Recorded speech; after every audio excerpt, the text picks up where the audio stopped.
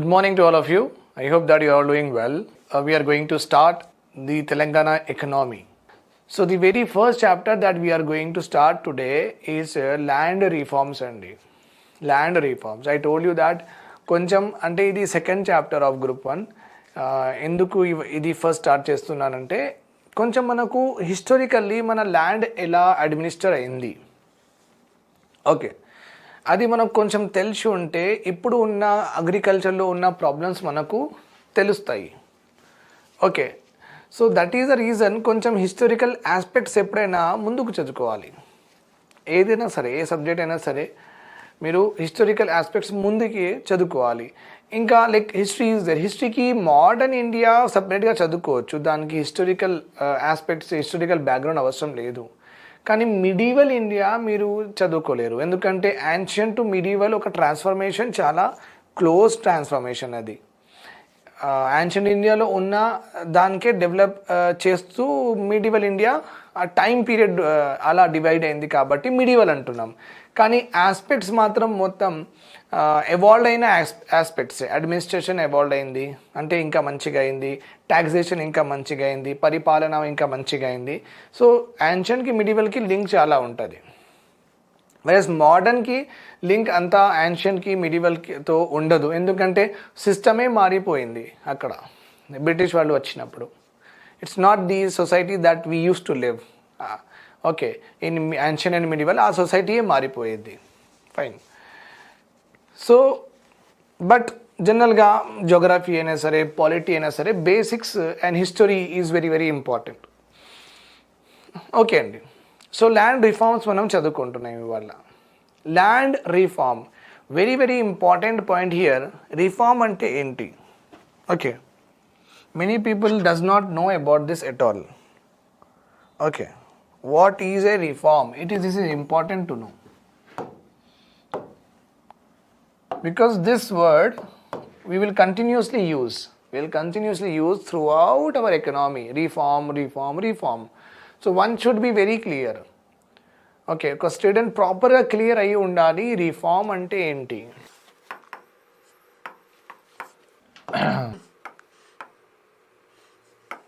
Okay,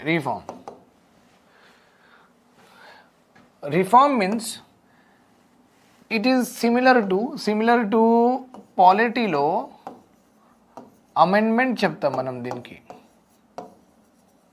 amendment, పాలిటీలో ఏం చెప్తాం? Amendment చెప్తాం. అదే మన జనరల్ లాంగ్వేజ్లో రిఫార్మ్ చేస్తాం. లాలో మార్పులు చేసుకుంటే అమెండ్మెంట్ చెప్తాం. ఏదైనా పాలసీలో మార్పులు చేసుకుంటూ పోతే రిఫార్మ్ అంటాం. ఓకే, ఏదైనా మెకానిజంకి, ఏదైనా పాలసీ, గవర్నమెంట్ పాలసీకి మనం మారుస్తూ ఉంటే అన్నెసెసరీ ఫీచర్స్ తీసేయాలి, కొత్త ఫీచర్స్ యాడ్ చేయాలి. ఓకే, అలాంటివి ఏదైనా ఉంటే రిఫార్మ్ అంటారు. ఓకే, పాలసీలో, స్కీమ్లో, ప్రోగ్రాంలో ఓకే రిఫార్మ్ అంటారు. జనరల్గా అదే రిఫార్మ్కి పాలిటీలో అమెండ్మెంట్ అంటారు. రెండు ఒకటే, జనరలీ చూడాలంటే రెండు ఒకటే, ఎందుకంటే both of them will bring what? Change. Obviously the change has to be a progressive change.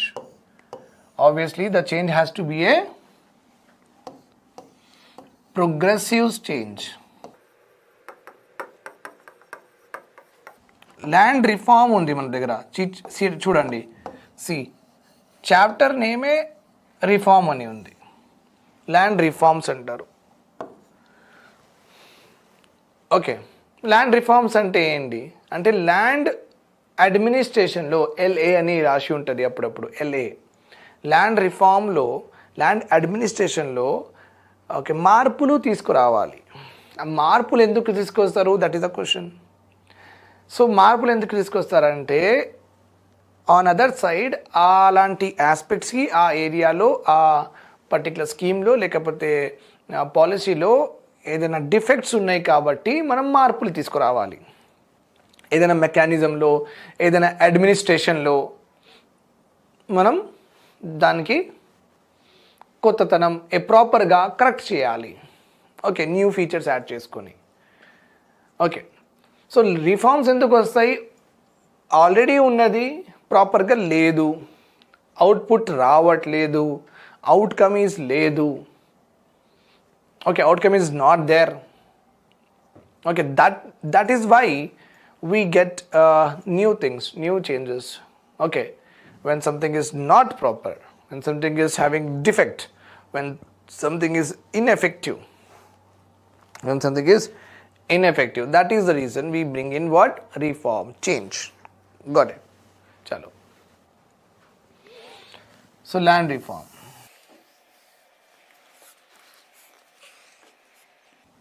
Right.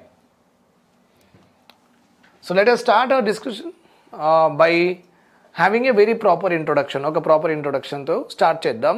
మీరు ఒకటి మాత్రం గుర్తుపెట్టుకోండి, మీకు ఎగ్జామ్లో ల్యాండ్ రిఫార్మ్ గురించి ఏదైనా క్వశ్చన్ వచ్చిందనుకోండి, ఈ ఇంట్రొడక్షన్ మాత్రం రాయాలి మీ ఆన్సర్లో, సరిపోతుంది. ఒక 2 లేకపోతే 3 ఇంట్రొడక్షన్లు మీ దగ్గర రెడీగా ఉంటే చాలు. ఎందుకంటే ల్యాండ్ రిఫార్మ్స్లో 2-3 క్వశ్చన్స్ వస్తాయి కాబట్టి ఒక 2-3 టైప్స్ ఆఫ్ మీరు ఇంట్రొడక్షన్ మీ దగ్గర బై హార్ట్ చేసుకుంటే అదే రాసేయాలి. ఓకే, డోంట్ థింక్ దాట్ వేరే వాళ్ళు నాకంటే మంచిగా రాసుకుంటారు, నేను ఇంకా కొంచెం యాడ్ చేయాలి, that will undermine total learning process itself. So remember this point. So మినిమంగా చదువుకొని ప్రాపర్గా రీప్రజెంట్ చేయడం important. Okay, if you are perfect in that, definitely you will be sailing through in the examination, right? In rural area lo land is considered as a asset of esteem antaru. Esteem ante self na chala proud ga feel aitam. Okay, manam chala ప్రౌడ్గా feel అవుతాం, ఆ ఫీలింగ్కి అంటారు esteem.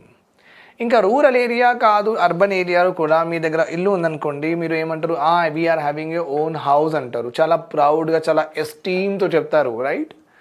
Okay, that is what is all about this land reform. So rural ఏరియాలో ల్యాండ్కి చాలా importance ఇచ్చారు ఒకప్పుడు. ఎవరి దగ్గర ల్యాండ్ ఉంటే, ఎక్కువ ల్యాండ్ ఉంటే వాళ్ళే వెల్తీ అన్నారు, వాళ్ళే పవర్ఫుల్ అన్నారు. సో ల్యాండ్తోనే వెల్త్, ల్యాండ్తోనే పవర్ఫుల్నెస్, ల్యాండ్తోనే అన్నీ ఐడెంటిఫై అయ్యేది అప్పుడు. ఓకే,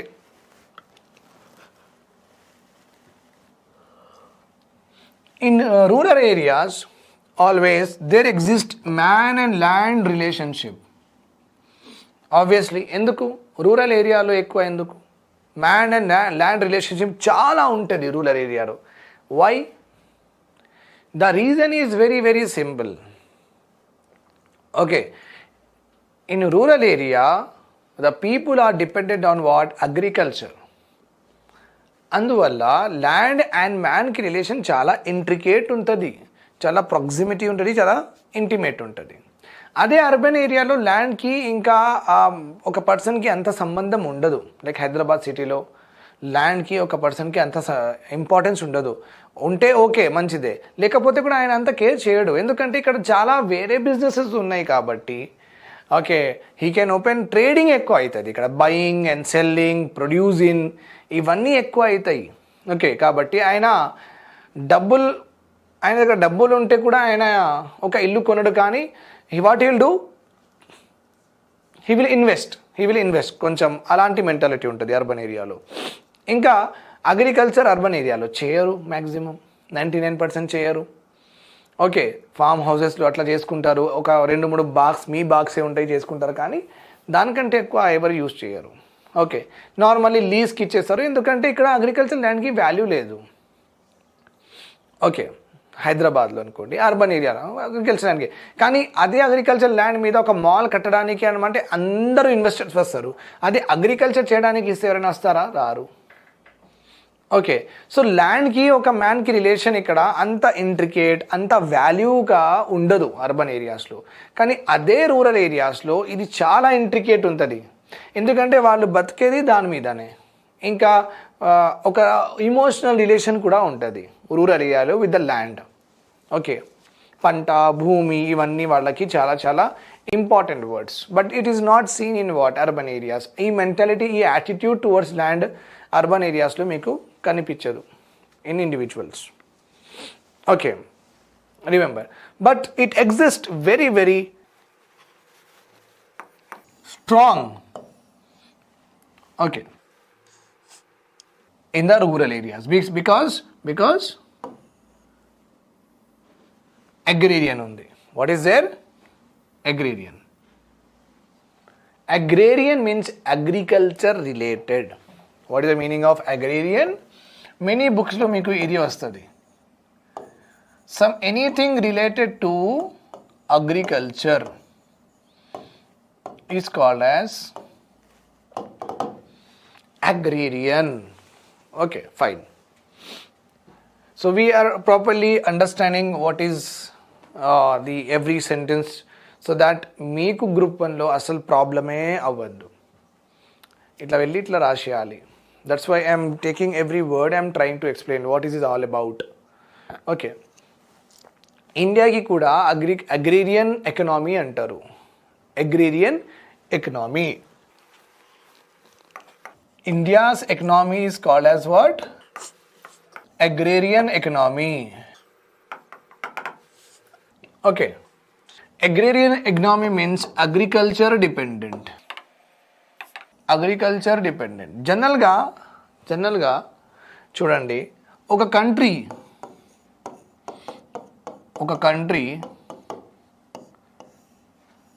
ఎకనామీలో ఒక కంట్రీకి ఒక ఎకనామీ కూడా అంటారు.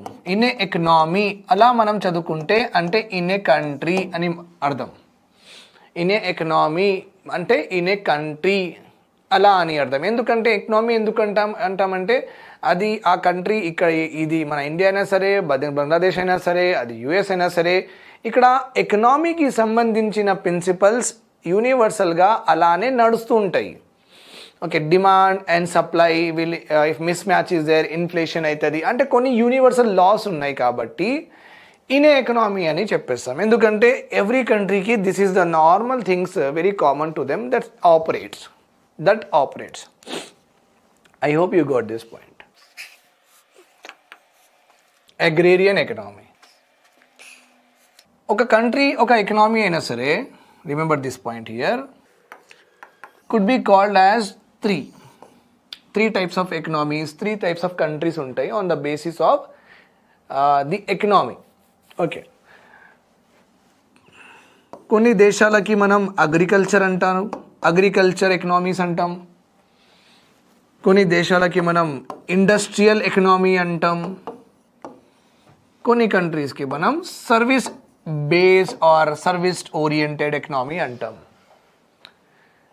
ఇవి ఎందుకు అంటున్నాం, ఇట్లా కంట్రీస్కి ఇలా పేర్లు ఎందుకు ఇస్తున్నాం? Okay, so I told you that ఒక ఎకనామీ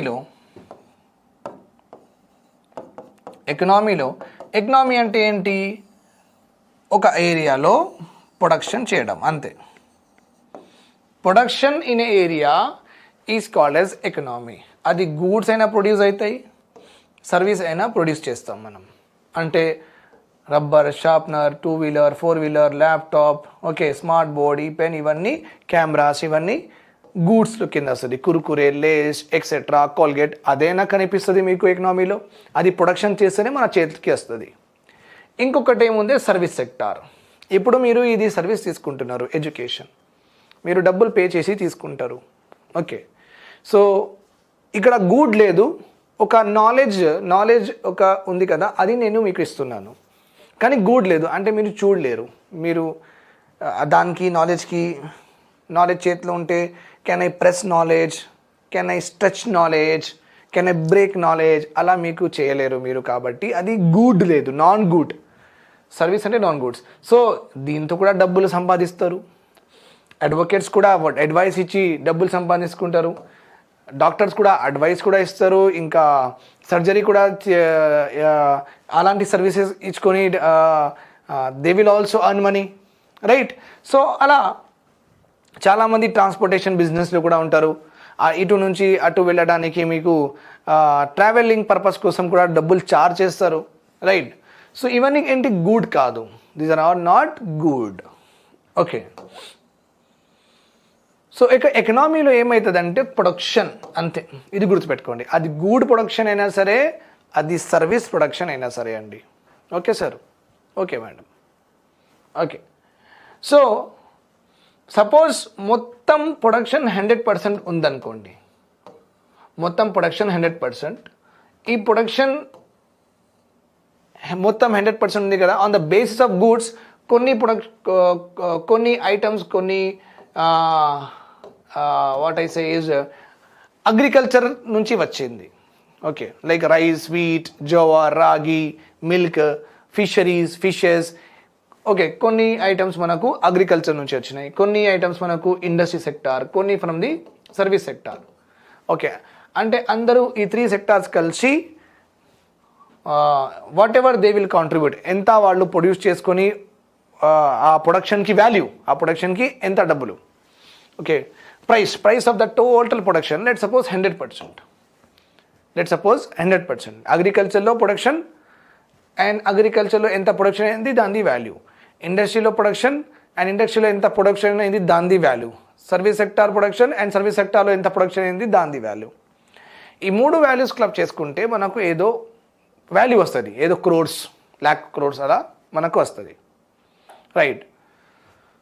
సో హియర్ ఆ మొత్తం క్రోర్స్కి, ఆ వాల్యూకి మీరు 100% అనుకోండి.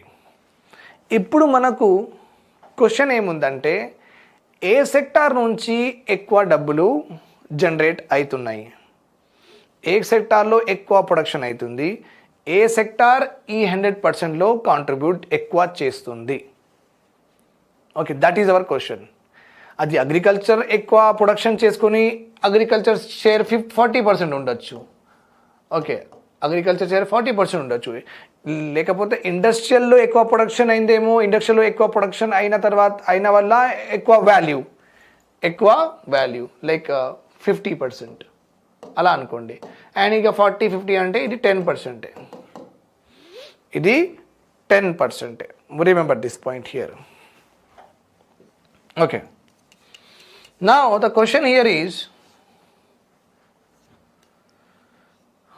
దీని బేసిస్ మీద ఏ సెక్టార్ మొత్తం సెక్టార్స్లో ఏ సెక్టార్ ఎక్కువ కాంట్రిబ్యూట్ ఎకనామీకి ఎవరు చేస్తుంది, which sector is contributing highest to the economy in terms of VAT production and value. Generally value చూసుకుంటాం మనం, value. Okay, on the basis of this only industries are classified into agriculture based, industry based and industrial economy, agriculture economy, service based economy అట్లా చెప్తాం. Okay, right. So agriculture economy అంటే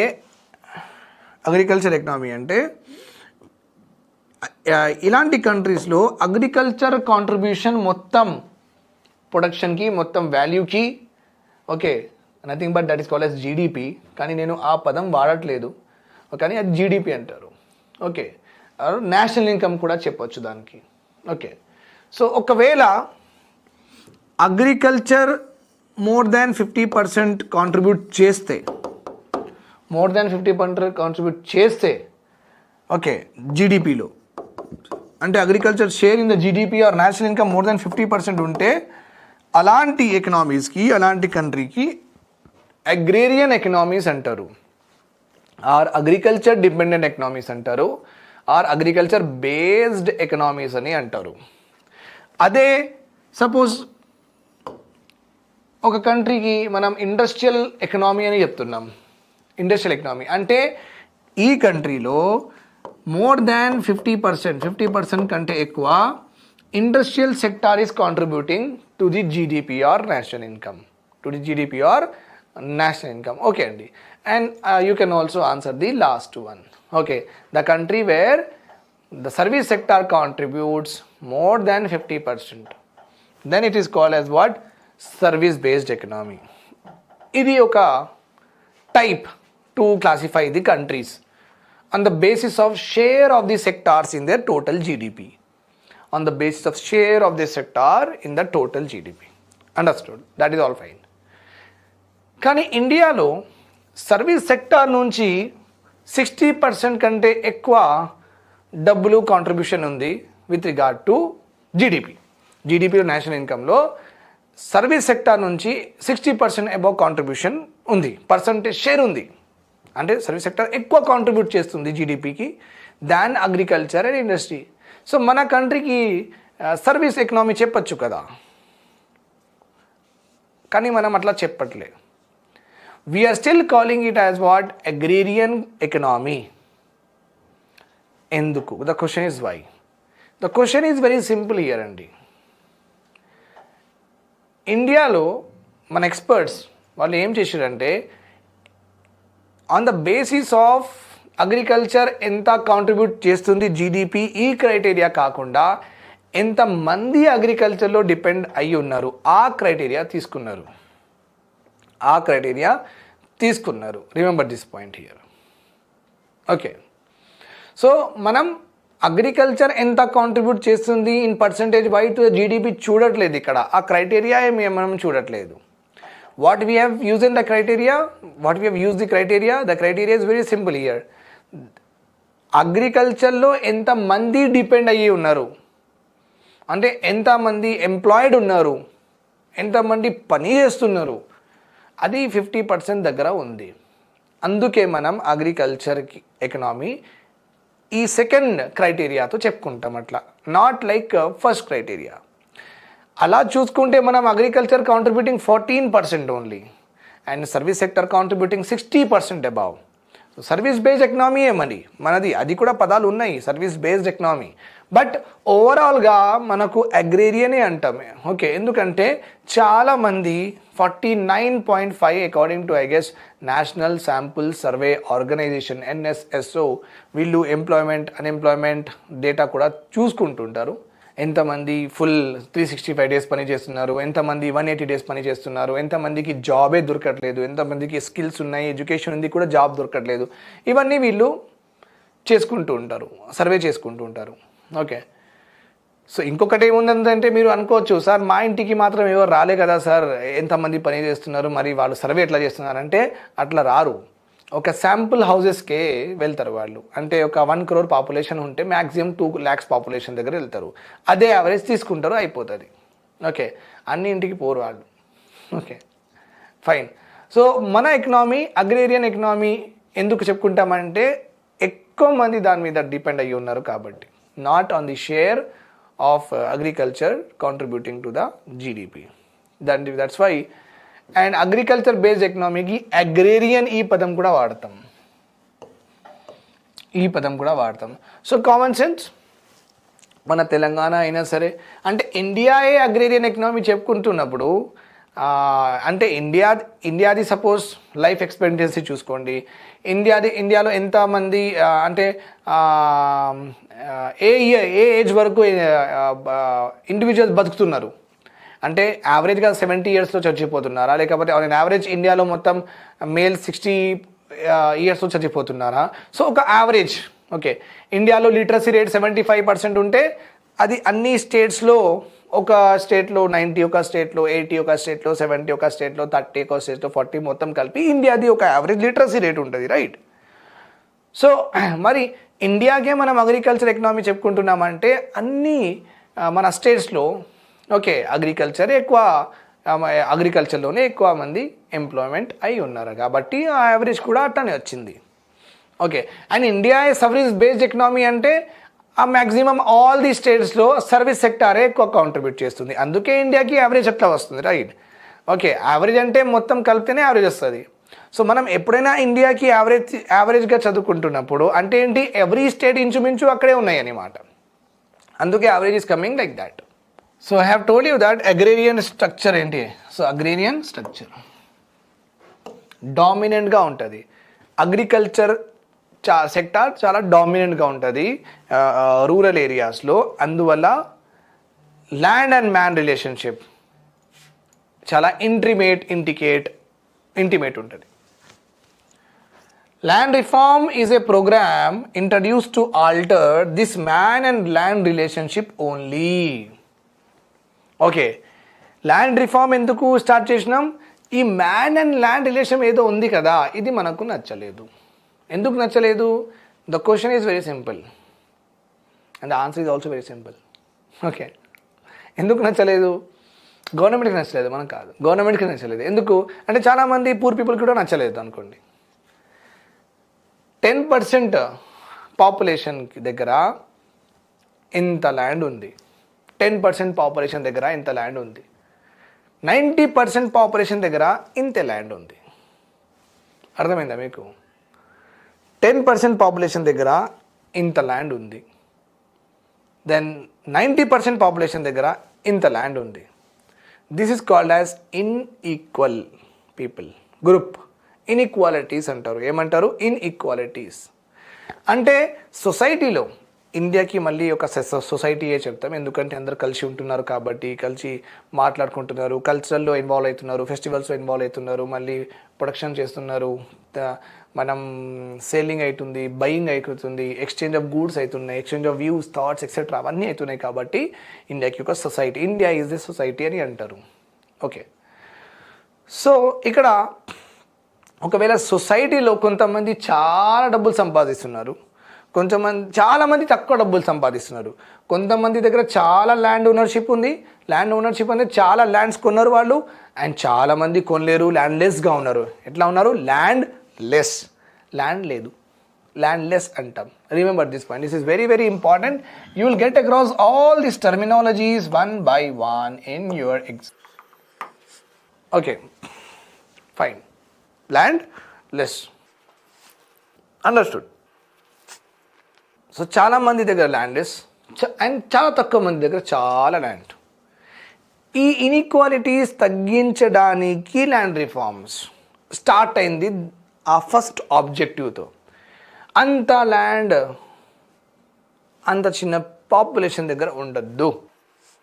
okay, మీరు thousands కొంటున్నారంటే India's wealth కదా, land అందరికీ, India's water అందరికీ, India's forest అందరికీ, India's budget అందరికీ, right? మరి అలా ఉన్నప్పుడు మీరు ఒక్కరు అంత కొనలేరు. ఓకే, అంత కొనడానికి మేము ఇవ్వం కూడా, ఎందుకంటే అందరికీ దొరకాలి, అందరు ఉంటున్నారు కాబట్టి అందరికీ దొరకాలి. దట్స్ వై నేను ఆల్రెడీ చెప్పిన మీకు.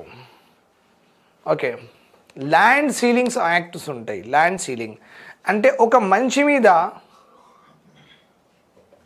ఒక రెస్ట్రిక్షన్ అన్నమాట. ఒక మనిషి మీద ఒక restriction by the government itself through act that మీరు దిస్ మచ్ ఆఫ్ ఇంతవరకు, ఈ ఎక్స్టెంట్ వరకు ల్యాండ్ కొనచ్చు, 500 మీటర్స్. దానికంటే ఎక్కువ కొనలేరు. ఎందుకంటే ల్యాండ్ అందరిది, మీకు ఇస్తాం, మీ డబ్బులు ఉన్నా కాబట్టి ఇస్తాం, పెట్టుకోండి. ఇంత ల్యాండ్ మీరు కొనచ్చు, వేరే వాళ్ళు మళ్ళీ కొంటారు, అట్లా. సో అలా ఈ ల్యాండ్ సీలింగ్స్ ఉన్నాయి కాబట్టి మనవి సెలబ్రిటీస్, ఇంకా టాటా, అంబానీయే మొత్తం కొనచ్చు ల్యాండ్, మొత్తం ఇండియాలో ఉన్న ల్యాండ్ మరి, కానీ ఇవ్వరు అట్లా. ఓకే, సో ల్యాండ్ అందరికీ దొరకాలి కాబట్టి. ఇంకొకటి ఏముందంటే, ఒకప్పుడు అగ్రికల్చర్ ల్యాండ్స్ కదా మొత్తం. ఓకే, అంటే డ్రై ల్యాండ్స్ కూడా ఉంటాయి, కానీ అప్పుడు అగ్రికల్చర్ మీద డిపెండ్ అయ్యి ఉన్నారు కదా చాలామంది, రైట్? సో గవర్నమెంట్ ల్యాండ్ ఇస్తేనే కదా. అండ్ సపోజ్ నేను ల్యాండ్ లార్డ్ అనుకోండి, నేను ఒక జమీందార్, జాగీదార్ అనుకోండి, నేను డ్రై ల్యాండ్ ఎందుకు తీసుకుంటా అండి? ఎవరి దగ్గర నుంచి తీసుకోను కదా, ఎందుకంటే అప్పుడు అగ్రికల్చర్తోనే కదా సంపాదిస్తున్నాం మనం, అగ్రికల్చర్ ఇన్కమే కదా మనకు చాలా ఇంపార్టెంట్ అప్పుడు. సో నేను ఏదైనా గ్రాబింగ్ చేసుకుంటే, ఏదైనా ఎంక్రోచ్మెంట్ చేసుకుంటే, ఏదైనా ఎక్స్ప్లోయిట్ చేసి వాళ్ళ ల్యాండ్ పేపర్స్ మీద నేను సంతకాలు పెట్టుకున్నప్పుడు, ఓకే, అది అగ్రికల్చర్ ల్యాండ్స్ ఉంటుంది. అంటే చాలా మంచి ల్యాండ్స్, అగ్రికల్చర్ ల్యాండ్స్ కూడా ఉన్నాయి. అంత అగ్రికల్చర్ ల్యాండ్స్ ఒక మనిషి దగ్గర ఉంటే మంచిది కాదు కదా. అలాంటి చాలామంది ఉన్నారు. 10% పాపులేషన్ అంటే మంచిగా ఉంటారు. Thousands of people are having large extent of lands, agriculture, very fertile lands. So government ఏం చెప్పిందంటే, అంతమంది అగ్రికల్చర్ మీద డిపెండ్ అయ్యి ఉన్నారు కాబట్టి ఒక మనిషికి అంత ల్యాండ్ ఇవ్వలేము. అందరికీ కూడా అలా ల్యాండ్ ఇస్తే వాళ్ళకు కూడా లైవ్లీహుడ్ ఆపర్చునిటీ వస్తుంది, వాళ్ళు కూడా బతికేస్తారు ఆ ల్యాండ్ మీద అని. That is the government intention. Understood? So land reforms ఎందుకు ఇంట్రడ్యూస్ అయినాయి అంటే, ఈ మ్యాన్ అండ్ ల్యాండ్ రిలేషన్షిప్ ఏదో ఉంది కదా, లేని వాళ్ళ దగ్గర కొంతమంది ల్యాండ్ లేని వాళ్ళు ఉన్నారు, తక్కువ మంది చాలా ల్యాండ్ ఓన్ చేసే వాళ్ళు ఉన్నారు. ఇదే అవ్వద్దు, ఈ ఇన్ఈక్వాలిటీస్ తగ్గించాలి, ఇటు నుంచి ఇది. అంటే లేని వాళ్ళకి ల్యాండ్ ఇవ్వాలి, చాలా ఉన్న ల్యాండ్ వాళ్ళకి వాళ్ళది ల్యాండ్ తీసుకొని వీళ్ళలో డిస్ట్రిబ్యూట్ చేయాలి. That is the main important aspect of what land reforms. Okay, remember this point. ఎందుకు ల్యాండ్ రిఫార్మ్స్ ఎందుకు వచ్చినాయి? To reduce inequalities of ownership of land. That is what I have told. Inequalities ఓనర్షిప్లో చాలా inequalities ఉన్నాయి కదా. తక్కువ మంది దగ్గర full lands ఉంది అండ్ చాలా మంది దగ్గర ల్యాండ్సే లేవు. సో ఈ ఓనర్షిప్ మారాలి. ఈ ఓనర్షిప్లో ఇన్ఈక్వాలిటీస్ చాలా ఉన్నాయి కదా, అది అన్నీ పోవాలి. That is one of the major objectives of land reform. Okay, land reforms are institutional reforms, generally to increase what? Productivity. ఇది ఎట్లా ఇంక్రీజ్ అవుతుంది అవన్నీ మనం చూద్దాం అహెడ్. ఇది అర్థం చేసుకుంటాం. Land reforms are institutional reforms అంట. ఇన్స్టిట్యూషనల్ రిఫార్మ్స్ అంటే ఏంటి? ఏదైనా గవర్నమెంట్ నుంచి, ఏదైనా గవర్నమెంట్ ఆఫీస్ నుంచి, ఏదైనా గవర్నమెంట్ క్రియేట్ చేసిన స్టాట్యుటరీ బాడీ నుంచి, ఏదైనా గవర్నమెంట్ క్రియేట్ చేసిన మున్సిపాలిటీస్, పంచాయతీరాజ్, సో అక్కడి నుంచి గవర్నమెంట్ క్రియేట్ చేసిన ఇన్స్టిట్యూషన్స్ నుంచి, లా క్రియేట్ చేస్తున్న ఆఫీసెస్ నుంచి ఏదైనా బయటికి వస్తుందంటే ఇన్స్టిట్యూషన్ అంటారు. ఏమంటారు? Institution reforms. So land reforms మీరు చేయలేదు, నేను చేయలేదు. ల్యాండ్ రిఫార్మ్స్ ఎవరు చేసిండు? గవర్నమెంట్ చేసింది. అందుకే government is a institution, a system of working. Institution means a system of governance, system of delivering the services, right? So land reforms are institutional reforms. Okay, it's not a movement, it's not a protest to bring equalities. Okay, it has been conceptualized by the government since the time of independence only. అది ఏంటంటే British వాళ్ళు వచ్చినప్పుడు వాళ్ళు 3 system create చేసిండు, జమీందారీ, మహాల్వారీ, రైటరీ అని. Okay, ఈ సిస్టంలో చాలామంది ల్యాండ్ లార్డ్స్ అయిపోయినారు. ఓకే, ఈ ల్యాండ్ లార్డ్స్ అంటే మీకు తెలుసు, ల్యాండ్ లార్డ్స్ చాలా ల్యాండ్స్ ఉంది వీళ్ళ దగ్గర. So Congress, INC, Indian national Congress, which was founded in the year 1885. ఈ ఐఎన్సిలో 1885 తర్వాత మెల్లమెల్ల కాన్ఫరెన్సెస్లో చాలాసార్లు చెప్పారు. ఇంకా కాంగ్రెస్ వాళ్ళ మేనిఫెస్టోలో, అంటే ఇండిపెండెన్స్ తర్వాత 1952లో కదా ఫస్ట్ ఎలక్షన్స్ అయినాయి. మన ఇండియాలో ఫస్ట్ ఎలక్షన్స్ ఎప్పుడు అయినాయి అంటే 1952లో అయినాయి. అంటే ఫస్ట్ 5 ఇయర్స్కి ఒక గవర్నమెంట్ మనం ఏంటంటే ఎలెక్ట్ చేయడానికి మనకు 1952 నుంచి వచ్చింది. అంటే మన డెమోక్రటిక్ యాక్చువల్ మన ఓటింగ్ రైట్ స్టార్ట్ అయింది 1952 నుంచి. మనమే ఓట్ చేసాం, అందరూ వెళ్ళి ఓట్ చేసిండు. Okay, so Indian national Congress వాళ్ళ మేనిఫెస్టోలోనే రాసేసింది, మేము వచ్చినప్పుడు ల్యాండ్ రిఫార్మ్ తీసుకువస్తాం, ల్యాండ్ ఇన్ఈక్వాలిటీస్ తగ్గిస్తాం, సర్ప్లస్ ల్యాండ్స్ ఇవ్వం, ఎంత కావాలి అంతే ఇస్తాం, ల్యాండ్ లార్డిజం మొత్తం అబాలిష్ చేస్తాం అని ఆల్రెడీ వాళ్ళు మేనిఫెస్టో రాసి అందరికీ ఇచ్చేసిండ్రు. Okay, votes are not given on the basis of what objectives of the nation. Votes are not given on the aspirants of the nations. మనకు ఏం కావాలి అలాంటి మేనిఫెస్టోలో ఉందా లేదా, అది మేనిఫెస్టో చూసి మీరు రావట్లేదు ముందుకి. లీడర్స్ మాటలలో మీరు మాయమైపోయి చేస్తున్నారు votings. That is the problem today. That's why I said that education ఉన్న తర్వాత కూడా మనం రాంగ్ ఓటింగ్ చేస్తాం. Okay, a voter, a learned voter has to see the manifesto first of all, later on everything else. Fine, promises of the leaders should be based on what? Development. ఒక leader ర్యాలీలో దేని గురించి మాట్లాడుతున్నాడో అది important. Okay, so ఆయన development గురించి మాట్లాడుకుంటే ఆయన అకౌంటబుల్ కూడా ఉంటాడు. నెక్స్ట్ టైం మీరు చెప్పచ్చు, ఆయన ఇది చెప్పిండు, ఇది చేస్తాడు, అది చేస్తాడు, ఏం చేయలేదు. సో రిమెంబర్, మేనిఫెస్టో ఇంకా లీడర్ మాటలు చాలా important to give votes. Okay, and vote should be given only on those promises that benefit the society, that benefits the nation, not benefits one particular party. Okay, fine. So they are institutional reforms. కొంచెం land reforms movements కూడా ఉన్నాయి. Land reforms movements were also successful in 3 states, West Bengal, Jammu and Kashmir, very very important, group 1 prelims వస్తుంది, and Kerala. బుక్స్లో రాసి ఉంది ఇది, they will tell you Telugu academy బుక్స్లో. In which one of the following states land reforms were successful, like that they will ask. Your answer will be land reforms movement were successful in 3 states, West Bengal, Jammu and Kashmir and Kerala. Land reforms movements అయినాయి. Okay, so we have learned in rural areas land is considered as an asset of self-esteem. There exists man and land relationship. Okay, land reforms are the program to change the man and land relationships to reduce inequality of ownership. Land reforms are institutional reforms to increase the productivity. Land reform movements were successful in 3 states, West Bengal, Jammu and Kashmir and Kerala. Right. So planning commission మనకు ఒక definition ఇచ్చింది, అది చూద్దాం. And also we have got a definition from United Nations కూడా ఒక definition ఇచ్చింది మనకు. Planning commission ఏం చెప్తుంది? Okay, any reform of land means any change you bring in land undertaken by the government for the agricultural development. అగ్రికల్చర్కి develop చేయడానికి ఏదైనా చర్యలు ఒకవేళ గవర్నమెంట్ తీసుకుంటే అలాంటి చర్యలకి, అలాంటి స్టెప్స్కి, అలాంటి లాస్కి ఏమంటారు? ల్యాండ్ రిఫార్మ్స్ అంటారు. Okay, when any reform undertaken by the government for agriculture development is called as land reforms.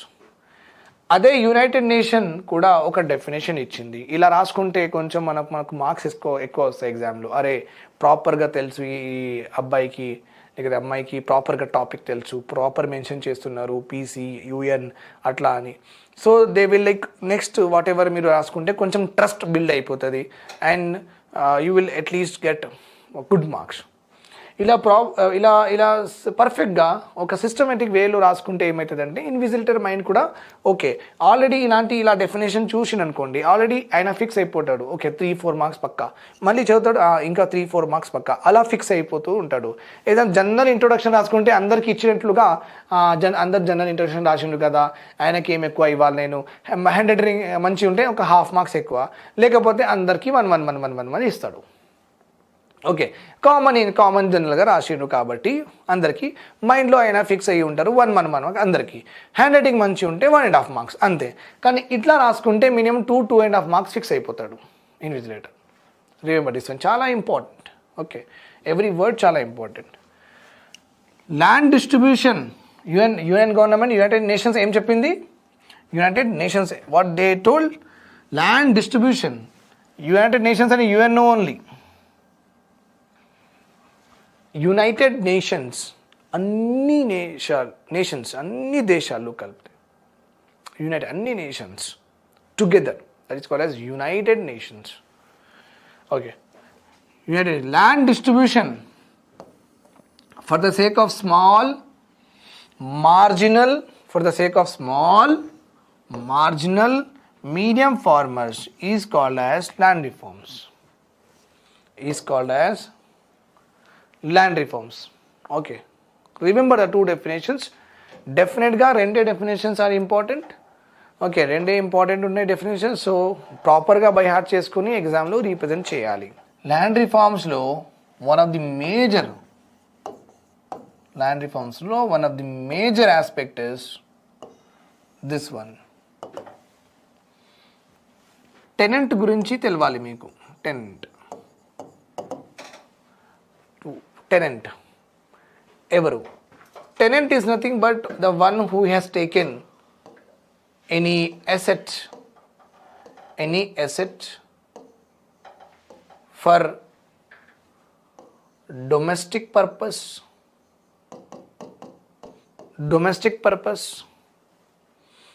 or for commercial purpose.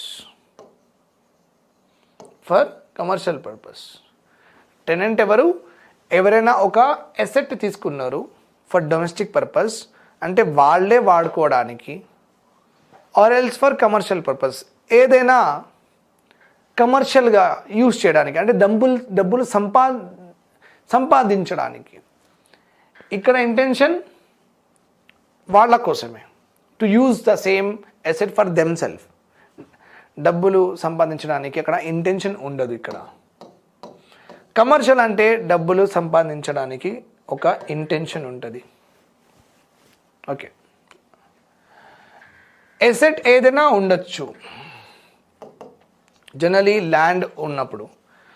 Okay, asset అంటే ఒక హౌస్ అయినా ఉండొచ్చు, లేకపోతే ఒక ఫ్లాట్ కూడా అంటారు. మన హైదరాబాద్లో flat is very very common. House అంటే చాలా ఓనర్స్ చాలా తక్కువ. ఓకే, అండ్ ల్యాండ్, అండ్ ఇది మనకు ఇంపార్టెంట్. అసెట్ అంటే ఇక్కడ మీరు హౌస్ లేకపోతే ఫ్లాట్ లేకపోతే ల్యాండ్. సపోజ్ మీరు హౌస్ అండ్ ఫ్లాట్ రెంట్కి తీసుకుంటున్నారని, రెంట్కి అయినా తీసుకుంటారు, లీజ్కి అయినా తీసుకుంటారు. లీజ్ అంటే ఒక లంసమ్ పే చేస్తే మీకు ఒక 2-3 years వరకు లంసమ్ పే చేసేస్తే మీది అయిపోతుంది.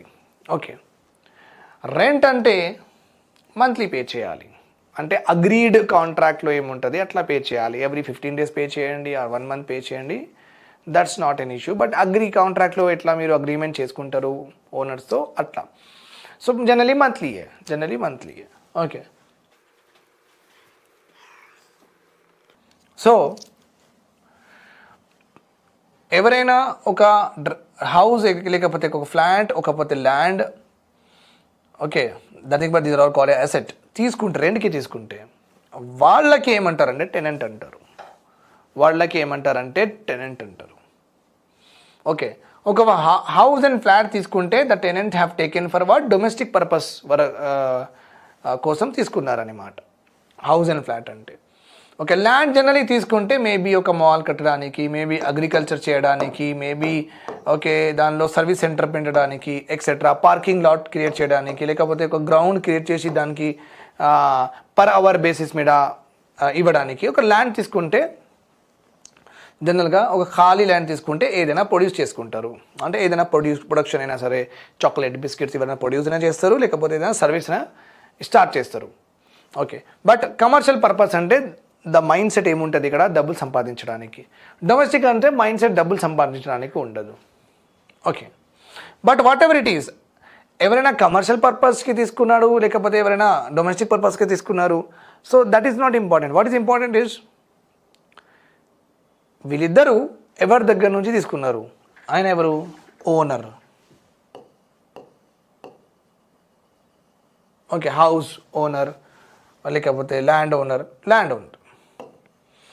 Okay, so anybody takes anything from land owner in the form of house, flat, or you can say that land, they are all called as what, tenants. They are called as tenants. Remember this point. ఇప్పుడు మనకు first point అక్కడ నేను ఏం చెప్పినా అంటే మీకు at the time of independence అని రాసి ఉంది. At time of independence, at a time of independence, that is written, okay, land was highly concentrated అని ఉంది. Land was highly concentrated at a time of independence. Land was highly concentrated అంటే ఏంటి, concentrated means very few people are holding lots of acres of land. Very few people are holding lot of acres of land. Remember this point. Highly concentrated and idi. Very few people are holding lots of acres of land. Okay, that is fine. So, suppose ఒక మనిషి ఉన్నాడు అనుకోండి, mister X ఉన్నాడు, ఆయన ఒక land lord. ఎవరైనా ఒక land lord, ఇంకా ఇండిపెండెన్స్ టైం ఉన్నప్పుడు అలాంటి land lord. Okay, mister X, ఆయన దగ్గర 1000 acres ఉన్నాయండి. ఎన్ని? 1000 acres. ఓకే, ఇంత పెద్ద ఉంది, బట్ ఆయన ల్యాండ్ ఇంత పెద్ద ఉంది. Can he alone cultivate this? ఆయన ఒక్కడు can he cultivate all these 1000 acres? కష్టం కదా. సరే, ఒక 1000 లేబర్స్, ఒక 500 లేబర్స్ పెట్టి కల్టివేట్ చేసుకోవచ్చు కదా, చేసుకుంటారు. కానీ ఆ లేబర్స్కి పే చేయాల్సి వస్తుంది డబ్బులు, అంటే మంచి మోడల్ కాదు. అంటే ఆయనకి అడ్మినిస్ట్రేషన్ చేయాలి, స్క్రూటినీ చేయాలి, ఇవన్నీ చేయాల్సి వస్తుంది, ఆయనకి చూసుకోవాల్సి వస్తుంది లేబర్కి, మళ్ళీ లీవ్స్, వాళ్ళకి శాలరీస్ ఇవన్నీ ఇవ్వాలని. ఓకే, సో నా మిస్టర్ ఎక్స్ దగ్గర ఒక 1000 acres ఉన్నాయని చెప్పిన నేను.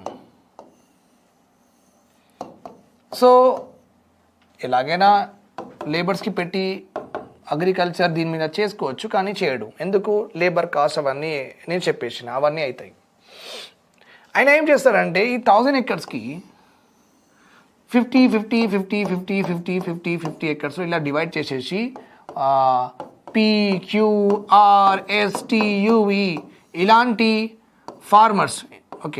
ఫార్మర్స్కి ఇచ్చేస్తాడు. ఓకే, ఫార్మర్స్కి ఇట్లా ఫార్మింగ్ తెలిసిన వాళ్ళకి ఇలా ఇచ్చేస్తారు. అరే భయ్ మీరు చేయండి, నా వల్ల కాదు అని చెప్తాడు, నేను ఎట్లా చేయాలి. సో వీళ్ళు అందరూ ఏం చేస్తారంటే సార్ దొరా చేసుకుంటామని అంటారు. ఓకే, ల్యాండ్ లార్డ్ దగ్గర నుంచి తీసుకుంటారు. ఓకే, ఫర్ లీజ్, అలా లీజ్ మీద లేకపోతే ఎలా అయినా లీజ్ అయినా ఏమి ఉండదు, అక్కడ తీసుకుంటాడు. వీళ్ళకి ఇప్పుడు ఏమంటాం, మిస్టర్ ఎక్స్ ఎవరు, ఇక్కడ ల్యాండ్ ప్రొడక్షన్ చేస్తారు, అగ్రికల్చర్ ప్రొడక్షన్ చేస్తారు, రైస్ వీట్ అవన్నీ గ్రో చేస్తారు. ఓకే, లెట్ సపోజ్ మీ దగ్గర 1 lakh వచ్చేస్తే నాకు 70% ఇచ్చేయండి, 70,000 ఇచ్చేయండి. లేకపోతే ఒక 10 tons టొమాటో వస్తే నాకు ఒక 7 tons ఇచ్చేయండి, 3 tons అమ్ముకోండి. సో చూడండి రెంట్ ఎలా ఉంది, హై ఉంది. ఎలా ఉంది? హై, చాలా హై, ఎగ్జార్బిటెంట్ హై అంటారు. ఎక్స్ప్లాయిటేటివ్ అంటే అంటే ఒక మనిషికి మనం చాలా స్క్వీజ్ చేసుకొని ఆయన వీక్నెసెస్కి చాలా అంటే లివరేజ్ తీసుకొని ఆయనకి సిచ్యువేషన్కి చాలా దారుణంగా వాడుకుంటున్నారు. అది అంటారు ఎక్స్ప్లాయిటెడ్.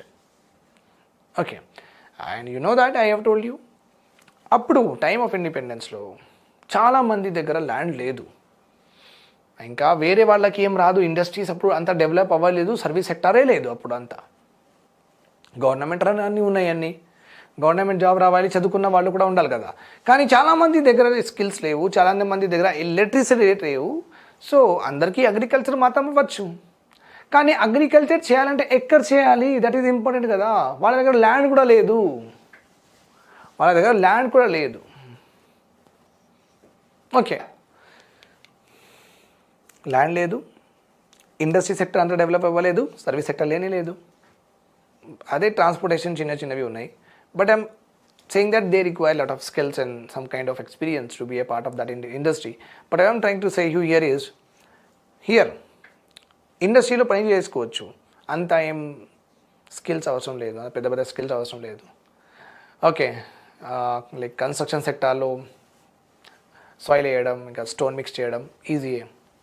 పెయింటింగ్ అండ్ ఆల్ ఈజీయే, దానికి స్కిల్ ఒక పెయింటింగ్ సర్టిఫికెట్లు ఇవన్నీ ఉండవు. ఓకే, పెయింటింగ్ డిప్లొమాస్ ఇవన్నీ ఉండవు, చేసుకుంటారు. ఇండస్ట్రీ అంటారు, చేసుకుంటారు. ఇంకా wrapping, boxes making, right, branding, ప్యాకేజింగ్కి కూడా స్కిల్స్ అవసరం లేదు. అంటే ఈ మధ్యతో మాత్రం ఆటోమేషన్ అయిపోయింది, that is another part. But still అప్పుడు ప్యాకింగ్లో ఏమైనా స్కిల్స్ లేదు. Industries, okay, Tata salt pack చేయాలి, ఒక సాల్ట్ తీసుకొని వాళ్ళు ఏం చేసేవాళ్ళు, ఇలా ఫ్లేమ్కి ఇట్లా పెట్టేస్తే అయిపోయి ప్యాకింగ్ అట్లా జరిగింది ఒకప్పుడు. సో ఇండస్ట్రీలో చాలా మీకు స్కిల్స్ అవసరం లేదు, ఎడ్యుకేషన్ అవసరం లేదు. చాలామందికి ఎంప్లాయ్మెంట్ రావచ్చు ఇండస్ట్రీ నుంచి. టెక్స్టైల్లో ఉంటుంది, టెక్స్టైల్ అమ్మడానికి. ఇప్పుడు సూపర్ మార్కెట్లో అబ్బాయిలు పని చేస్తారు, మేడం ఇది బాగుంది అది బాగుంది అంటారు. దానికి స్కిల్స్ కావాలా? అవసరం లేదు. ఏదైనా సర్టిఫికేట్ అడుగుతాడా? అవసరం. లేదా 10th class అడుగుతాడా? అడగడు. కిరాణా షాప్లో పని చేస్తాడు, అడగడు. Right, service. Are getting my point here. So ఇండస్ట్రీలో చాలా స్కోప్ ఉంది, కానీ అప్పుడు మనకు ఇండస్ట్రియలైజేషన్ లేదు కదా, అన్ని ఇండస్ట్రీస్ లేవు మన దగ్గర. సో దట్ అందరికీ జాబ్ రావాలి అంత లేదు, అంత సఫిషియెంట్ ఇండస్ట్రీస్ లేదు. సో జాబ్ ఇప్పుడు ఏం మిగిలింది? అగ్రికల్చర్లో ల్యాండ్లెస్గానే ఉన్నారు ఆల్రెడీ. ఇండస్ట్రీ అంత స్కోప్ ఇవ్వలేదు, సర్వీస్ సెక్టార్కు స్కిల్స్ లిటరసీ కావాలి. సో వీళ్ళకి బతకడానికి ఏదైనా సహాయం చేయాలి కదా. ఓకే, సో వీళ్ళు ఏం చేస్తారంటే ల్యాండ్ లార్డ్ దగ్గర పోయి మేము చేస్తాం సార్ 50 acres ఇస్తున్నారు కదా ఇచ్చేయండి మేము చేస్తాం అంటే 50 acres ఇవ్వరు, నేను జనరల్గా చెప్తున్నా, మేము చేస్తాం సార్ అంటారు. చెప్తే చూడు 70% ఇవ్వాలి నువ్వు, సరే నేను ఇచ్చేసా అని అంటాడు. బతకాలి కదా, ఫ్యామిలీ ఉంది, పిల్లలు ఉన్నారు, బతకాలి కదా. సరే అని చెప్తాడు. ఇది ఎక్స్‌ప్లాయిటేటివ్ చాలా. ఆ 30% కోసం ఆయన అంత హార్డ్ వర్క్, హార్డ్షిప్, ఈ సీజన్ ఆ సీజన్లో సరే ఒకవేళ ఇవ్వలేదు అనుకోండి ఆయన, సో ఇది ఫుల్ఫిల్ అవ్వలేదు, 70% ఆయన చాలా తక్కువ ఇచ్చిండు అనుకోండి, డబ్బులు చాలా తక్కువ ఇచ్చిండు, నాకు ఒక 2 lakhs ఇచ్చేసి ఎవ్రీ మంత్ ఈ ల్యాండ్ మీద, తర్వాత నువ్వు తీసుకో. సరే 2 lakhs రాలేదనుకోండి, మళ్ళీ ఫార్మర్ వెళ్తాడు, ల్యాండ్లెస్ ఫార్మర్ అయినా వెళ్తాడు. సార్ ల్యాండ్ లార్డ్కి చెప్తాడు, ఏమైంది సార్ ఈసారి లైట్ తీసుకోండి సార్, మంత్ అసలు అగ్రికల్చర్ అవ్వలేదు, డ్రాట్ వచ్చేసింది, ఇంకా పంట మొత్తం ఖరాబ్ అయిపోయింది, వర్షం కూడా ఎక్కువ వచ్చేసింది, డ్రాట్ రాలేదు, ఏదో ఒకటి అయింది, న్యాచురల్ క్లైమేటీ అయింది, నేను మీకు జనరల్గా చెప్తున్నా, ఏదైనా అయింది. ఆయన పోయి అడుగుతాడు, చెప్తే ఆయన ఏమంటాడు ల్యాండ్ లార్డ్, సో నేనేం చేయాలి, అట్లా వాడు ఇచ్చిండు కదా, ఈడు వచ్చింది కదా, పి ఇచ్చిండు, క్యూ ఇచ్చిండు, ఆర్ ఇచ్చిండు, ఎస్ ఇచ్చిండు, నువ్వు కూడా ఇచ్చేసి. ఓకే, సో ఇలా మాటలు చెప్తాడు. చెప్పి ఏం చేయాలి, సరే ఏం కాదులే, నీ అబ్బాయి ఉన్నాడు కదా పంపించేసి మా ఇంటికి, సరే నువ్వు ఎప్పుడు అవన్నీ ఇచ్చేస్తావు అప్పుడు తీసుకెళ్ళి నీ అబ్బాయికి అంటాడు. Okay, this bonded labour start అయింది. సరే లేకపోతే ఏమంటాడు, నీ అమ్మాయి ఉంది కదా, పెద్దగా అయిపోయింది కదా, అమ్మాయికి పంపించేసి అంటాడు, అదే సెక్స్ స్లేవ్ లాగా యూజ్ చేయడానికి. అండర్స్టూడ్. లేకపోతే ఏం చేస్తాడు, సరే నీ ఇల్లు పేపర్స్ ఉన్నాయి కదా అది ఇచ్చేసి, ఓకే సంతకాలు పెట్టేసి ఇచ్చేసేయి, నువ్వు అది రీపే చేసిన తర్వాత ఆ 2 lakhs ఏదో ఇవ్వాలి కదా, నువ్వు లాస్ట్ మంత్ ఇవ్వలేదు కదా, నేను ఇచ్చేస్తాను నీకు 2 lakhs ఇచ్చేసి, నాకు నీ ఇల్లు పేపర్స్ నీకు ఇచ్చేస్తా. అర్థమవుతుందా మీకు? సో ఇలా ఈ ల్యాండ్ లార్డ్ చాలా ఎక్స్ప్లాయిట్ చేసిండు, ఎవరికి, ఫార్మర్స్కి చాలా ఎక్స్ప్లాయిట్ చేసిండు ఫార్మర్స్కి. ఇదే గవర్నమెంట్కి నచ్చలేదు. ఆల్రెడీ పూర్ ఉన్నారు, పూర్లో మీరు ఇంకా వాళ్ళది ఇల్లు తీసుకుంటున్నారు, వాళ్ళది క్యాటిల్ తీసుకుంటున్నారు, కావు తీసుకుంటున్నారు, బఫెల్లో తీసుకుంటున్నారు, అన్నీ తీసుకున్నారు, రోడ్ మీద వదిలేస్తున్నారు. అలా గవర్నమెంట్కి నచ్చలేదు. That is the reason government want to go forward land reforms. So that's why, as I have mentioned here, landlords used to extract maximum rents from tenants. మ్యాక్సిమంగా ఆడతారు 70%, 75%. ఆ స్టోరీ ఈ లైన్కి ఎక్స్ప్లెయిన్ చేయడానికి, ఎందుకంటే ఈ స్టోరీ మళ్ళీ ఆ టెనెన్సీ రిఫార్మ్స్లో కూడా మనం అక్కడ కూడా చెప్పాల్సి ఉన్నింది, ఇప్పుడు చెప్పేసిన మీరు, అప్పుడు ఉండదు. ఓకే, సో అంత డబ్బులు ల్యాండ్లార్డ్కి ఇవ్వాలి ఫార్మర్స్. సో అలా ఏమైందంటే ల్యాండ్లార్డ్ దగ్గర చాలా తక్కువ డబ్బులు మిగిలిపోయింది. ఆయన బతకడానికి, ఆయన ఫ్యామిలీ బతకడానికే డబ్బులు వెళ్ళిపోయినాయి. ఆయన మళ్ళీ ల్యాండ్కి ఎట్లా డెవలప్ చేస్తాడు, ల్యాండ్కి మంచిగా ఎలా చూసుకుంటాడు, ఇరిగేషన్ ఎక్కడి నుంచి తీసుకొస్తాడు. సో ఆయన కూడా ఏం చేసిండంటే ల్యాండ్కి లైట్ తీసుకున్నాడు. ఓకే, నా దగ్గర డబ్బు లేదు, ఇప్పుడు టిల్లింగ్ ఎవరు చేస్తారు, పైన కింద ఎవరు చేస్తారు, దానికి లేబర్ కావాలి, దానికి ఏదైనా ప్లఫ్ కావాలి, ఇవన్నీ చేయాలి. సో ఇంకా వాటర్ వదిలేయాలి, దానికి వాటర్ కూడా తీసుకురావాలి, లేబర్స్ ఎవరైనా తీసుకురావాలి, దూరంగా ఉంటుంది వాటర్, ట్యాంక్ నుంచి తీసుకురావాలి, ఇవన్నీ ఏంటంటే కష్టం. సో ఆయన దగ్గర మిగిలిన డబ్బుల్లో ఆయననే బతకడానికి చాలా కష్టం ఉందంటే మళ్ళీ ల్యాండ్కి ఎట్లా మంచిగా చేసుకుంటాడు, చేయలేడు. ఓకే, దట్స్ వై అంత మ్యాక్సిమం రెంట్స్ ల్యాండ్లార్డ్స్ అడిగిండ్రు కాబట్టి tenants were left with no money with them after paying the rentals. Thus, they made no effort to develop their agricultural lands.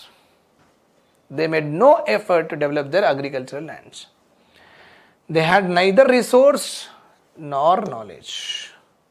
They have neither resource nor knowledge. Okay. వాళ్ళ దగ్గర resource లేదు మంచిగా చేయడానికి ల్యాండ్కి, అంటే డబ్బులు లేవు, ఇంకా వాళ్ళ దగ్గర నాలెడ్జ్ కూడా లేదు. అప్పుడు సైంటిఫిక్ డెవలప్మెంట్ అంతా లేదు, ఎలాంటి ఫర్టిలైజర్స్ వాడాలి, ఓకే ఒక రైస్ ప్లాంట్కి ఇలాంటి డిసీజెస్ వస్తాయి, ఈ డిసీజెస్ రాకుండా చూసుకోవడానికి ఇలాంటి పెస్టిసైడ్స్, ఇలాంటి హర్బిసైడ్స్, ఇలాంటి వీడిసైడ్స్ ఇలా వాడాలి, టొమాటో ఖరాబ్ జనరల్గా అయిపోతుంది. ఓకే, టమాటో ఖరాబ్ అవ్వడానికి మనం ఆపడానికి ఏం చేయాలి. సో అవన్నీ ఏంటంటే అప్పుడు అంత సైంటిఫిక్ డెవలప్మెంట్ లేకుండా ఉండింది. Okay, land was not organised and thus number of small fragments existed. Okay, another one చూడండి, ఒక పెద్ద ఏరియా ఉందనుకుంటే నా దగ్గర, నేను దాని మీద ట్రాక్టర్స్ ఓకే నడిపించవచ్చు. I can get more better crop. చిన్న ల్యాండ్ ఉంటే it is a empirical fact అండి. ఇది మాత్రం గుర్తుపెట్టుకోవాలి. మనం అగ్రికల్చర్ చదువుతున్నప్పుడు నేను చెప్తాను ఇవన్నీ, దీనికి స్టోరీ. రైట్ నా మీరు ఏం అర్థం చేసుకోవాలి, మీరు అర్థం చేసుకోవడానికి ఒకటే పాయింట్. ఇక్కడ చిన్న ల్యాండ్ ఉంటే ప్రొడక్షన్ తక్కువ అవుతుంది, పెద్ద ల్యాండ్ ఉంటే ప్రొడక్షన్ ఎక్కువ అవుతుంది. Bus this much you should know at this point of time చాలు. అది ఎందుకు సార్ అని మనం అగ్రికల్చర్ చాప్టర్లో చదువుకుంటాం. ఓకే, చిన్న ల్యాండ్ ఉంటే తక్కువ ప్రొడక్షన్, ఎక్కువ ల్యాండ్ ఉంటే ఎక్కువ ప్రొడక్షన్, డైరెక్ట్లీ ప్రపోర్షన్ అన్నమాట. Understood, right? So that is what it is written here. Land was not organized and thus number of small fragments existed.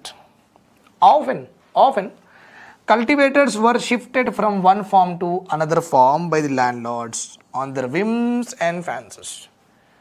Okay, మరి సుబ్బయ్య రామయ్య ఇద్దరు ల్యాండ్లార్డ్కి డబ్బులు పే చేయలేడు. ఓకే, 1 month అయిపోయింది, 2 months అయిపోయింది. ల్యాండ్లార్డ్ ఏం చేసిండంటే వాళ్ళది మొత్తం ఇల్లు తీసుకున్నాడు, లాక్కున్నాడు, పిల్లలకి ఇంటికి పంపించమన్నాడు. అవన్నీ అయిపోయినాయి. సరే మీరు కూడా వెళ్ళిపోండి, అవసరం లేదు, మీరు మనకు డబ్బులు ఇవ్వట్లేదు, అవసరం లేదు, మళ్ళీ డబ్బులు ఇవ్వండి, ఫస్ట్ పిల్లలకి తీసుకెళ్ళండి, ఆ తర్వాత చూద్దాం. సో ఆయన ఇష్టం వచ్చినాగా తీసేసిండు. ఎవరికి? టెనెంట్స్కి. 6 monthsలో సరే వెళ్ళిపో అవసరం లేదు, 8 monthsలో సరే వెళ్ళిపో అవసరం లేదు. అంటే ఆల్ ఆఫ్ ఎ సడన్ వీళ్ళకి ఏం సెక్యూరిటీ లేదు, టెన్యూర్ది సెక్యూరిటీ లేదు. అంటే ఇన్ని సంవత్సరం ఉంటారు మీరు, అలా సెక్యూరిటీ లేదు. ఆ సెక్యూరిటీ లేనప్పుడు ఆయన ఎందుకు అంత బాగా పడి అగ్రికల్చర్ ల్యాండ్కి డెవలప్ చేస్తాడు? చేయడు. ఫస్టే వస్తున్నది తక్కువ, సరే 3-4 months నేను దీని మీదనే బతకాలి కదా అంటే కొంచెమైనా చూసుకుందామని ఒక ఆలోచన ఉంటుంది. ఇక్కడ అది కూడా లేదు కదా, right? That is the reason. So land lords ఇష్టం వచ్చినాక టెనెంట్స్కి రిమూవ్ చేస్తారు. అది ఒక చాలా పెద్ద ప్రాబ్లం అయిపోయింది. ఇప్పుడు మీరు రెంటెడ్లో ఉన్నారనుకోండి, ఓకే, 1 monthలోనే ఖాళీ చేయమంటే చేసేస్తారా? సరే, మరి కొత్త ఇల్లుకి వెళ్తారు, 6 monthsలోనే ఖాళీ చేయమని చేసేస్తారా? ఎంత పెద్ద ట్రామా ఉంటుంది, ఎంత పెద్ద ఇబ్బందులు ఉంటాయి మనకు, right? That is the reason. So this was also happen if a farmer was unable to pay the rent to the land lord. And what use to happen is they are like this farmers are not are removed. రిమూవ్డ్కి ఇక్కడ ఏమంటారు అంటే evicted, EVICTED, evicted, go, get lost, like that.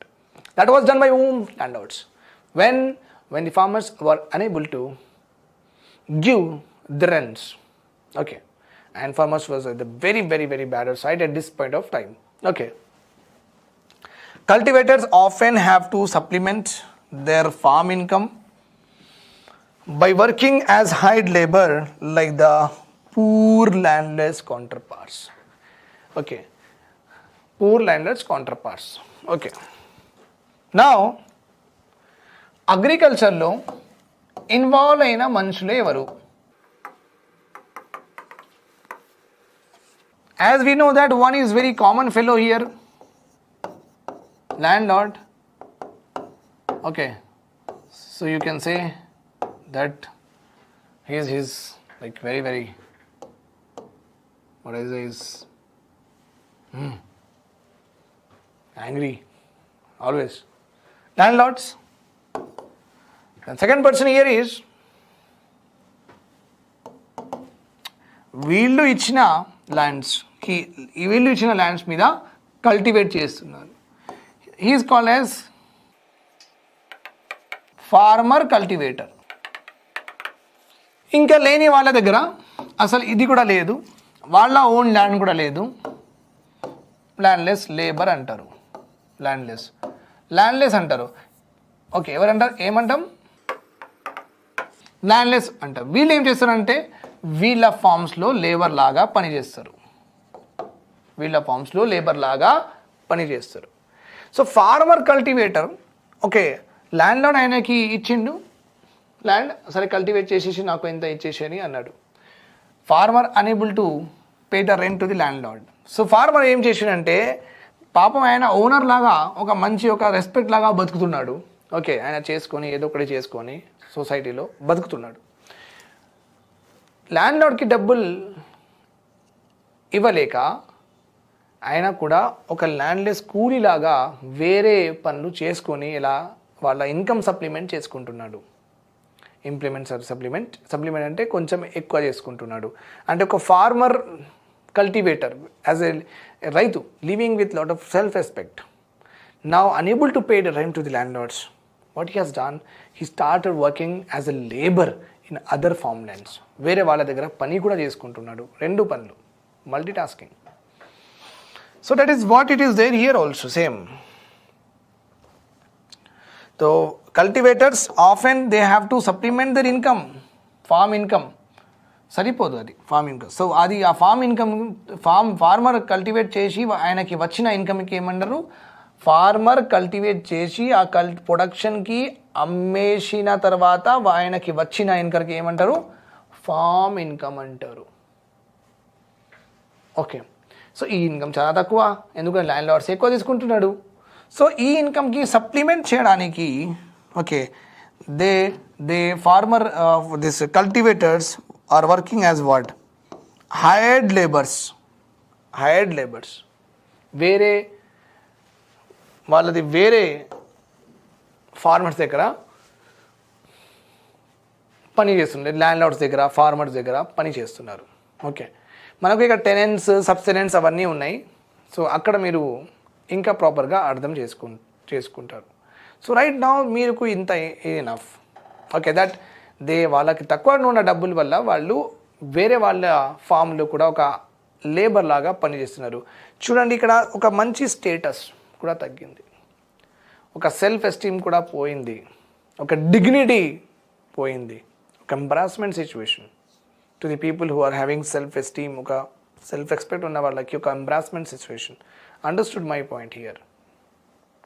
Okay, so these are very very common things that we have seen at a time of what, independence. Okay, so properly it is there. So they will say that what are the various causes that led to land reforms. That could be the question.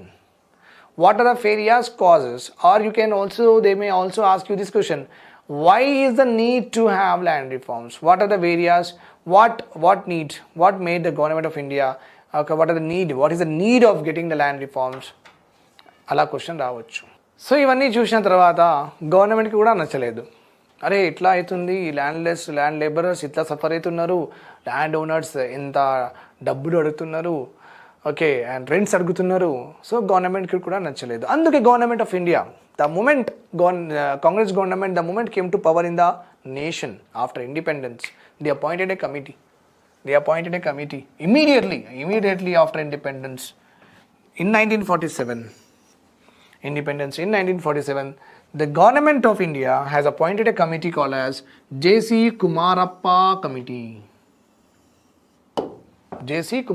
Committee on land issues. Remember this point. Okay, based on its recommendations in 1948, ఆయన ఆ ఇయర్లోనే అన్ని recommendations ఇచ్చేసిండ్రు. Government of India advised all state government, please implement చేయండి కొత్త, ఆయన చెప్పిన recommendation మీద మీరు మంచిగా లాస్ ప్రిపేర్ చేసుకొని మంచిగా ఇంప్లిమెంట్ చేయండి. ల్యాండ్ రిఫార్మ్స్ చాలా ఇంపార్టెంట్, మన సొసైటీ బాగుపడాలని చెప్పిండ్రు. Okay, so land reforms is a state subject. అంటే మీకు ఇది కూడా తెలిసి ఉంది కాబట్టి ఇండియాస్ పాలిటీ అంటే ఏంటి, polity means the way of administration, okay, or you can say the system of administration, or you can say the structure of administration. Okay, polity means the way of administration, system and structure of administration. How India lo etla, Union government will be there and state governments are there. State government, right? So union government will make laws, parliament will make laws, right sir? That is true. State governments also what? Make laws. The question here is on which item, on which subject they will make laws. Important. Suppose India ki important unna topics మీద like banking and finance, మొత్తం ఇండియాకి ఒక్కరు. Okay, defence, army, navy, air force మొత్తం ఇండియాకి వీళ్ళే. Atomic energy మొత్తం ఇండియాకి government. Space, ISRO మొత్తం ఇండియా కోసం. అటామిక్ ఎనర్జీ ఇండియా కోసం. Currency note printing. Okay, note printing, coin minting అవుతుంది. నోట్ ప్రింటింగ్ అంటారు, కాయిన్కి మింట్ అంటారు. మా హైదరాబాద్లో ఒకటి ఉందండి, అంటే కాయిన్ మేకింగ్ ఫ్యాక్టరీ ఉంది మన హైదరాబాద్లో. మన ప్రసాద్ ఐమాక్స్ ఉంది కదా, ప్రసాద్ ఐమాక్స్ నుంచి మనం కొంచెం ముందుకి పోయి లెఫ్ట్కి పోతే ఒక ఎలక్ట్రిసిటీ భవన్లు అవన్నీ ఉన్నాయి. ఇంకా కొంచెం ముందుకి పోతే ఒక మందిర్ ఉంటుంది. ఆ మందిర్తో పాటు అంటే అటు ఇటు ఒక మింట్ కాంపౌండ్ అని ఉంటుంది. Mint compound. సో అక్కడ మింటింగ్ అవుతుంది. ఏమవుతుంది? మింటింగ్ అవుతుంది. So currency and note mint, currency printing, note minting, note printing, coin minting. Okay, currency అంటారు. ఫారెన్ పాలసీ, ఏ కంట్రీతో ఏం మాట్లాడాలి, ఏ టీటీ చేసుకోవాలి, ఏ అగ్రిమెంట్ చేసుకోవాలి అంటే ఇండియాకి సంబంధించిన వెరీ ఇంపార్టెంట్ మ్యాటర్స్. అది కాన్స్టిట్యూషన్, మన కాన్స్టిట్యూషన్ మొత్తం యూనియన్ గవర్నమెంట్కి ఇచ్చేసింది. సార్ మీరు చేసుకోండి, ఇవన్నీ అందరికీ ఇంపార్టెంట్. వేరే స్టేట్ వాళ్ళు చేసుకుంటే మంచిది కాదు, ఒక యూనిఫార్మిటీ ఉండాలి. సో ఇలాంటి ఐటమ్స్ మీద మీరు చేసుకోండి. సరే, కాన్స్టిట్యూషన్లో రాసి ఉంది. సో ఐటమ్స్ మొత్తం లిస్టెడ్గా ఉన్నాయి, 99 ఏదో 8 ఐటమ్స్ ఉన్నాయి. అట్లానే స్టేట్ గవర్నమెంట్ మరి వీళ్ళకి ఏంటంటే లోకల్ ఇంపార్టెన్స్ ఏమేమి ఉంటాయి. లోకల్ అంటే ఆ ఏరియాకి ఇంపార్టెంట్ ఏముంటుంది, లైక్ అగ్రికల్చర్ మీద, ఓకే, యానిమల్ హస్బెండరీ మీద, స్టేట్ ట్యాక్సెస్ కూడా ఉంటాయి దాని మీద, law and order police station మీద, ఓకే, ఇండస్ట్రీస్ ఇక్కడ ఎస్టాబ్లిష్ చేయడానికి దాని మీద, ఓకే. ఇంకా ఇక్కడ you can also say that many will be there. I don't remember many of the examples in under it. So but I'm saying that land etla, land registrations, land transfer, land ownership, ఇది ఈ process ఎట్లా చేయాలి, okay, మనకు important ఇది land గురించి చదువుకుంటాం కదా. So what you understood now, you understood it very clear now that land ఒక స్టేట్ సబ్జెక్ట్, స్టేట్ ఐటమ్ అనమాట. అందుకే గవర్నమెంట్ ఆఫ్ ఇండియా పార్లమెంట్లో పాస్ చేసి ల్యాండ్ బిల్ పాస్ చేసి, ల్యాండ్ యాక్ట్ పాస్ చేసి అన్ని స్టేట్స్ ఇంప్లిమెంట్ చేయండి అని చెప్పలేదు. ఎందుకు? ల్యాండ్ మీద లాస్ చేయడానికి హక్కులు వీళ్ళకి లేదు, యూనియన్ గవర్నమెంట్కి లేదు. ల్యాండ్ మీద ఇనాక్ట్ చేయడానికి the constitution of India has given the permission state. Remember this point. అందుకే జేసీ కుమారప్ప కమిటీ అపాయింట్ చేసిన వాళ్ళు ఎవరు? జేసీ కుమారప్ప కమిటీ ఎవరు అపాయింట్ చేసిండు? గవర్నమెంట్ ఆఫ్ ఇండియా అండి. ఆయన రికమెండేషన్ ఇచ్చారా? ఎస్, ఇచ్చారు. గవర్నమెంట్ ఆఫ్ ఇండియా ఏం చెప్పిందంటే, చూడండి అంత ప్రాబ్లమేటిక్గా ఉంది ల్యాండ్ అడ్మినిస్ట్రేషన్, ల్యాండ్ లార్డ్స్ ఎట్లా సతాయిస్తున్నారు. సో మేము ఒక కమిటీ అపాయింట్ చేసిన. అది ఆబ్వియస్లీ ఆయన చాలా వెరీ ఎక్స్పర్ట్ మనిషి. ఆయన మంచి రికమెండేషన్స్ ఇచ్చారు. ఆ రికమెండేషన్స్ మీరు యాక్ట్ పాస్ చేసుకొని ఆ రికమెండేషన్స్ ఇంక్లూడ్ చేయండి అండ్ ఇంప్లిమెంట్ చేయండి మీ స్టేట్లో అని చెప్పింది government. Okay, government of India advise all the state to implement land reforms because they cannot do directly. Why? Because land is a state subject, right? Accordingly, most of the state passed acts which are basically aimed at అది committee recommendation మంచిగా ఉన్నాయి, చాలా obviously expert person అయినా. So ఆయన recommendations are very good. And state governments అందరూ ఆ recommendations మీద వాళ్ళు లాస్ ఇన్యాక్ట్ చేశారు. recommendation media laws were enacted. Okay, and let us see the basic features of it. So మొత్తం state governments they have enacted, no?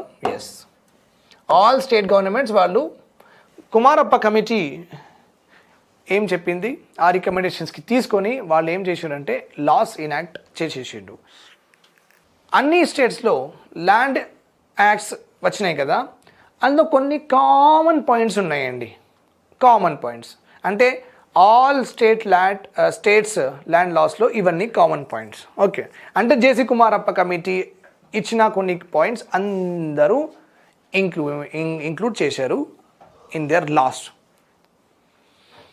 First one is abolition of intermediaries. వీళ్ళు ఎవరు?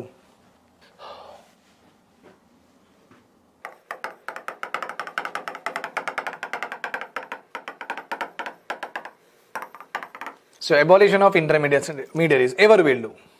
Okay, ఒకప్పుడు British కాలంలో Britishers ఉన్నప్పుడు మన India ఎంత పెద్దగా ఉందండి.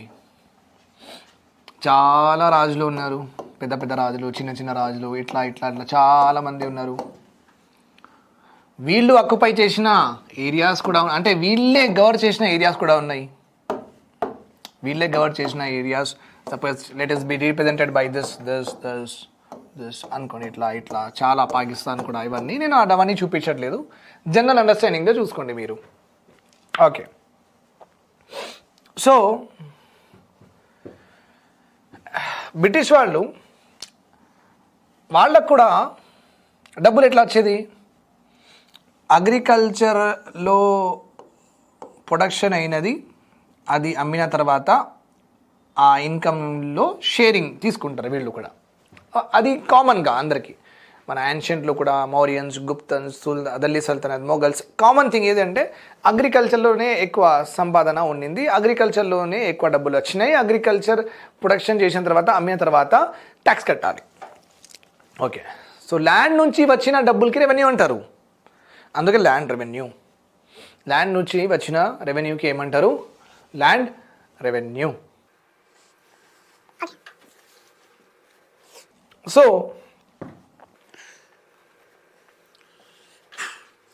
బ్రిటిష్ వాళ్ళు ఇంకా ఎంత పెద్ద కంట్రీ ఉంది, ఇండియా, పాకిస్తాన్, బంగ్లాదేశ్ కూడా ఉన్నింది. చాలా ఫార్మర్స్ ఉంటారు కదా, చాలా ఫార్మర్స్ ఉన్నారు. వాళ్ళందరి దగ్గర వెళ్ళి ఒక్కొక్క ఏరియా నుంచి డబ్బులు కలెక్ట్ చేయడం, ఫార్మ్ ఇన్కమ్ కలెక్ట్ చేయడం అంటే వీళ్ళు చాలా ఆఫీసర్స్కి అపాయింట్ చేయాల్సి వస్తుంది. రైట్, వాళ్ళ ఆఫీసర్స్ అయినా సరే, లేకపోతే ఇక్కడ చదువు ఉన్న వాళ్ళకైనా సరే జాబ్ ఇవ్వాలి, జాబ్ కూడా ఇవ్వాల్సి వస్తుంది. వాళ్ళకి మళ్ళీ శాలరీస్ ఇవ్వాలి కదా. ఇక్కడైనా సరే, మన ఇండియా వాళ్ళకైనా తీసుకున్నా సరే, బ్రిటిష్ నుంచి వచ్చిన ఎంప్లాయీస్కి అయినా సరే వీళ్ళు డబ్బులు ఇవ్వాలి. సో వీళ్ళు ఏం చేసిందంటే, అది ఎందుకు రాబాయి, మనం ఎందుకు అపాయింట్ చేద్దాం, ఇండియన్స్కి ఎందుకు అపాయింట్ చేద్దాం, బ్రిటిషర్స్కి ఎందుకు అపాయింట్ చేద్దాం, మళ్ళీ వీళ్ళకి అపాయింట్ చేస్తే వీళ్ళకి ఎంప్లాయ్మెంట్ ఇవ్వాలి, శాలరీస్ ఇవ్వాలి, ఇవన్నీ ఎందుకు? వీళ్ళు ఒక కొత్త సిస్టమ్ స్టార్ట్ చేసిండ్రు. ఏం స్టార్ట్ చేసిండ్రు? జమీందారీ సిస్టమ్ అంటారు. జమీందారీ, మహాల్వారీ, రయట్వారీ. చాలా ఇంపార్టెంట్. Zamindari, మహాల్వారీ and రయట్వారీ. జనరల్గా చెప్తున్నా వినండి. సో వీళ్ళు ఎవరు అంటే, బ్రిటిష్ గవర్నమెంట్ ఈజ్ దేర్. వీళ్ళకి కావాల్సింది ఏంది? డబ్బులు, money they want. Okay, from where? India నుంచి. ఇండియన్లో ఎవరి దగ్గర నుంచి? ఫార్మర్స్ దగ్గర నుంచి. ఇండియన్ ఫార్మర్స్ దగ్గర నుంచి డబ్బులు కావాలి. రైట్. సో వీళ్ళు అన్ని ఆఫీసర్స్ పెట్టలేరు కాబట్టి వీళ్ళు ఏం చేసిరంటే, మధ్యలో జమీందార్, ఓకే, మహాల్వారీ, రయట్వారీ వేరే, కానీ జమీందార్ రాసేస్తున్నా. రయట్వారీ వేరే, డైరెక్ట్ పేమెంట్ ఉంది కానీ నేను రాసేస్తున్నా. ఎందుకు రాయాలి సార్? సిస్టమ్ జమీందారీ మహాల్వారీ సిస్టమ్ ఇంట్రడ్యూస్ చేసిండు. జమీందారీ మహాల్వారీ సిస్టంలో ఏంది? జమీందారీ సిస్టంలో ఒక మహాల్వారీ సిస్టంలో మహాల్ అంటే ఒక విలేజ్ హెడ్ మ్యాన్, విలేజ్లో పెద్ద ఆయన, విలేజ్ హెడ్ మ్యాన్ అంటారు. We call them as what? Village headman. Understood? So, ఇంకా విలేజ్ హెడ్మ్యాన్స్ లేకపోతే విలేజ్ హెడ్మ్యాన్స్ ఆర్ ఎల్స్ వెల్తియర్ పీపుల్ అయినా సరే వాళ్ళైనా సరే ఆర్ ఎల్స్ ఇన్ఫ్లుయెన్షియల్ పీపుల్ అయినా సరే వీళ్ళైనా సరే, రైట్? ఓకే, సో వీళ్ళకి మధ్యలో పెట్టినరు. మధ్యలో పెట్టి ఏమన్నారంటే, సార్ మీరు ఏం చేయండి అంటే, ఈ విలేజ్లో ఉన్న ఫార్మర్స్ ఉన్నాయి కదా, వీళ్ళ దగ్గర నుంచి మీరు ట్యాక్స్ కలెక్ట్ చేయండి, ల్యాండ్ రెవెన్యూ కలెక్ట్ చేయండి. ఓకే, మాకు ఎక్స్ షేర్ ఇవ్వండి, మీరు వై షేర్ పెట్టుకోండి. ఎక్స్ షేర్ ఇవ్వండి అంటే వీళ్ళు ఒక 1 lakh ఇచ్చేస్తే మాకు 70,000 ఇవ్వండి, మీరు 30,000 పెట్టుకోండి. 30,000 పెట్టుకోండి. అలా డీల్ చేసుకున్నారు. ఎవరితో? ఈ విలేజ్ హెడ్మ్యాన్తో, వెల్తియర్ పీపుల్తో, ఇన్ఫ్లుయెన్షియల్ పీపుల్తో ఇలా వాళ్ళు డీల్ చేసుకున్నారు.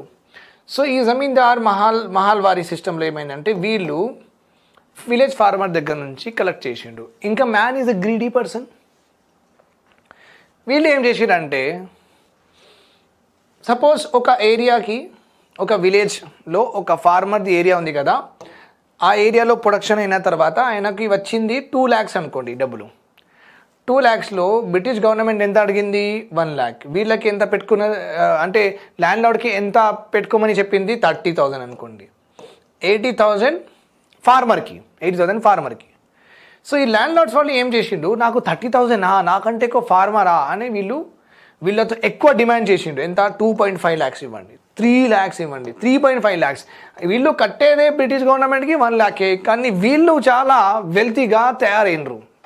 మెల్లమెల్లగా డబ్బులు ఫార్మర్ దగ్గర నుంచి ఎక్కువ అడిగి చాలా వెల్తియర్ అయిపోయినారు.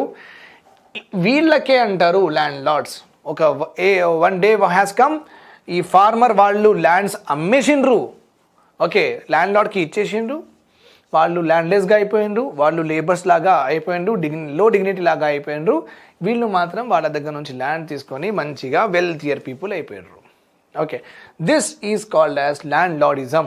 అండ్ వీళ్ళకి అంటారు this system where the government పైన ఉంటుంది, మధ్యలో ఉన్న వాళ్ళకి ఏమంటారంటే ఇంటర్మీడియరీస్. ఏమంటారు? ఇంటర్మీడియరీస్ అంటారు. Understood my point here. ఈ సిస్టమ్కి అంటే ఒక గవర్నమెంట్ మధ్యలో ఇంటర్మీడియరీస్, ఇంకా కింద ఉన్న వాళ్ళు పాపులేషన్ డబ్బులు కట్టాలి కదా, ఈ మొత్తం సిస్టమ్కి ఏమంటారంటే, వెరీ వెరీ ఇంపార్టెంట్ పాయింట్ అండి, ఫ్యూడల్ సిస్టమ్ అంటారు. Feudal system. ఆయన ఇంకా అలాంటి ల్యాండ్ లార్డ్స్కి ఏమంటారంటే ఫ్యూడల్ ల్యాండ్ లార్డ్స్ అంటే గవర్నమెంట్ తయారు చేసిన బ్రీడ్స్ కమ్యూనిటీ అన్నమాట, feudal land lords. And system is called as feudal system, very much prevalent everywhere. ఇది ఇండియాకి సంబంధించి కాదండి.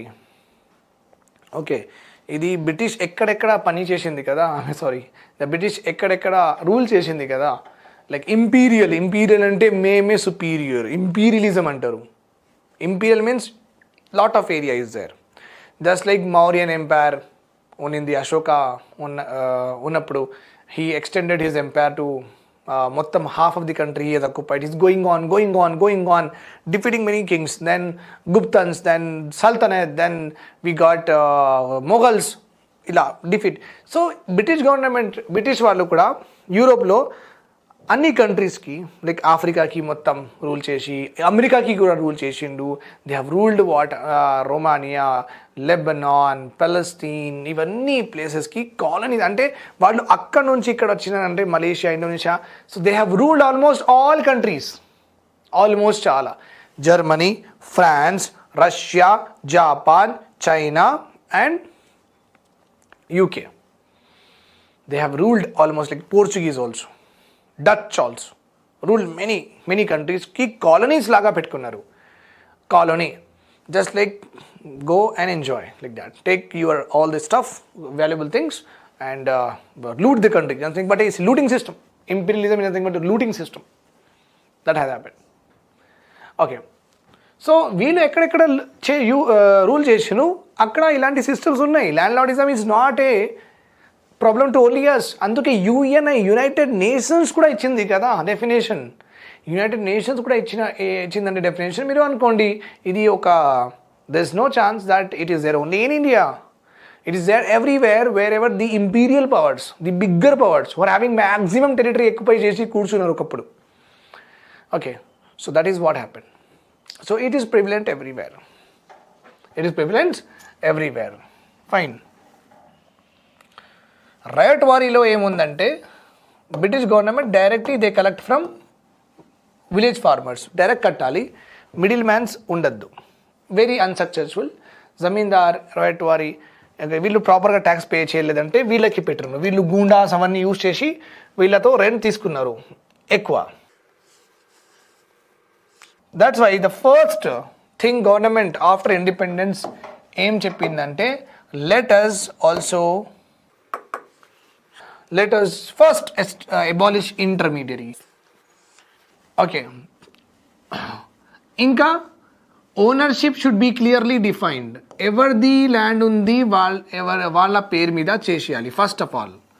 మళ్ళీ ఎవరైనా ల్యాండ్ లార్డ్ తీసుకుంటున్నప్పుడు గవర్నమెంట్కి కూడా తెలిసి ఉంటుంది, అరే వీళ్ళు ఇది ఆయన మీద ఉంది కదా నువ్వు ఎందుకు తీసుకున్నావు అట్లా. సో ఇది to stop it. So land ఎవరి పేరు మీద ఉంది ఇది కూడా మనం ప్రాపర్గా చూసుకోవాలి.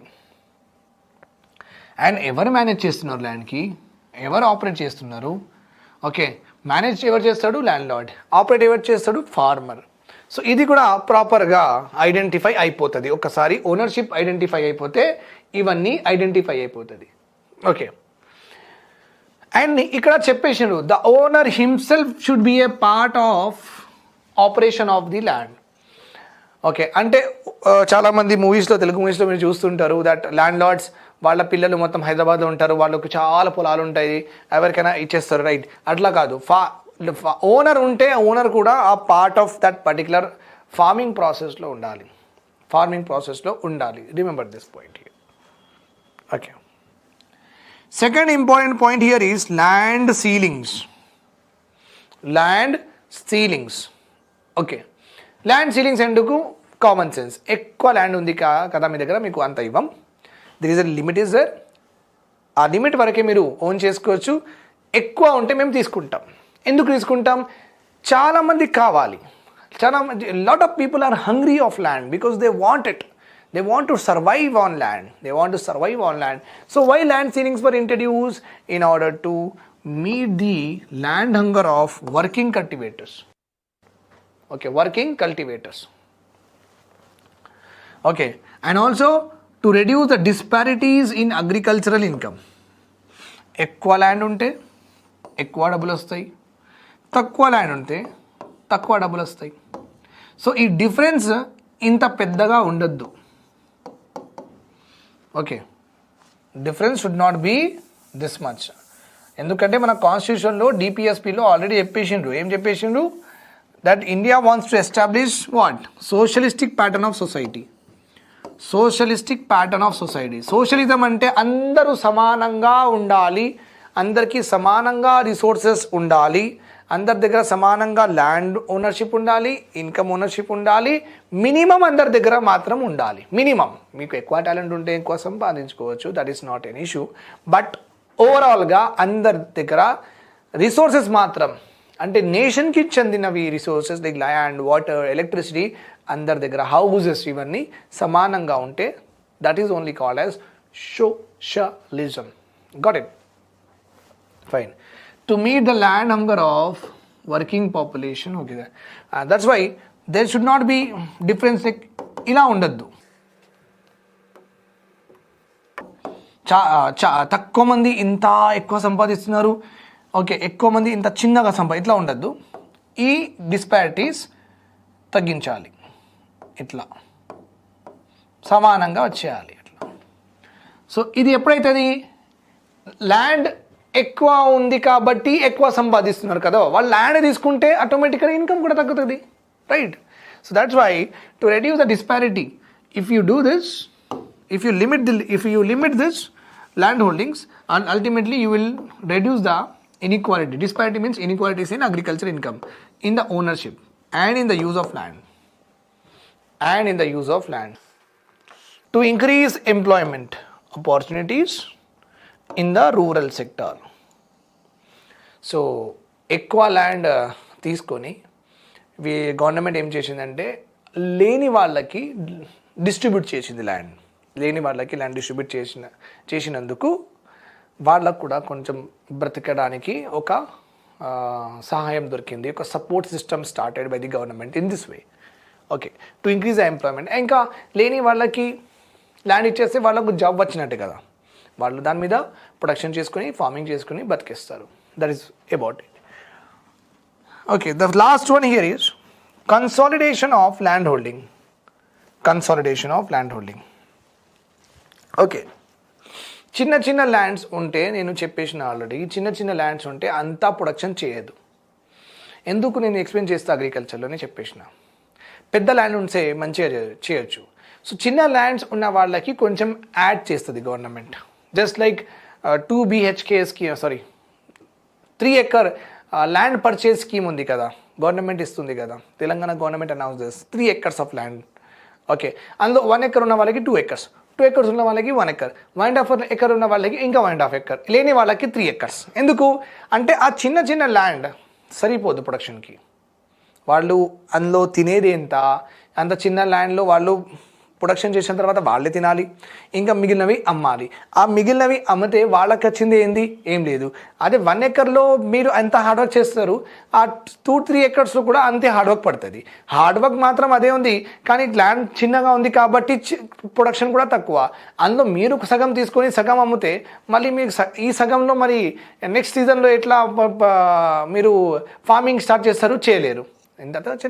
You will get less production, మీరు అమ్ముతారు. లెస్ ప్రొడక్షన్ అంటే లెస్ డబ్బులు వస్తాయి. మరి లెస్ డబ్బులు వస్తే మళ్ళీ కొత్త సీడ్స్ కొనాలి, కొత్త ఫర్టిలైజర్స్ కొనాలి, డబ్బులు ఉండదు. రైట్. సో 1 acre చాలా సెల్ఫ్ సస్టైనింగ్ కాదు. సెల్ఫ్ సస్టైనింగ్ అంటే ఎక్కడ మనం ఏదైనా మనం ఏం చేస్తున్నాం కదా, దాంతోనే మనకు సరిపోవాలి అన్నీ మన needs and wants. That is called as self sustenance. Just like నేను జాబ్ చేస్తున్నా, ఈ జాబ్తో నాకు వచ్చిన డబ్బులు నాకు ట్రాన్స్పోర్టేషన్కి, నాకు వైఫైకి, నాకు పెట్రోల్కి, డీజిల్కి, ఇంకా బట్టలకి, ఓకే, నాకు ఫుడ్కి, రెంట్ కోసం, ఇవన్నీ నేను నా శాలరీతో పే చేస్తే సెల్ఫ్ సస్టెనెన్స్ అంటారు. ఏమంటారు? Self sustenance. ఒక కంపెనీ ఉందనుకోండి, ఆ కంపెనీ ఏదైనా మ్యానుఫ్యాక్చర్ చేస్తుంది ప్రొడక్ట్. ఆ మ్యానుఫ్యాక్చర్ చేసిన తర్వాత దాంతో వచ్చిన డబ్బులు, profits, revenue should help the company to pay all of its expenses. వర్కర్స్కి డబ్బులు ఇచ్చేయాలి, హౌస్ కీపింగ్కి డబ్బులు ఇచ్చేయాలి, పేమెంట్, శాలరీస్, రెంట్ అవన్నీ చేసిన పేమెంట్ అయిన తర్వాత ఆ ఓనర్కి కూడా డబ్బులు మిగిలాలి. అలాంటి యూనిట్కి అంటారు సెల్ఫ్ సస్టైనింగ్. అంటే బయట నుంచి బారో చేయొద్దు, బయట నుంచి బారో చేస్తే సెల్ఫ్ సస్టైనింగ్ అన్నారు. Got it. Feudal system. Feudal system is nothing but when landlords, okay, maneuvers the total revenue system, maneuvers or generally dominates the revenue system, okay, that system is called as feudal system. Okay, dominates ante entante government inka farmer madhyalo ఉన్న వాళ్ళకి, చాలా powerful ఉన్న వాళ్ళకి ఏమంటారు? Feudal lords అంటారు. Feudal lords. Okay, so and the total farmers and feudal lords and king and the kingdom, whatever is there, feudal system antaru. Okay, you can see here king ఏమంటాడు? Okay, land Lord's ఎవరు? General గా village లో in the village they can be what? Influential people. They can be what? Influential people. Okay, or wealthier people, or government or king appointed. Okay, వీళ్ళు land lords లాగా తయారయ్యారు. Okay, so king will tell to any of this, okay, so to collect revenue from farmers. Farmer దగ్గర నుంచి land Lord's ఏం చేయాలంటే డబ్బులు collect చేయాలి, కొంచెం డబ్బులు ఆయన పెట్టుకోవాలి, and remaining he should be given to a king. That is a system. That is a system. ఎవరి దగ్గర నుంచి తీసుకోవాలి? From the farmers. From the farmers, landlord should take money. Okay, that in that money some part he should keep, and the rest of the major part should be given to what? King. Should be given to what? King. This is called as feudal system. Hierarchy undandi ikkada. Hierarchy undi. Okay, landlords. Landlords kinda evaru untaru? Peasants. Peasants are nothing but farmers ani. Peasants are nothing but poor farmers ki peasants antarandi. చాలా okay, చాలా poor ఉన్న వాళ్ళ ఫార్మర్స్కి peasants అంటారు. అంటే వీళ్ళు as a labour లాగా కూడా పనిచేస్తారు. వాళ్ళ భూమి చాలా తక్కువ కూడా ఉంటుంది, అంత రెవెన్యూ కూడా రాదు వాళ్ళ భూమితో. So they will cultivate some part of their land and they will also work for other farmers. Okay, they are called as peasants. So very poor farmers are called as what? Peasants here. So you can directly correlate this particular point with labor. Okay, agriculture labor also. They are also called as what? Agricultural labor. Remember this point. Okay, this system is called as feudal system. So you can understand this is our Akbar. Okay, I have taken the picture of Akbar only. Akbar. Okay, this is how he used to look like at that time. Okay, Akbar ఇక్కడ చూస్తున్నారు కదా, you can see these people, no? They are called as very close to Akbar. Okay, వీళ్ళకి okay area ఇవ్వడం. So Akbar will give some areas to their main important officers. Okay, not exactly they are the ministers. Okay, but usually okay like this very close associates of Akbar. క్లోజ్గా ఉన్న వాళ్ళకి అక్బర్ ఏం చేస్తాడంటే, ఖైరతాబాద్లో నువ్వు collect చేసుకో, సరే గోల్కొండలో నువ్వు కలెక్ట్ చేసుకో, ఇబ్రాహీంపట్నంలో నువ్వు కలెక్ట్ చేసుకో, ఇట్లా అట్లా అనేస్తాడు. ఓకే, మరి ఎందుకు ఎక్స్పెండిచర్ చేయాలి, మళ్ళీ నేను ఆఫీసర్స్ అపాయింట్ చేసి ఆఫీసర్స్ వెళ్ళి కలెక్ట్ చేయడం ఎందుకు? They are very known people over there. So వాళ్ళకి చెప్పేస్తే they will directly bring the revenue, right? So what is the problem in giving to them? So ఇలా అందరికీ ఏరియాస్ ఇచ్చేసిండు. Okay, so these people, what they have done, out of 100 rupees, what I have directed is, so give me 50. Okay, you take 10%, give 40 to the farmers. This will be the farman, this will be the judgment, this will be the order. But what these middlemen have, these are middlemen or not? Middlemen, madhyalo. Okay, means farmer and king madhyalo unnadu, middlemen. But what these people have done, tax ఎంత అంటే ఎంత production అయింది దానిలో 60% tax అని government, ఇంకా లేకపోతే king fix చేసిండు. Okay, how much is the tax fix? 60% of the produce. Means 100% produce అయితే farmer should take 40%, should give 60% to the king, and the king will give 10% to the land lord, మరి collect చేసిన వాళ్ళకి. But what these people have done, they have asked more and more money, 60%, 70%, 80%, like that they have continuously exploited. Chala adgin double. Okay, and peasants suffer a lot, farmers suffered a lot. Okay, this is how the situation has become. Okay, it may happen, no, the land area may suffer from drought, varshame padledu, excess rainfall is also not good, excess rainfall is also not good. Okay, then suppose ఆ క్రాప్కి ఒక disease వచ్చేసింది అనుకోండి, crop మొత్తం ఖరాబ్ అయిపోతుంది. So ఇలాంటి సిచ్యువేషన్లో కూడా okay the land lords use to ask lot of money from the peasants unable to pay, he will go to money lender. Okay, ఒక ఫైనాన్షియల్ దగ్గర వెళ్తాడు. మనీ లెండర్ అంటే మనీ లెండ్. ఓకే, డబ్బులు ఇచ్చిన వాళ్ళకి మనీ లెండర్ అంటారు. So financial దగ్గర వెళ్ళి వాళ్ళ దగ్గర నుంచి ఇంటి పేపర్స్ వాళ్ళకి ఇచ్చేసి వాళ్ళ దగ్గర నుంచి డబ్బులు తీసుకొని he use to pay to what? Land lord. Okay, already there is a class of land lord is there in a society. ఒక గ్రూప్ ఉంది సొసైటీలో, పవర్ఫుల్ గ్రూప్, అది ఏంది? Land Lord's. ఇంకొక గ్రూప్ మెల్లగా తయారైతుంది, అది ఏంది? Money lenders. Okay, money lenders are not that powerful. Okay, they are not having that much of land with them. But who made them powerful? Peasants continuously borrowed their money and unable to pay the money back. Money lender ఏం చేసిండు? అది తీసుకున్నాడు, వాళ్ళ భూమిలు తీసుకున్నాడు, ఇల్లులు తీసుకున్నాడు, అన్నీ తీసుకున్నాడు. Okay, so land lords also have got lot of land.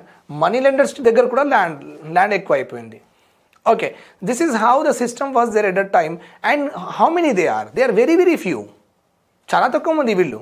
Okay, land lords and money lenders very very few, but having large amount of land. Versus farmers, very large farmers are there, many farmers are there, but having small land.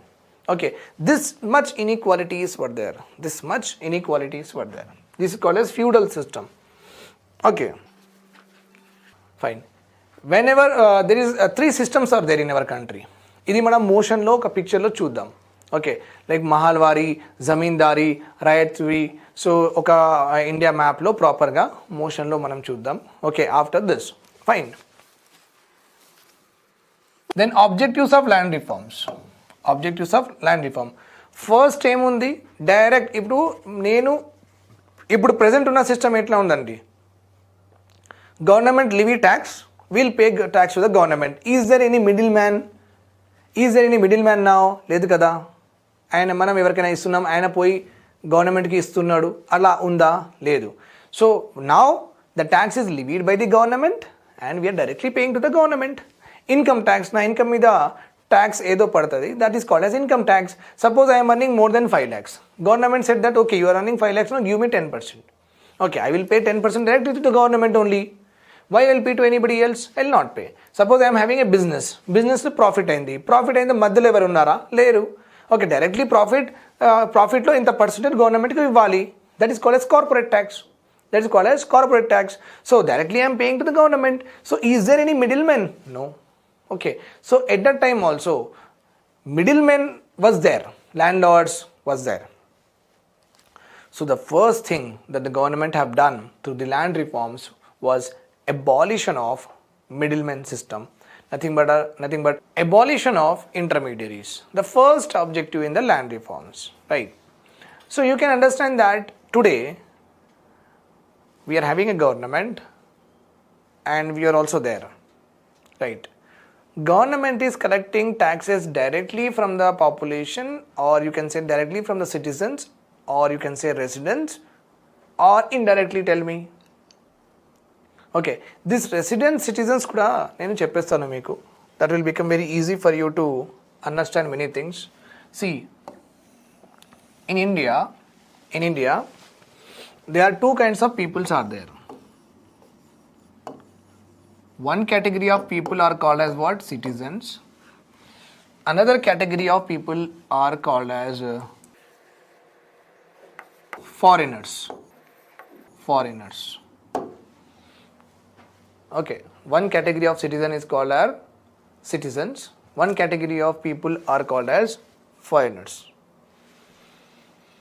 Okay, so citizens ante evaru? Who are they? Citizens are those people in the country who are having Indian passport. Who are having what? Indian passport. Remember this point. These are called as citizens.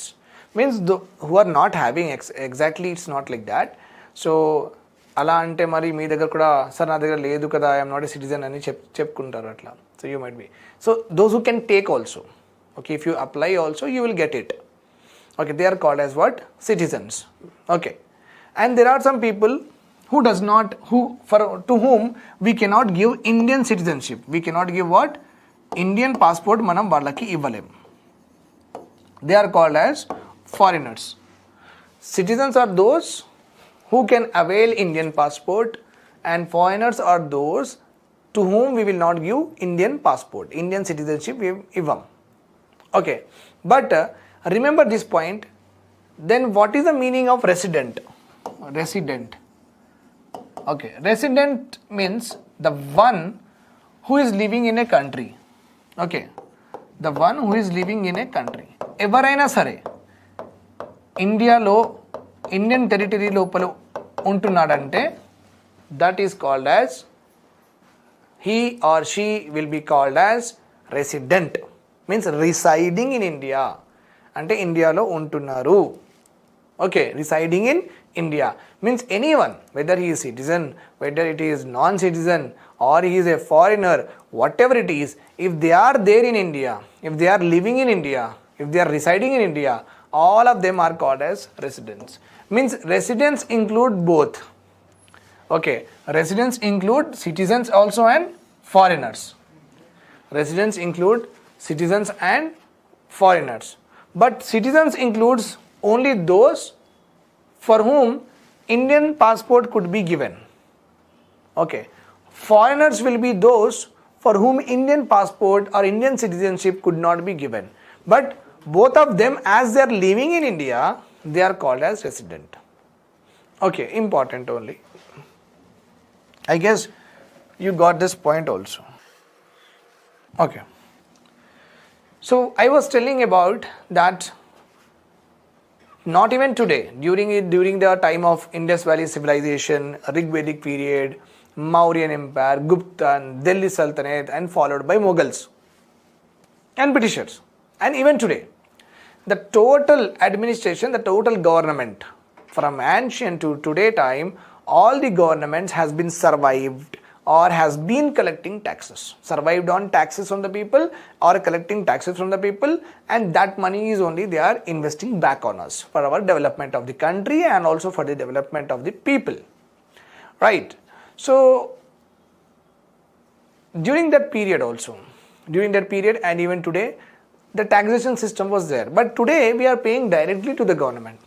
But because in the previously what I have told you that the king was not directly paid, there was a landlord, there was a middleman to whom first of all the tax has to be paid, and he will pay to the king. So this middlemen have to be removed so that farmers will not get exploited, right? వీళ్ళే కదా వీళ్ళకి సతాయిస్తున్నారు landlords, వీళ్ళకి తీసేస్తే directly king and farmer మధ్యలో relation start అయిపోతుంది. That is what we want. So at the time also, at the time of independence, the first thing the government of India has done is abolition of intermediaries. First intermediates మధ్యలో ఉన్న వాళ్ళకు తీసేయడం. Okay, why it was done? It was done so that ownership of land can be clearly defined, clearly identified. Every land undi. Okay, who is the owner of that land? Actually, as I have told you that thousands of acres of lands, okay, 2,000, 3,000 acres of lands are there with some people, okay, and they have given their land to many farmers. They have given their land to many farmers to cultivate, and they are exploiting them. Okay, at time of independence, we should know, right? This land belongs to whom, this land belongs to whom, this land belongs to whom. Okay, if we know this that which land belongs to which person, if we know this, then only we can put the ceilings kada. Then only we can put the ceilings. Land ceilings. Ceilings means what? To what extent a person can buy the land. To what extent a person can buy the land. As I have told you that you cannot purchase land in our Hyderabad city more than 500 square meters. 500 east, 500 west, 500 north, 500 south. Okay, south, north, east, west. You cannot purchase more than that. You have to again purchase, you have to invest, and you can earn more and more money, but bhumi matram ivvam. Okay, because it belongs to everyone. So you cannot just have as much as you can because of your wealth, because of your money power. So that will not be given, right? So when we know ever daggara enta land undi, then only ceilings pettochu kada, right or wrong? So the first one is abolition of intermediaries. Veelandarki abolish cheseste, okay, so abolishing that landlordism, then we can easily understand that for with whom a particular land is there. Okay, to identify the ownership of the land clearly, and who is managing the land, and who is operating the land. Who is managing? Owner చేస్తున్నాడా ఆ land మీద agriculture, లేకపోతే వేరే వాళ్ళు చేస్తున్నారా? Okay, so to identify the land, first of all ఎవరి పేరు మీద ఉంది ఐడెంటిఫై చేయాలి. దెన్ హూ ఈజ్ మేనేజింగ్ అంటే పేరు మీద గవర్నమెంట్ పేరు మీద ఉండొచ్చు, మేనేజింగ్ ల్యాండ్ లార్డ్ ఉండొచ్చు, ఆపరేషన్ చేసిన వాళ్ళు ఫార్మర్స్ ఉండొచ్చు, right or wrong? This is also possible. That's why first of all ఎవరి పేరు మీద ఉంది? It belongs to home. Then who is managing it? Owner హైదరాబాద్లో ఉన్నాడు, కానీ ల్యాండ్ మాత్రం వేరే వాళ్ళ దగ్గర ఉంది.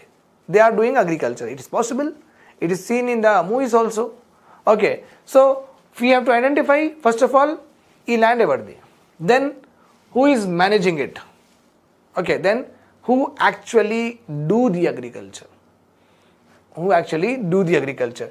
So management and operation of the land. And his recommendation, Kumarappa has told that the owner should himself operate and manage the land.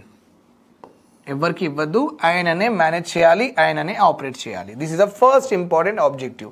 This you remember, abolition of intermediaries. Then we're having land ceilings. Very very common thing, land ceiling. Why? So that the amount of land owned by this top population, the amount of land owned by this top population should decrease. Okay, should decrease. Let us also understand this with an example. Land ceilings.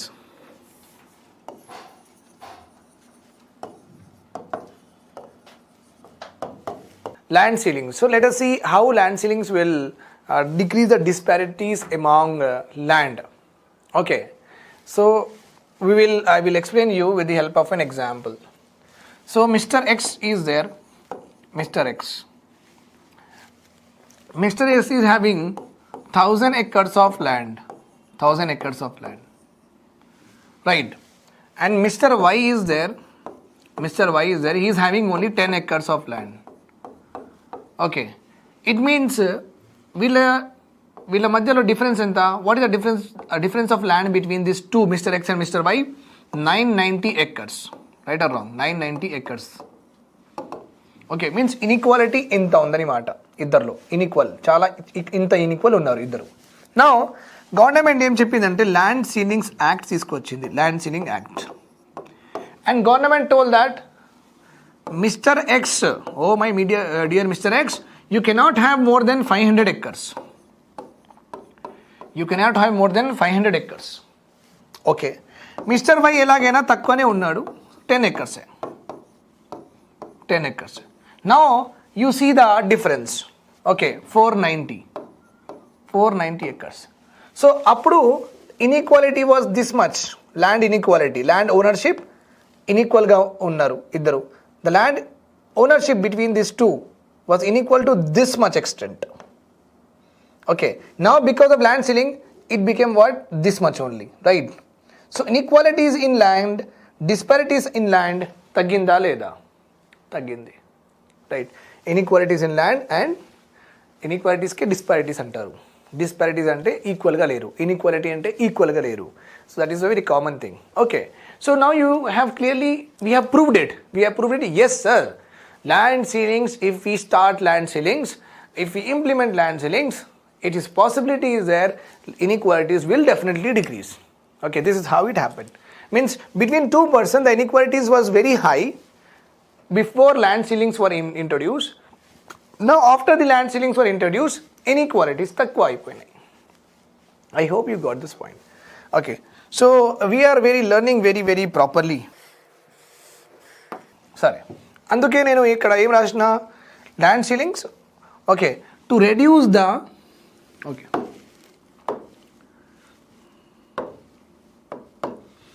to reduce the disparities, nothing but inequalities in agriculture incomes, in ownership. Okay, in ownership. So very common here, more land you are having, more income you will get. Less land you are having, less income you will get, right? So when a person is having more land, if we take out some land, if we take out the excess land is nothing but surplus land. Surplus land is nothing but ఈ ceiling కంటే ఎక్కువ ఉన్న ల్యాండ్స్కి excess land అంటారు.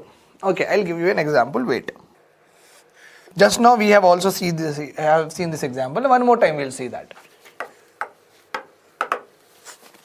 Fine, land ceiling-లో with the help of land ceilings అక్కడ ఏం రాసి ఉంది ద ఆబ్జెక్టివ్లో, ల్యాండ్ సీలింగ్స్ మనం ఇంట్రడ్యూస్ చేస్తే వాట్ విల్ హ్యాపెన్, ఏమవుతుంది, ఇన్కమ్ డిస్పారిటీస్ అంటే ఇన్కమ్ ఇన్ఈక్వాలిటీస్ కూడా చెప్పచ్చు. Income disparities will decrease. This was the statement. This was the statement, right or wrong? Yes, sir, yes, you have truly right. Now let us go ahead. Now let's suppose Mr. X again has got 1000 acres and his income from these acres, his income ante aa 1000 acres lo mottam crop grow chesina tarvata market lo ammesina tarvata what is his income? Let's suppose 1 lakh. Let's suppose 1 lakh rupees is the income. Mr. X has 1000 acres of land and from this 1000 acre he got 1 lakh. Very minute, చాలా చిన్నగా value ఇస్తున్నా నేను, but to understanding కోసం it's enough. Okay, so mister X is having 1000 acres of land and from that land how much agriculture income is getting? 1 lakh. Mr. Y is having 100 acres only and his income is 10,000. His income is 10,000. Okay. His income is 10,000. Now, this is before land ceiling. Before land ceiling. This is after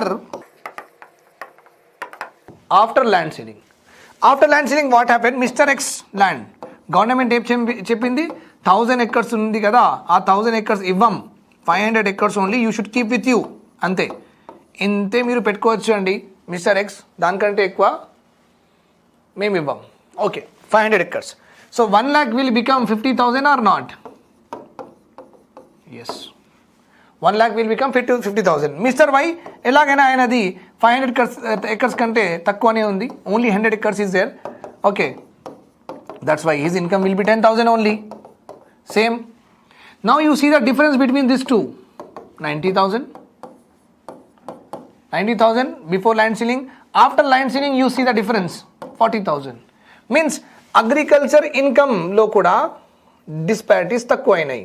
Income 1 lakh was there, okay, and 10,000 was there before land ceiling. This much was the agriculture income, this much difference, 90,000 difference. After land ceiling 40,000 difference. So income inequalities kuda tagginchinayi. How? Because of land ceilings. Income inequalities also decrease. Why? Because of land ceilings introduction. Now another thing that I want to explain you is ఇది ఏమంటారు, excess land అంటే ఏంటి? Excess land. Okay, mister X is having 1000 acres. Okay, then government of Telangana state has introduced land ceiling act. Land ceiling act, let suppose. And ఈ యాక్ట్లో ఏమన్నారంటే 500 acres కంటే ఎక్కువ land ఉంటే మేము తీసుకుంటాం, ఇంకా మీకు కంపెన్సేషన్ ఇస్తాం, కానీ 500 acres కంటే ఎక్కువ మీకు ఓనర్షిప్ ల్యాండ్ మీద ఇవ్వం. We will not give ownership to more than 500 acres to any person. So is out of this 1000 acre, Mr. X can keep how much with him? He can keep 500 acres. And 500 acres, the rest 500 acres will be taken by government of India or government of Telangana state. Okay. This land ceiling kante ekkuva unna land ki emantaru ante excess land antaru, or you can say surplus. Excess or surplus. Remember this point here. Fine. So this is all about it. So we have seen that if the land ceilings are introduced, 3 objectives could be achieved, right? One is land ownership. Okay, I cannot write this here. Okay, because of the land ceiling introduction, one is land ownership inequalities will decrease. Land income, that is nothing but land nunchi vachina agricultural income inequalities will also decrease. will also decrease. And the third one is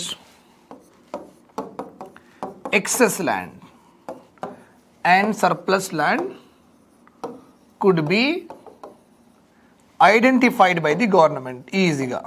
Land ceilings though. Right, this is all about the land ceiling. This is what is present in the tabular form.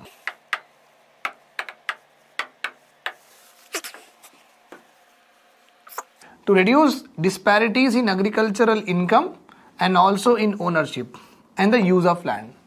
Right or wrong? We have done this because of land ceilings. Land ceilings vallane ayindi. Okay. Now we also have why we want to introduce land ceiling, because there are lot of people are there. Chala mandi unnaru. Okay, they want land. They want to do farming. They want to do cultivating. They want to do agriculture. Chala mandi దగ్గర landless ఉన్నారు. చాలా మంది landless ఉన్నారు. చాలా మందికి land కావాలి. Okay, people wants land because they want to grow crops and they want to earn some income. That's why lot of people are hungry of what? Land. To meet the land hunger of working cultivators. To meet the land hunger of working cultivators. And the other one here is to increase employment. Okay. To increase employment opportunities in the rural sector. In the rural sector. One of the very, very important and a novel objective of land reforms. Chala manchi objective of land reforms ki emundante ఎక్కువ land identify చేసిన తర్వాత, అంటే surplus land identify చేసిన తర్వాత, అంటే excess land identify చేసిన తర్వాత, okay, so ఆ ఎక్సెస్ ల్యాండ్కి గవర్నమెంట్ పేదవాళ్లలో డిస్ట్రిబ్యూట్ చేస్తుంది. Okay, the excess land, the surplus land which is identified by the government will distribute among the poorer population. We are also having 3 acres land purchase scheme. Gurtunda meeku, TS government has started it. Okay, we'll study about that. Don't worry. Don't jump to the directly schemes. Let us first of all understand the total concept and let us be clear about what we are actually learning. So when we are done with it, then we can go ahead with the schemes and current affairs integration to this topic. Right now, let us only discuss about the static and develop the lots of concepts inside this topic. Right. So now, when suppose Mr. X is having 1000 acres, 500 acres is excess, 500 acres is given to a lot of people, those who are not having land, so given to those people, those who are not having the land. So employment is created or not? Employment is created. Okay, lot of people, land was distributed and they started doing agriculture by themselves. So government in a way has given employment to population, to the poor population in the rural area. The second objective of land reforms, very, very, very important. Third one, consolidation of land holdings. With that, what happened? Okay, land was fragmented. అంటే నా దగ్గర 1000 acres ఉంటే ఖైరతాబాద్లో 1 acre, సికింద్రాబాద్లో ఒక 2 acres, ఇబ్రాహీంపట్నంలో 1 acre, ఇట్లా స్కాటర్డ్గా ఉన్నాయి. Land is scattered everywhere. So with the help of land ceiling acts, what we have done is, ఇలా ఇష్టం వచ్చినగా అటు ఇటు ఉంటే నడవదు. So your land should be at one place, 1 or 2 or 3 place, not more than that.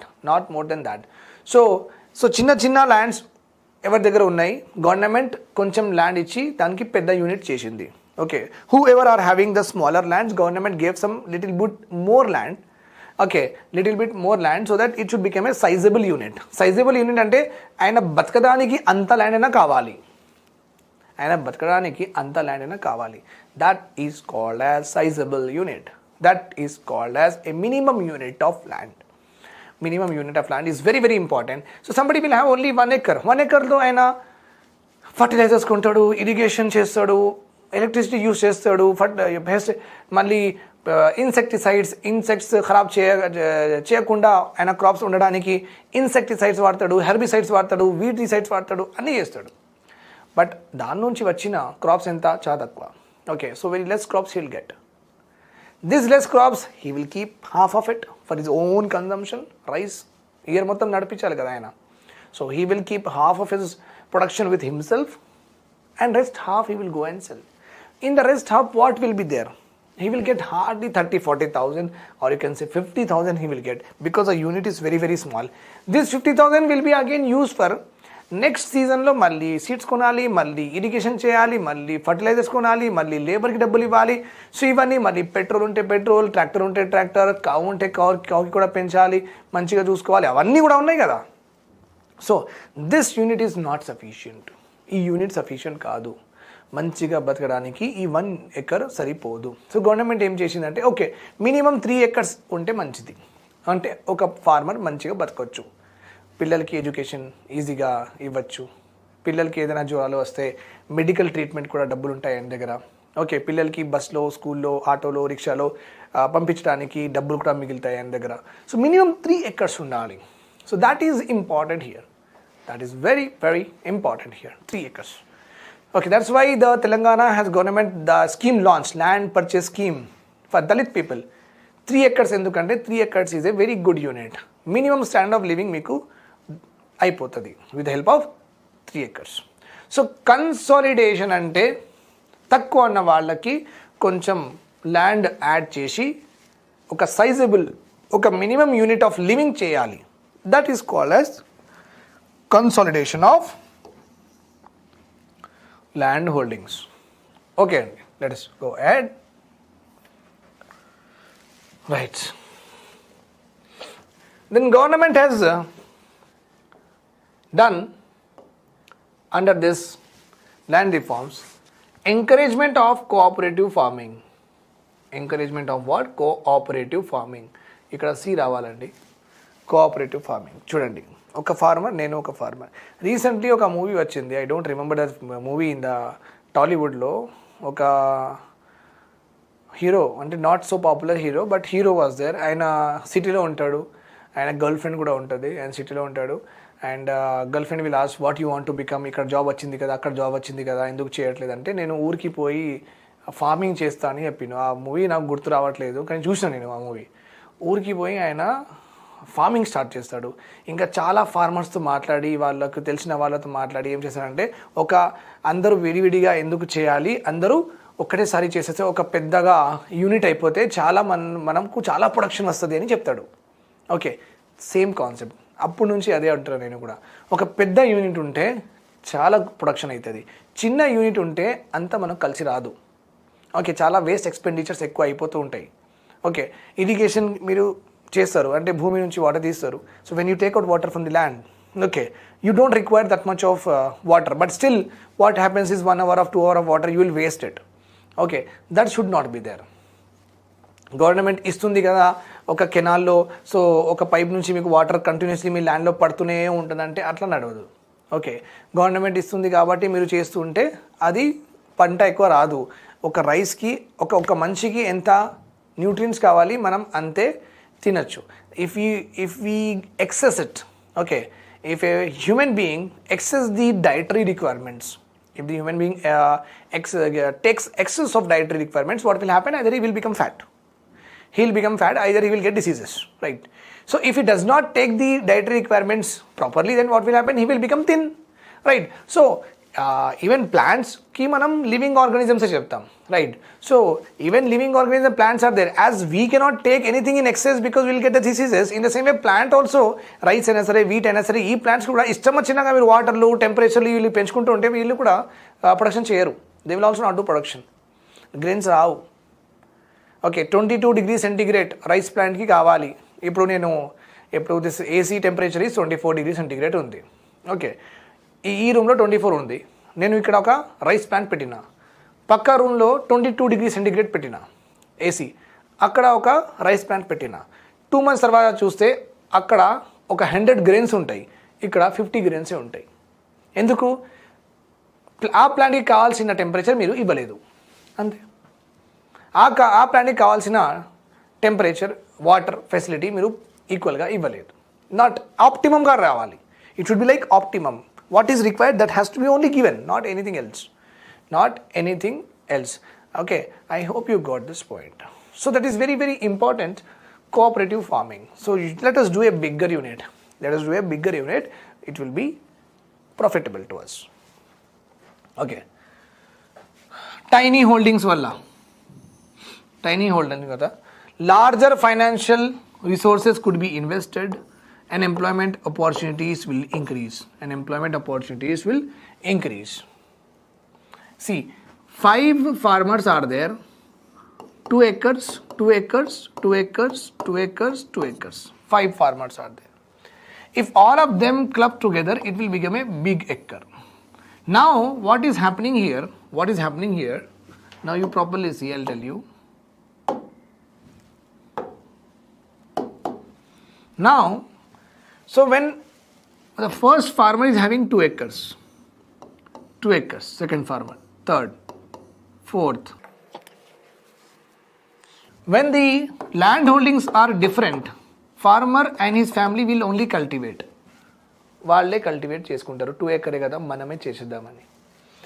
Same thing here also, second farmer will also, he and his family will only do the agriculture. Okay, fine. If suppose all of them will club together, in the పెద్ద ఉన్న యూనిట్కి ఈ 5 members వాళ్ళ family సరిపో. Okay, so కొత్త లేబర్స్కి ఇట్లా hire చేయాల్సి వస్తుంది చూసుకోవడానికి. That's why a bigger unit will also create what? Employment opportunities. Bigger unit will also create what? Employment opportunities. And see, here the farmer is buying one bag of urea. One bag of urea he will buy. But let's suppose ఆయన దగ్గర ఉన్న ల్యాండ్కి ఆ 1 bag of urea చాలా ఎక్కువ అయిపోయింది. So what he will do? He will waste. ఎక్కువ వేస్తాడు. Because of illiteracy what happens? Farmer ఏమనుకుంటాడు అంటే ఎక్కువ ఫర్టిలైజర్స్ వేస్తే ఎక్కువ వస్తుంది ప్రొడక్షన్ అని అనుకుంటాడు. Because farmer is illiterate in our country. Okay, now a lot of programs are there, though they have become very much knowledgeable with regard to how to do things, but still lot of illiteracy is still persisting in our country with regard to farmers education, with regard to agriculture sector. That's not an issue. So but it is a fact that they are like majority of the farmers are illiterate. They don't know how to do the things, how to mix the fertilizers and what fertilizers they want for their crop, etc. They don't know, they have no knowledge about it. The farmer does not require that much of urea. That is our topic. I have a land and for that particular land 1 bag is excess. Can you excess? But I will get the same production.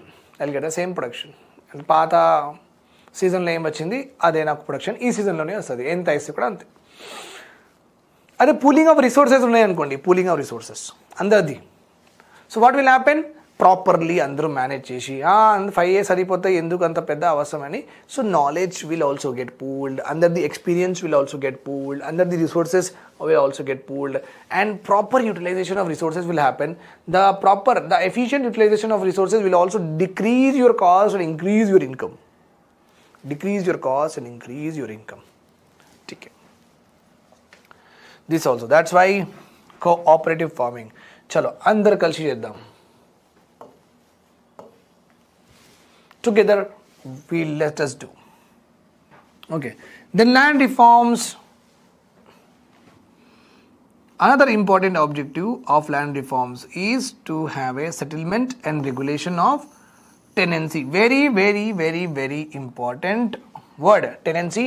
Yesterday I have discussed in my class what is the meaning of tenancy.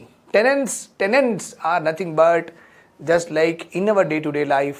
If I am not having a own house, I will go and find a house for rent or not. Yes, if I find a house for rent, then I am a rental person or not. Ante rent meeda batukutunna kada. Okay, rental person, I am a rental person and the owner will be owner. In the same way, as I have told you, a person having thousands of acres of land, can he cultivate the 1000 acres by himself or with his family? Possible is there? No sir, not possible. So what he will give? What he will do? He will give his all of his part of the land he will divide properly and give it to what? Different farmers and ask them to grow on it. They are called as tenants. They are called as tenants. They are not farmer owner. They are not farmer owner. Farmers are not owners of the land. They are taking the land on lease from the landlords, from the big farmers, and they are cultivating on it. So whatever the production will be there, that will be the sharing will be fixed. The sharing will be fixed, right? So but I have told you in my last class that the tenancy reforms, the tenants who were working in the owner's farmland, they were troubled, they were exploited, they were abused, they were disrespected, and they were like made them very, they were like more, they become very impoverished. We can say that they become very impoverished under this landlordism. Under this system of landlordism, the farmers suffered to maximum limits. Farmers suffered to the maximum limits. Okay, Andy. So here, so our tenants ki, if farmers, one of the very important is, first of all, we'll the rent. Farmer, oka owner, land owner. Farmer ki oka land ichi, sare, you grow your crops on this land, inta grow cheyandi, chesina tarvata 50% నాకు ఇవ్వండి, 50% మీరు ఉంచండి. Okay, so this is the deal. Agreements అయినాయి. But in these agreements, farmers were exploited. Landlords asked 80% rent, 70% of the production, 80% of the production. అంతా ఇచ్చేసి ఆయన ఎట్లా బతకాలండి? That is one problem in economic tenants. Okay, high rents are asked by the landlords. So that is one problem. Second problem is what? Second problem is, farmer ఒకవేళ ఓనర్కి నచ్చలేదనుకుంటే, సరే రేపటి నుంచి నాకు నువ్వు అట్లా, that is what was there. And farmer suppose he did not pay the rent on time, or he did not pay the rent, sufficient rent పే చేయలేదంటే, సార్ నేను నెక్స్ట్ మంత్ ఇస్తా సార్ అంటే, అవసరం లేదు పో, వేరే వాళ్ళకి చూసుకుంటా నేను. సో ఫార్మర్స్ ఒక్కసారి అపాయింట్ అయిన తర్వాత he does not have a security. అంటే ఆయన 2 months ఉంటాడా, లేకపోతే 3 months ఉంటుందా, అదే 5 months ఉంటాడా, no security. So the owners will remove the farmers on their will, on their pleasure. ఆయనకు ఇష్టం ఉంటే పెట్టుకుంటాడు, లేకపోతే పెట్టుకోడు. With that, see how bad it is. Okay, the farmers, they are working so hard, and landlords can evict them, ask them to go out from that land anytime with his family where he should go. Okay, then how he should feed his family, how he should feed himself, his children's. So very, very bad situations were there. People at that time used to had only one time also per day. With the children also had one time meal per day. It's a very bad situation because society is based on greed. That is what the Buddha has told. Okay, Buddhism lo Buddha 8. He has given four important truths ఇచ్చిండు life కి. ఈ truths మనం అంటే ఇది సొసైటీలో కనిపిస్తుంది, ఇవన్నీ దీంతో మనం దూరంగా ఉంటే మంచిది అని అన్నాడు ఆయన బుద్ధిజంలో. What he told, the cause of all misery, అంటే అందరికీ బాధలు ఎందుకు ఉన్నాయి, the cause of all misery is greed, స్వార్థం అని అన్నాడు. One who conquers the greed and he will attain moksha. Okay, he will attain moksha or salvation, means హ్యాపీగా ఉంటాడు ఆ person. One who conquers the greed. That's why the society law, it is a very common human trait that greed is a natural thing. Greed is a natural thing, infatuation is a natural thing, ఎవరికైనా ఇష్టపడడం is a natural thing, right? So but when someone says no, then you should not do it. There is where the gentlemanship come into picture. There is where. Okay, when someone says no, I don't want to be with you, then you have to be like, you have to control your feelings. You cannot do beyond that. You cannot be violent, you cannot be like abusive, you cannot be like troubling. So that is where the gentlemanship should come into the picture. Fine. So that was the two important reasons of tenancy. ఒకటి ఏముంది, rent చాలా ఎక్కువ తీసుకుంటున్నారు. ఇప్పుడు కూడా ఆ system ఉందండి. ఇప్పుడు కూడా చాలామంది దగ్గర ల్యాండ్స్, పెద్ద పెద్ద ల్యాండ్స్ ఉన్నాయి. వాళ్ళు హైదరాబాద్లో ఉన్నారు, వాళ్ళు ఎక్కడో వాళ్ళ తెలిసిన వాళ్ళకి ఫార్మర్స్కి అలా ఇచ్చి ఇక్కడ ఉంటున్నారు. పిల్లలు యూకే యూఎస్లో మంచిగా ఎంజాయ్ చేస్తున్నారు. Okay, so that is a general thing, right. నా ఫస్ట్ వన్ ఈజ్ రెంట్. ఈ రెంట్కి రెగ్యులేట్ చేయాలి. రెగ్యులేట్ అంటే ఎంత ఫార్మర్ ఎంత ఇవ్వాలి ల్యాండ్లార్డ్కి. Regulation of land based on like soil fertility, based on the water availability, etc. Some criteria is there, we'll discuss them in future class. Okay, so rent. The next one is what? Tenure. ఒక్కసారి ఒక farmer appoint అయినప్పుడు on the lease, how many years he can be on that particular land. Okay, if he is sincerely paying, if he is sincerely honestly paying. Okay, Or else, of course, if I don't pay rent to my owner for 3-4 months, or 3-4 months ఏందండి 1 month, if I don't pay, he will just remove me. In the same way, if the farmer does not pay rent for 2-3 months and he is doing lot of hushar, you can say, he's being very smart, then landlord can remove. There are many landlords who are very, very good only. Okay, at that time that was very bad. Now the generation has gone. Okay, now we got new generation of landlords who are educated, who can talk in English, but they are like 90% are like that only. I can say that. I had experiences with many of them, so I can say that all landlords are very, very, very, very old-fashioned. Okay, 1 month if anyone does not give, then they will be like shouting like anything. Okay, so there are some landlords are also there. My friend's office is also there. Their landlord 2 months, 3 months also, sometimes he will wait. 2 months also he will wait. Okay, very old people. Okay, so but they trust. That is important. Fine. So that is another case. Here what I am trying to say here is landlords should properly take the rent and should not evict. These are the two important aspects about tenancy. Okay. Consolidation of land holdings for a more proper management, more efficient management. This is also done. Right. Objectives of land reforms. Major objectives we have seen, right? So I have got some few of them. Right. So we have seen about abolition of intermediaries, land ceilings, consolidation of land ceilings. Then we have also seen about encouragement of cooperative farming, settlement and regulation of tenancy. The 5 important objectives of land reforms we have seen. Now we'll see some other objectives, few other objectives of land reforms. Once the land ceiling acts are introduced, the surplus lands, whatever are identified, they will be redistributed, okay, across the society. They will be redistributed across the society. Means poor people ki ichestamani. Redistribution of land. Okay, redistribution. తీసుకొని మళ్ళీ సొసైటీకే ఇచ్చేయాలి. That is called as society నుంచి తీసుకొని సొసైటీకే ఇచ్చేయాలి. But redistribute చేయాలి అంటే ఎక్కువ ఉన్న వాళ్ళ దగ్గర నుంచి తీసుకొని తక్కువ ఉన్న వాళ్ళకి ఇవ్వాలి. That is called as redistribution. Okay, so redistribution of land across the society so that land is not held in the hands of few people. There should not be concentration of land. Concentration means the same thing, that a person should not hold large quantity of land. So that is called as concentration. That is what we have to remove. Fine. So land ceiling to be introduced. One of the objective is to introduce what? Land ceiling. To disburse.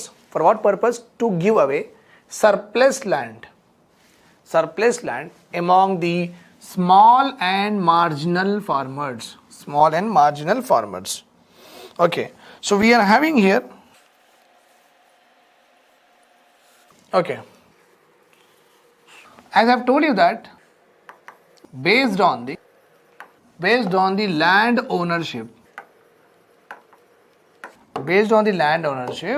the farmers are classified into following categories. Farmers are classified into following categories. Right? Fine. So you can see now. First one is marginal farmer.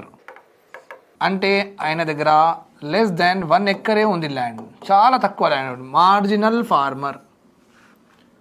Then we're having small farmer, 1 to 2 acre అంతే, not more than 2 acre, 1 acre 2 acre, small farmer. Semi medium farmer, 2 to 4 acre. Then medium farmers 4 to 10 acres. Then the last category అంటే large farmer అంటారండి. Large farmer more than 10 acres ఉన్న వాళ్ళకి large farmers అంటారు. So did you see the classification? Marginal చాలా తక్కువ land ఉంటుంది వీళ్ళ దగ్గర. Okay, Small farmer 1 to 2 acre. Okay, semi-medium 2 to 4 like that. Understood my point here. So, ఇవ్వాలంటే ఎక్కువ ల్యాండ్ ఐడెంటిఫై చేసింది అనుకోండి government. If government has identified the excess or surplus land, ఎవరికి ఇవ్వాలి? స్మాల్ అండ్ మార్జినల్కి వీళ్ళకి ఇవ్వాలి కదా, ఎందుకంటే వీళ్ళ దగ్గర తక్కువ ఉంది. అంటే ఇంకా మనం ఆల్రెడీ డిస్కస్ చేసేసినాం that this area, this quantity of 1 acre or 2 acre is not a sizable quantity to live a normal minimum standard of life. That's why it is imperative. That's why it is inevitable. That's why it's compulsory and mandatory that government should first distribute the land among those farmers who are small and marginal, who are marginal or small, right? So this is important. That's why it is there in the objective.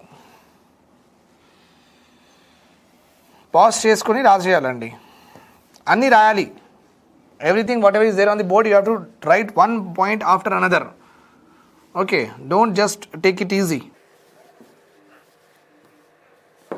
Fine.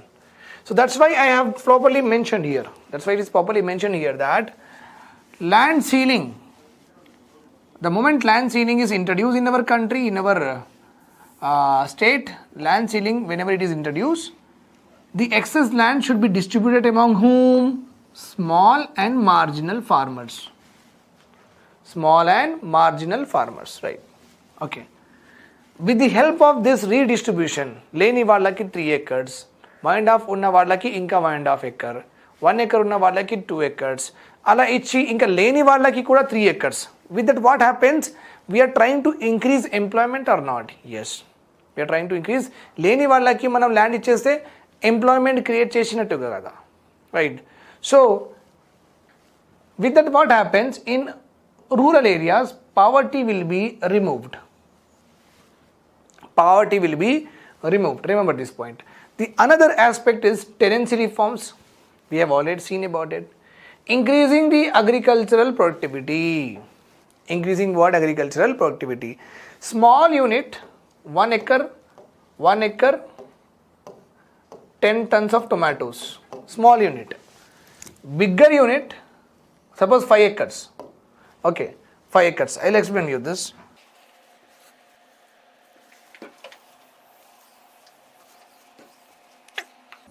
1 acre, I got 10 tons of tomatoes. Suppose I have 5 acres. Like 5 means 1 acre ki 10 ante 5 acre ki enta 50 tons kada, 50 tons of tomatoes రావాలి. కానీ విడివిడిగా ఉంటే 50 tons వస్తుంది. కానీ ఇవన్నీ cooperative farming కింద వచ్చేసేది అనుకోండి, farmer A, farmer B, farmer C, farmer D, farmer E అని అందరూ కలిసి చేద్దామని అనుకున్నారనుకోండి. Okay, so it will become a bigger unit. Bigger unit will give not 50 tons, it will give you 70 tons. Give you 70 tons. Sir మీకు ఎట్లా తెలుసు sir అంటే facts, data ఉంది మన దగ్గర. మనం రీసెర్చ్ చేసుకుని, సర్వే చేసుకుని అలా చూసినాం. ఒక పెద్ద ఫార్మర్ దగ్గర పెద్ద ల్యాండ్ ఉన్నప్పుడు ఆయనకి ఎక్కువ వచ్చినాయి ఫుడ్ గ్రెయిన్, చిన్న ఫార్మర్కి అంత ఎక్కువ ఫుడ్ గ్రెయిన్ ప్రొడక్షన్ రావట్లేదు. సో విత్ డేటా మనకు ఇది తెలిసిపోయింది. Then we understood that okay, ఎక్కువ ల్యాండ్ ఉంటే ప్రొడక్షన్ కూడా జనరల్గా ఎక్కువ అవుతుంది. Then we understood because resources will be properly utilized. Okay, so what happen here? Same area 5 acre, ఇది కూడా 5 acre, కానీ ఇది 5 acre విడివిడిగా ఉంది, ఇది 5 acre ఒకటే దగ్గర ఉంది. Okay, means same area here 50 tons, the same area here 70 tons. What happened to the productivity? Increase. Productivity increase. Remember this point.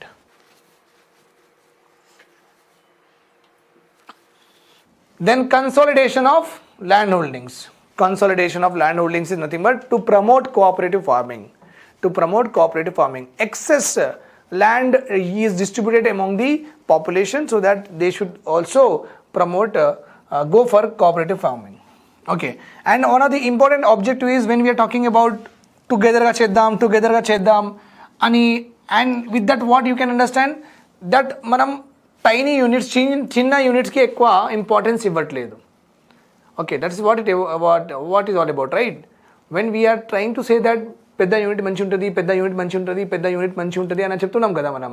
So what does it mean? It means tiny unit, చిన్న unit మంచి లేదు, మంచి లేదు, మంచి లేదు, అంతే కదా, right? That is what you have to understand.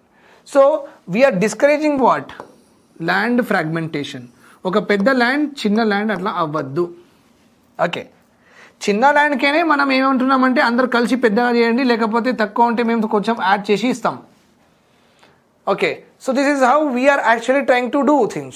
Okay, so that is why it is very, very important that in land reforms, prevention of land fragmentation is another important objective.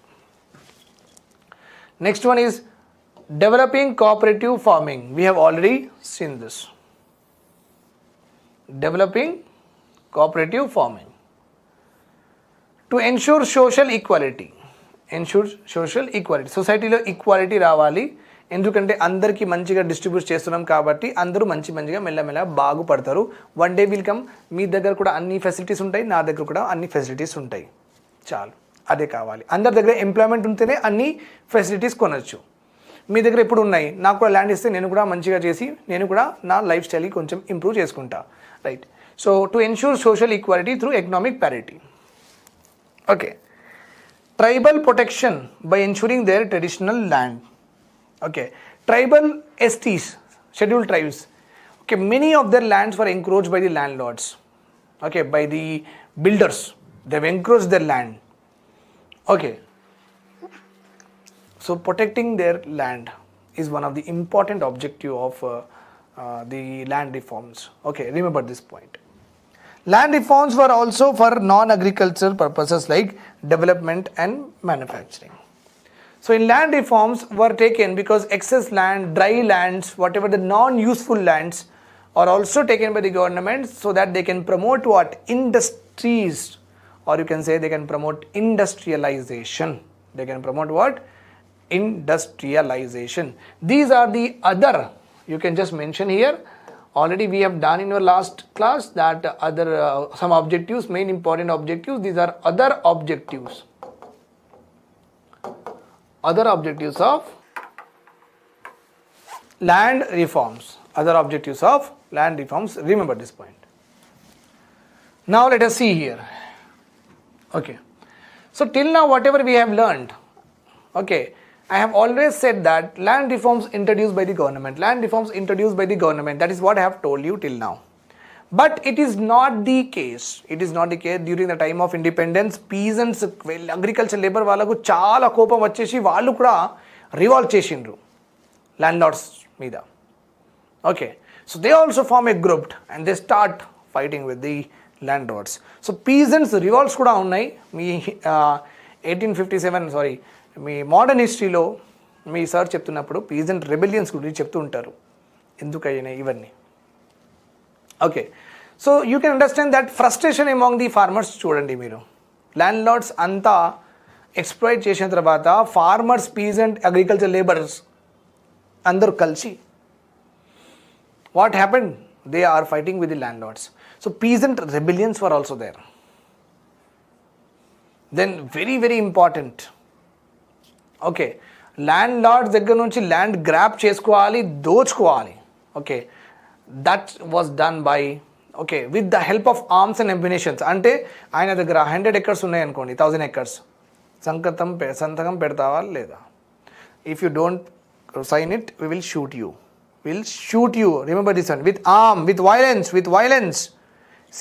CPM party వాళ్ళు చేసిండు ఇది. Naxalism బాన్ అయిన కారణమే సొసైటీలో equality లేనందుకు. Okay, Naxalism born because there is no equality in the society. ఇప్పుడు కూడా వాళ్ళది మెంటాలిటీ ఎట్లా ఉందంటే, మన సిపిఎం పార్టీ, ఇంకా నక్సలైట్స్, ఇంకా మయోయిస్ట్ వాళ్ళది మెంటాలిటీ ఎట్లా ఉందంటే, సొసైటీలో అందరూ ఈక్వల్గా ఉండాలి, సమానంగా ఉండాలి. టాటాస్, బిర్లాస్, సెలబ్రిటీస్, ఈ విఐపి కల్చర్స్ ఉండద్దు వాళ్ళ aim. That is what their aim is all about. Okay, so Naxalites generally believe that society should be equal. There should not be any groups based on the wealth, based on the property, based on the income, whatever it is. Okay, that is the main motto of what Naxalism, or you can also say that's the main motto of Maoist. వాళ్ళు కూడా land Lord's దగ్గర నుంచి grab చేసిండ్రు. They also grabbed and they grab చేసి వాళ్ళ దగ్గర నుంచి తీసుకొని they did not eat themself. Okay, they did not use it for themself. What they have done, వాళ్ళ దగ్గర నుంచి గ్రాప్ చేసి పూర్ పీపుల్కి ఇచ్చేసిండు వాళ్ళు. ఓకే, నక్సల్ బారీ మూమెంట్ అంటారు. నక్సల్ బారీ ఎందుకు, నక్సలైట్స్ ఆ పేరు ఎందుకు వచ్చిందంటే ఈ మూమెంట్ అంటే ల్యాండ్ లార్డ్స్కి బెదిరించి థ్రెటన్ చేసేసి వాళ్ళ మీద వాళ్ళ on their head putting a gun on their head and asking them to sign the documents of lands. Okay, this system అది ఎక్కడి నుంచి వచ్చిందంటే వెస్ట్ బెంగాల్లో ఒక ఏరియా ఉంది. That area is called as Naxalbari, NAXAL, Naxal బారీ. ఒక ఏరియా జస్ట్ లైక్ మన హైదరాబాద్ ఎట్లా ఉంది, ఇబ్రాహీంపట్నం ఎట్లా ఉంది, ఇన్ ద సేమ్ వే బెంగాల్లో కూడా ఒక ఏరియా ఉంది. That is called as what, Naxalbari area. They started this movement in from that particular area. Naxalbari ఏరియాలో వాళ్ళు ల్యాండ్ లార్డ్స్ దగ్గర పోయిండ్రు. Okay, they have threatened him, they have told that they will kill him and they took involuntary signatures. Okay, involuntary unwilling signatures of the landlords they have taken on the land and they have transferred to the different poor people ki chesina vallu. From that our mentality, okay, that mentality is promoted throughout the country. That mentality is promoted throughout the country. Remember this point here. Okay, so India has seen 4 experiments since independence. 4 experiments in independence to redistribute the land holdings. First one is very common. Government did by themselves. Government themselves started. That's why we call it as laws from above, reforms from above. Endukante government annitkante paina undi kabatti reforms from above. Okay, so reforms from above through government by enacting laws, nothing but through legislations. Reforms from above from the government coupled with peasant mobilization. Ante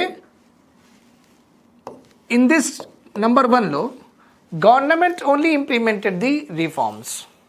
In second one, government implement the reforms only when peasant revolted. Peasants, farmers road మీద వచ్చేసి దాడులు చేయడం, ఇవన్నీ చేయడం, protest చేయడం, తర్వాత గవర్నమెంట్కి అర్థమైంది వీళ్ళు చేస్తున్నారు కాబట్టి we should also get a law. Why you can understand ఈ ల్యాండ్ రిఫార్మ్స్ ఇంప్లిమెంట్ చేయడానికి చాలా ప్రాబ్లం అయింది. ఎందుకంటే ఈ అసెంబ్లీలో పార్లమెంట్లో ఎమ్మెల్యేస్ కూర్చుంటున్నారు కదా, వీళ్ళే పెద్ద ల్యాండ్ గ్రాబర్స్, వీళ్ళ దగ్గర ఎక్కువ ల్యాండ్ ఉంది.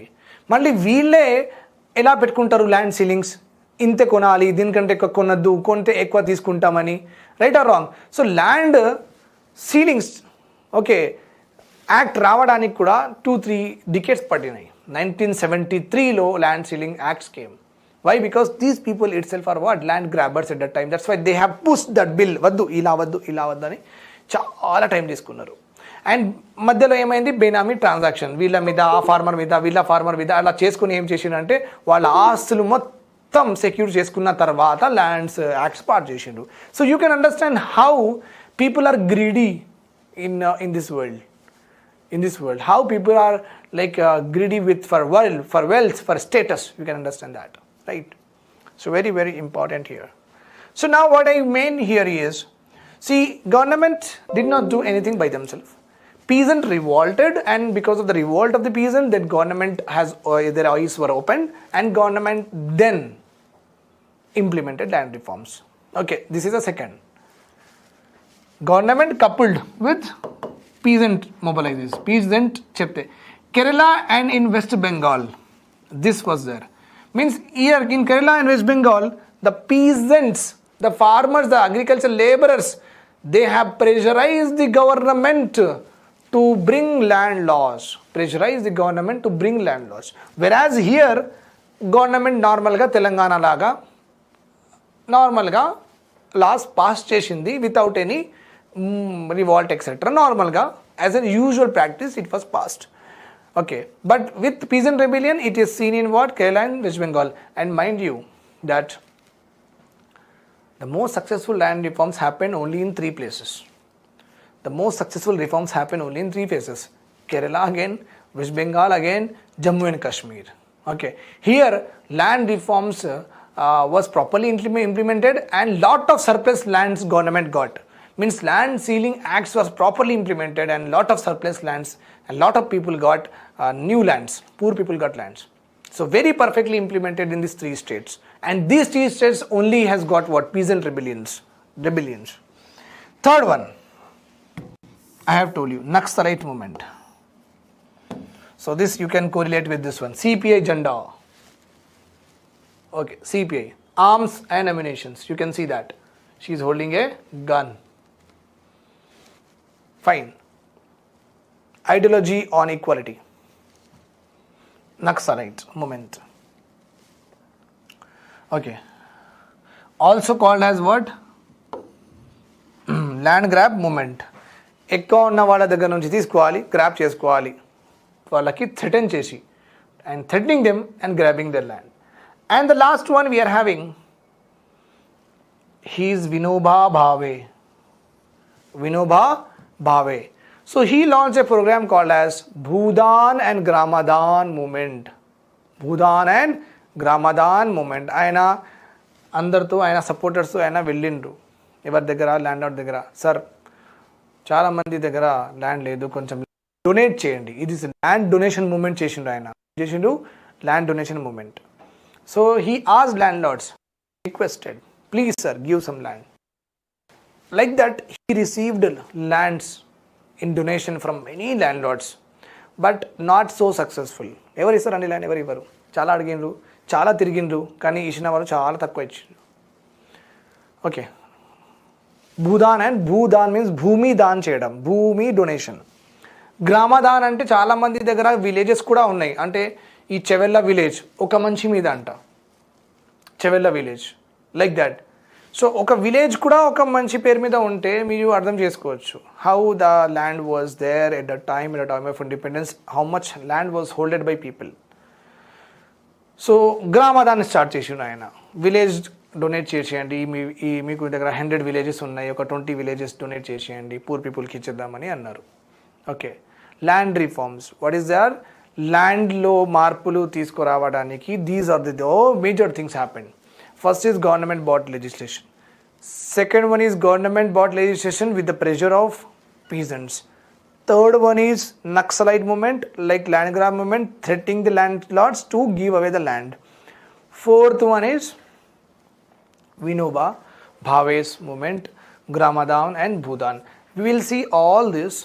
Okay, we do see all this in a detailed manner in our future classes. Okay, this is just like we are talking about the movements, one at a place, then we'll go one by one. Okay, I will also show you many of the things part of this in motion, so in videos also we can do it a very good way. Fine.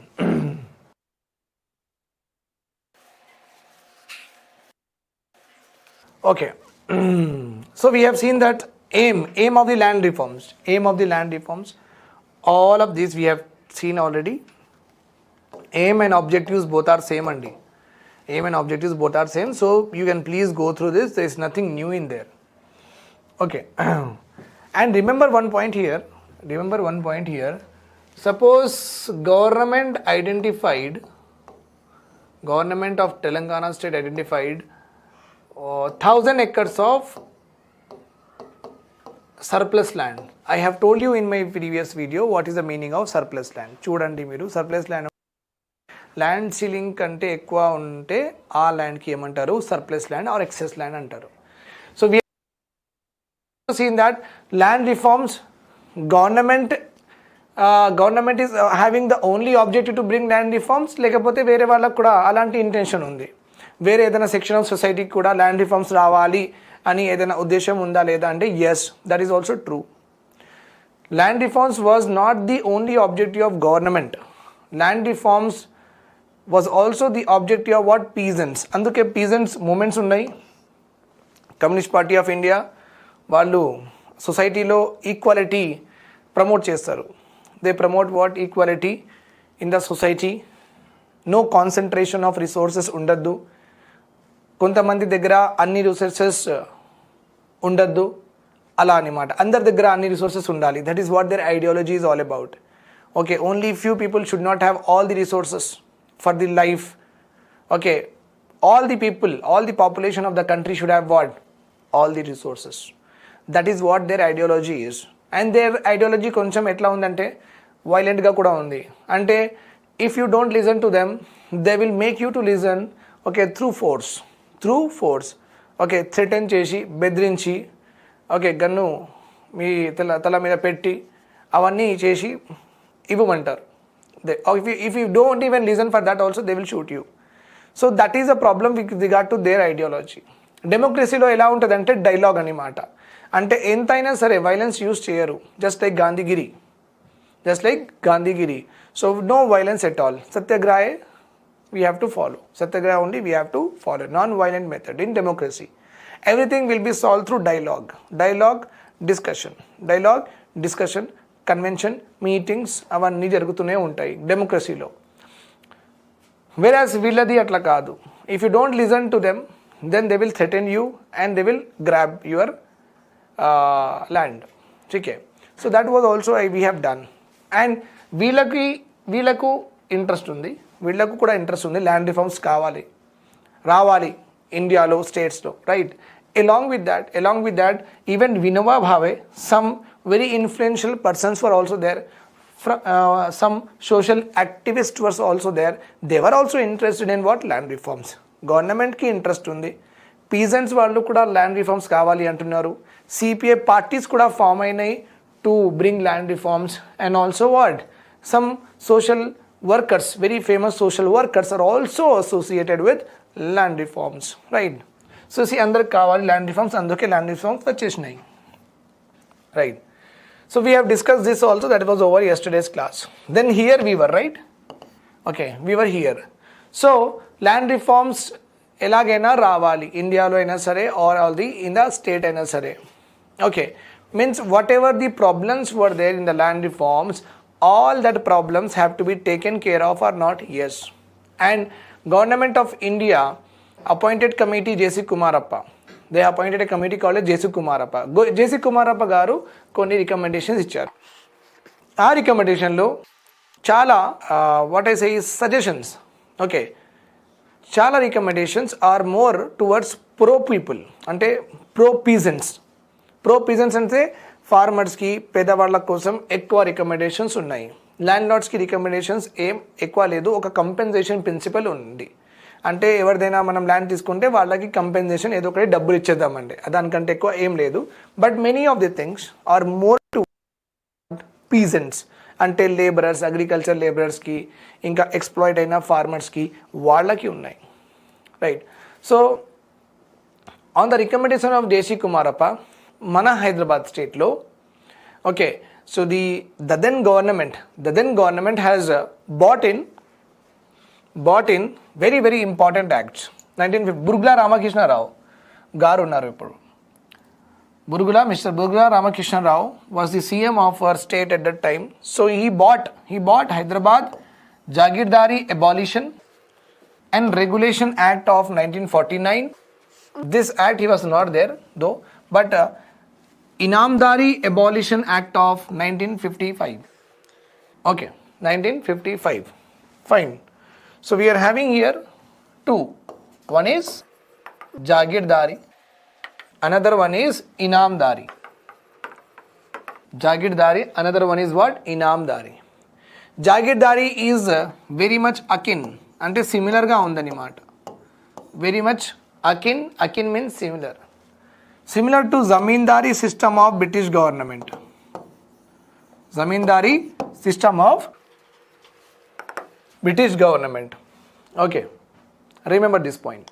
So as you know that zamindari system is similar to Jagirdari system, or you can say Jagirdari similar to zamindari system. Both are same only anyhow. So in this system what happens is the British government or Nizam in case of Jagirdari system, British government in case of what?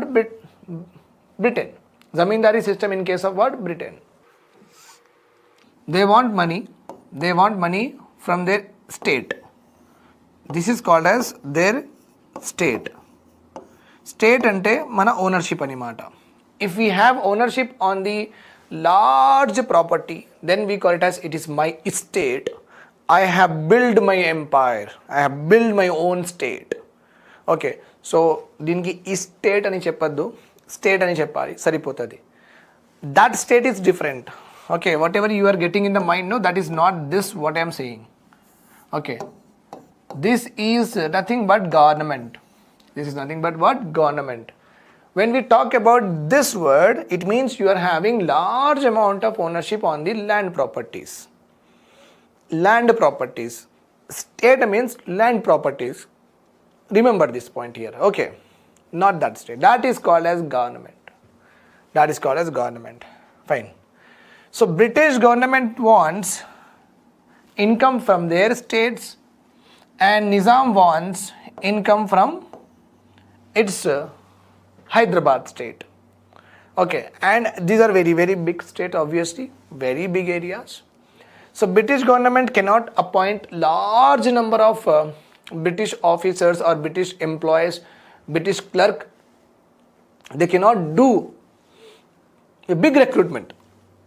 They cannot do a big recruitment and send them to the villages, to the farmers to collect what? Revenue. Not possible. And Hyderabad state also same. Big, a very big state. One of the largest princely state in the world, we say. One of the largest princely state in the world during the modern times. Okay. He also cannot appoint n number of clerks or revenue collectors, right? So what they have done, they have delegated this function to landlords. అంటే ఒక influential పర్సన్స్కి, okay, తెలిసిన వాళ్ళకి, చాలా వాళ్ళు చెప్తే వాళ్ళు చెప్పిన మాట చాలామంది వింటారు, అలాంటి వాళ్ళకి పట్టుకున్నారు వీళ్ళు. ఇంకా అప్పుడప్పుడు బిడ్డింగ్ కూడా అయిందండి. బిడ్డింగ్ కూడా అయింది. అంటే హైదరాబాద్ ఏరియా ఎంత ఇస్తారు? సో ఒకరు లేచి చెప్తాడు 50,000, I'll give per annum 50,000. Somebody else will get up and say, I'll give 1 lakh. Somebody else will get up and say 2 lakhs. Okay, the one that promises maximum revenue to the Nizam, ఆ tender ఆయనకి ఇచ్చేస్తారు. That tender will be given to them. So ఇప్పుడు ఖైరతాబాద్లో ఉన్న మొత్తం farmers దగ్గర నుంచి ఆయన collect చేసుకోవాలి. కలెక్ట్ చేసుకొని ఆయన ఎంత ప్రామిస్ చేసిండు గవర్నమెంట్కి? 2 lakhs. 2 lakhs ఇచ్చేయాలి. రెస్ట్ వాళ్ళది ఆయన వదిలేసిండు, నిజాం వదిలేసిండు అనమాట. వీళ్ళు ఏం చేసిండు? 2 lakhs ప్రామిస్ చేసిండు కదా, వీళ్ళు తీసుకున్నారు ఫార్మర్ దగ్గర నుంచి 4 lakhs. అట్లా అంటే they want to fill up their pockets. They want to fill up their pockets and become wealthier. That was a greed. But in and out what I want to say here is, here zamindari system is British, jagirdari system is Nizam's. So, British government want revenue from their total estate. Nizam wants revenue or income from its Hyderabad state. So, they appointed what? Officers. They appointed what? Officers. Okay. People to collect the revenue. To collect the revenue. Okay. To collect the revenue. So, these people in the middle and farmers will pay to these people. Okay, means the appointed persons will pay to them. This is called as Jagirdari system. Just similar to Zamindari system, we have already seen, I have already discussed that. Inam. Inam is nothing but gift. Inam. आप अच्छा काम करो, आपको इनाम मिलेगा. Okay. Inam is nothing but reward. Inam is nothing but reward. Okay. So నిజాంకి నచ్చిన వాళ్ళకి నిజాం ఏం చేసారంటే, so he has also given lot of lands as డొనేషన్గా, గిఫ్ట్ లాగా ఇచ్చేసాడు ఆయన. Okay, if you are really good to the Nizam, if you have been very very obedient to the Nizam, if you are so trustworthy to the Nizam in the eyes of Nizam, okay, and if you have given lot of services to the Nizam, and you might have shown a very good musical whatever the performance in front of the Nizam. So at that time Nizam used to be very happy and he used to say that ye mera inam hai, aaj se Ibrahim Patnam tumhara, okay, aaj se Hayat Nagar tumhara, right? So this was called as inam lands, the lands which are gifted by Nizam to the people. Okay, the lands which are gifted by the Nizam to the people, such lands are called as inam lands. ఇవి కూడా చాలా ఉన్నాయి అండి, ఇనామ్ lands కూడా చాలా ఉన్నాయి. Okay, jagirdari lands కూడా ఉన్నాయి, ఇలాంటి ల్యాండ్స్ కూడా ఉన్నాయి. అంటే ఇలాంటివి ఎవరి దగ్గర లేదు. అంటే ఇండియాలో జమీందారీ మహల్వారీ రైట్ వారీయే నడిచింది, కానీ ఇవన్నీ ఎక్స్ట్రా లేవు. హైదరాబాద్ స్టేట్కి సంబంధించింది కొత్తగా ఉన్నాయి అన్నమాట. Okay, so you have to understand this. So that's why if we want to pass an act, we have to abolish this also, we have to abolish this also or not? Yes. So we have got two acts for the abolition of two things. Right. For the abolition of two things. Hyderabad Jagirdari, Inamdari. Then we also passed sealing acts. Okay. Then we also passed sealing acts. So excess land, whatever we have got after the sealing act was introduced, after the sealing act came into force, whatever the excess or surplus lands has been identified by the government, they are distributed among the people, okay, among the small and marginal farmers. Such distributed lands to the landless people, to the poor people, such distributed lands, okay, freely distributed lands to the laborers, to the poor people by the government, they are called as assigned lands. Okay, assignment of government, or you can also call it acquire land from the government. Okay, but they are called as assigned lands. Then we have also got two more important acts, that these acts will protect tribal people. Okay, we have seen this yesterday, that's why I am just going away fast. Fine. This was also done in our last class. Okay, I guess. Okay. Now we have to do the things from here. Right. I guess this is a starting point. Intermediaries in Telangana. As I have told you, that's in our Hyderabad state. In our Hyderabad state, we are having Jagirdars, we are having Inamdars, and we also have Diwani or Khalsa lands also. Very, very important. I'll just give you a brief of this thing. Okay, you will also understand better. In our Hyderabad state, okay, the lands, the total land administration, what do we call it as, Andy? Land administration ఎలా జరిగింది అంటే మొత్తం హైదరాబాద్ స్టేట్లో ఉన్న land మీద ఎవరిది ownership ఉంది, ఎలాంటి ఓనర్షిప్ ఉంది, what is that ownership and how is the ownership, right? So Hyderabad state, one is very very common, we have been discussing about it. One is very, very common, we have been discussing about it, that is Jagirdar. Jagir lands antaru. And the land holder is called as Jagirdar antaru. Evar దగ్గర ఉంది land వాళ్ళకి జాగీర్దార్ అంటారు, ల్యాండ్కి jagir lands అంటారు. Second one we know very much clear that inam land. Inam means Nizam gifted lands, means Nizam gifted lands. Then third category of lands are nothing but Diwani lands, or you will also call it as Khalsa lands. Okay, these lands belong to the government, means these lands belong to the directly to the Nizam. Ante Nizam administration kinda vastayi. Okay, Nizam will administer this. Jagir lands, Jagirdar will administer.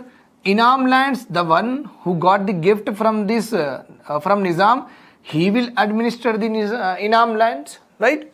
Diwani lands are administered by Nizam. Nizam officers వెళ్ళి ఆ ఏరియాలో వెళ్ళి వాళ్ళే డబ్బులు collect చేస్తారు farmers దగ్గర నుంచి. Such lands are called as Khalsa or Diwani lands. Okay fine. Now we are also having here survey khas. Okay, there are some lands, okay, there are some lands which are only the revenue of these lands. Like in Hyderabad state, let's suppose these 4 places, these 4 yellow dots are coming under survey khas lands. Okay, survey khas land, right? So whatever the revenue that the Nizam government gets from these lands, no, whatever the money they receive from these lands, all these money will go for the personal expenditures of Nizam. Sarf-e-khas means serve, S-E-R-V-E, serve to yourself. Serve to yourself. Sarf-e-khas, khas means to you, to myself, like that. Okay, so I guess you got this point. Sarf-e-khas. So whatever the land, whatever the revenue that is generated from this land, this revenue, okay, will be used only for the upkeep, for the maintenance, for the very personal expenditures of the Nizam.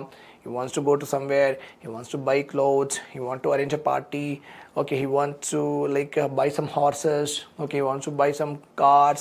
So for them, personal expenditure does not be that are not related to any of the expenditure in the society or for the economic purpose. Okay, so this survey khas, whatever the money that they get from this particular survey khas lands, all will be used for his own expenditure. Hence, these expenditures from these survey khas funds, you can say, are unproductive expenditure. Means it is not at all useful for the construction of any school or health or road, like that. Unproductive expenditure. Aina kosame cheskunnaru. Unproductive expenditure. Okay, and the very last one we are having samsthanas. And the very last one we are having what? Samsthanas. Okay, samsthanas are nothing but, see, ఇది Hyderabad area కదా. హైదరాబాద్లో not only Nizam was there, okay, there are some small kings, majorly in the Royalseemalo. Here Royalseemalo, some kings are there, some small kings are there which are controlling little bit of area. In the Nizam area, you will be having some areas which are for Jagirdari lands, some areas will be under Inamdar lands, some areas will be for survey khas, ayana expenditure కోసం. Okay, some areas will be directly under the Nizam government, Diwani lands. Not Diwani mean Hindi, Diwani means stupid. Okay, in Hindi, stupid or idiot, whatever it is. But Diwani means but not Diwani. This is Urdu Diwani, or you can also call it as what? Khalsa. Okay, and not only this, there are some petty chief, means petty means small chief kings or were also there. Some areas, majorly near the Royalseema, some small kings were there. They were also having their own area. Nizam allowed them. Nizam said, okay sir, you have your area, you rule that area, you don't have any problem. Okay, but one thing you have to do, because I am very supreme, okay, what you have to do is, I can just annex your territory just like that. So one thing you do, ఏంటి sir అంటే, annually నాకు ఎంతో కొంత డబ్బులు పంపించేయండి, మీరు మీ ఏరియాకి మంచిగా చూసుకోండి, పర్వాలేదు.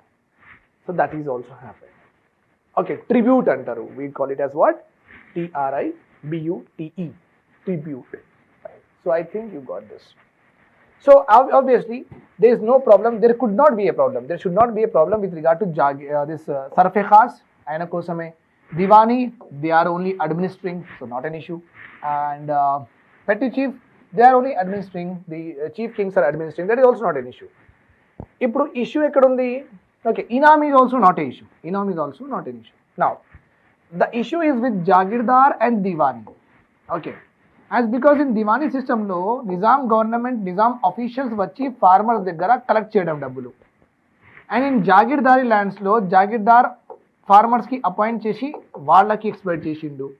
So in this two lands there was lot of exploitation of farmers, atrocities on them, abusing, beating, thrashing, eviction, అవన్నీ ఉన్నాయి. ఓకే, వీళ్ళకి. So then all the peasants together, they revolted against the Nizam government. They revolted. The land reforms with related to Telangana. Let us go ahead. So now we will see about intermediaries in Telangana.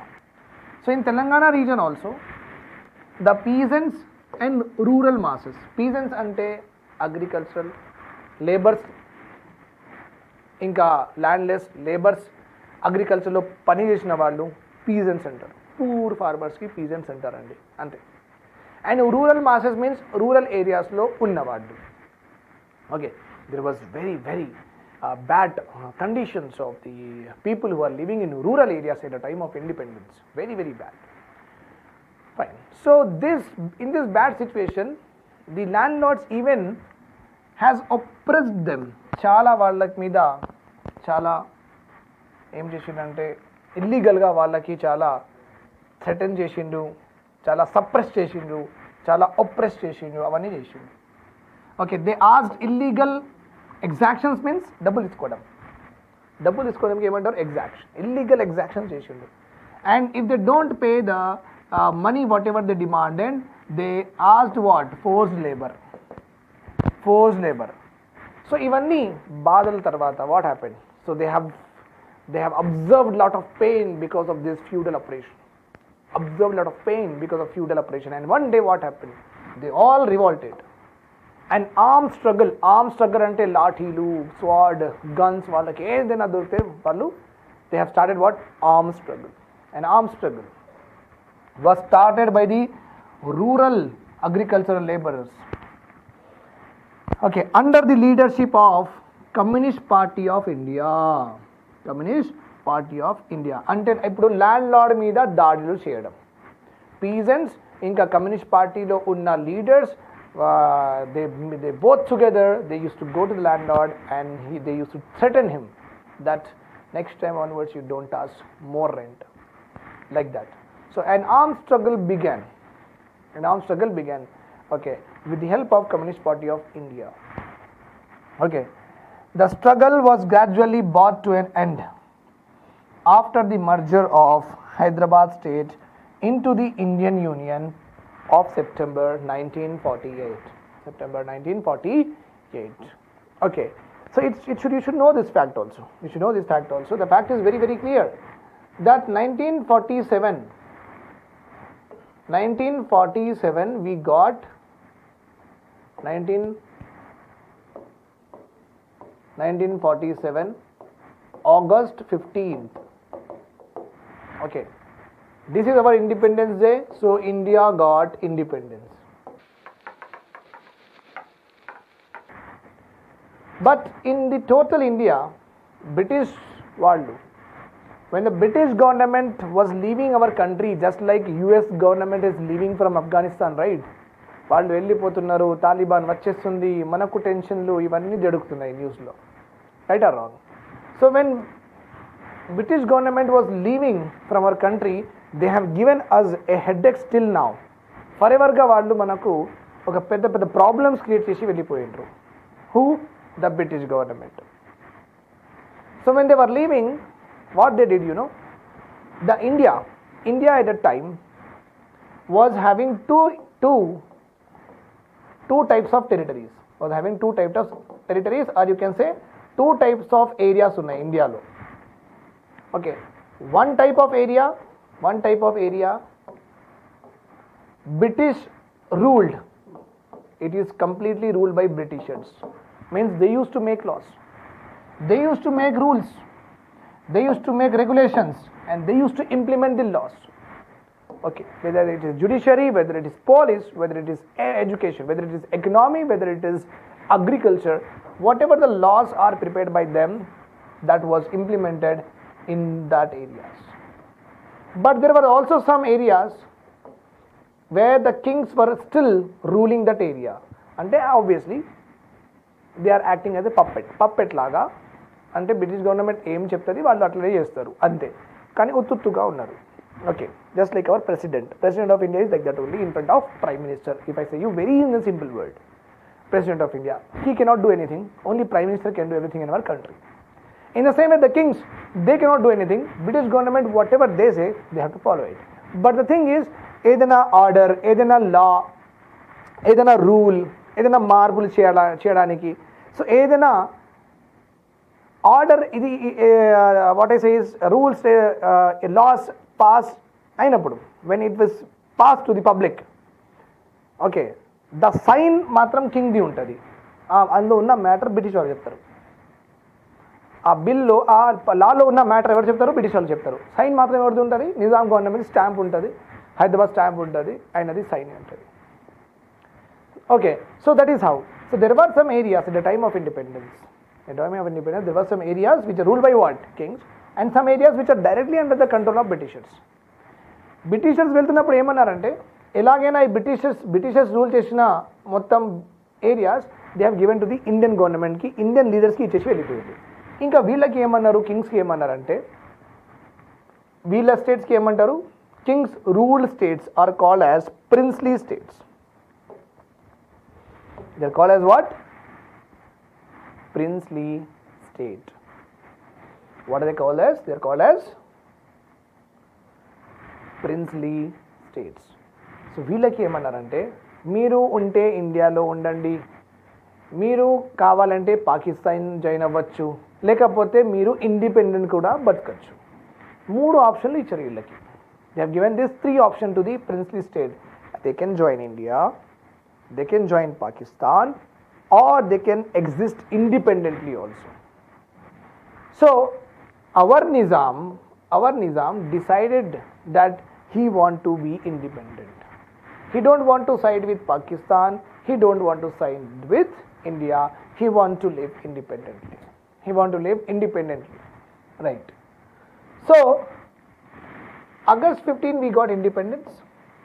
Then August 15 1947 to 13th September 1948, Nizam ruled independently this area in our country. Okay, no laws, no rules of Indian government was applicable to this Hyderabad state. So Nizam 1 year he ruled. Then after that, because there was situations where Nizam and his government is more interested to join Pakistan, like that. There was talks, there was substantiating facts were also there at that time, that because of their all these illegal and unlawful activities, the government of India has launched a operation called as Operation Polo. What is the operation? It is called as Operation Polo. So, and in this Operation Polo, Indian government captured the Hyderabad state. Indian government captured the Hyderabad state, and Indian army came, and Jawaharlal Nehru told very clear to the Indian army that Nizam has lived as a king, he should also die as a king. Don't handcuff, don't disrespect him, don't degrade him. Okay, you have to behave with utmost respect to the Nizam ani cheppindu Jawaharlal Nehru. So, and the government of India declared Nizam as the Raja Pramukh, just like manaku governor etla appudu Raja Pramukh, declared the Hyderabad state Raja Pramukh as Usman Ali Khan. Last Nizam ki Raja Pramukh laga declare chesindu. And Jawaharlal Nehru told that this privilege aynane enjoy chesukochu, the later on his children, his grandchildren, they will not get any of this privilege. Okay, so he is, as a king he lived, we want him to die as a king, and we want him to give all the privileges, all the special things, whatever he enjoyed till now. We don't want to devoid any of these things. We just wanted to give him as what how he has lived. We wanted to make him to live in that way. But these privileges, these special things cannot be enjoyed by their heirs, not there by daughters or granddaughters, whatever soever. Right. So that is the slide is talking about that only. Slide is about that only. That's why I have to tell the story to you. So Hyderabad state was doing, that is all. Okay, now here, as I have told you that there was lot of atrocities were there in the Hyderabad state, right? Jagirdars and the Diwani lands, government officials were trying to squeeze out the blood from the farmers, from the agricultural laborers. They are oppressing, they are like thrashing them. Okay, they are illegally evicting them. So by they observed it with a lot of patience. Now they was blown up. They were blown up with a lot of anger, and they have showed that anger in the form of what? Armed struggle by combining with Communist Party of India. Communist Party of India. But all this struggle was totally gone. Why? Because Hyderabad state was annexed by the Indian government. Indian government has taken over the control of Hyderabad state. Then there won't be any atrocities, right? So this total movement of armed struggle against the Nizam came to be stopped, or it is totally halted, as because Hyderabad became a part of Indian territory in 1948. Right, you can see this. Hyderabad state, I used to tell you many times.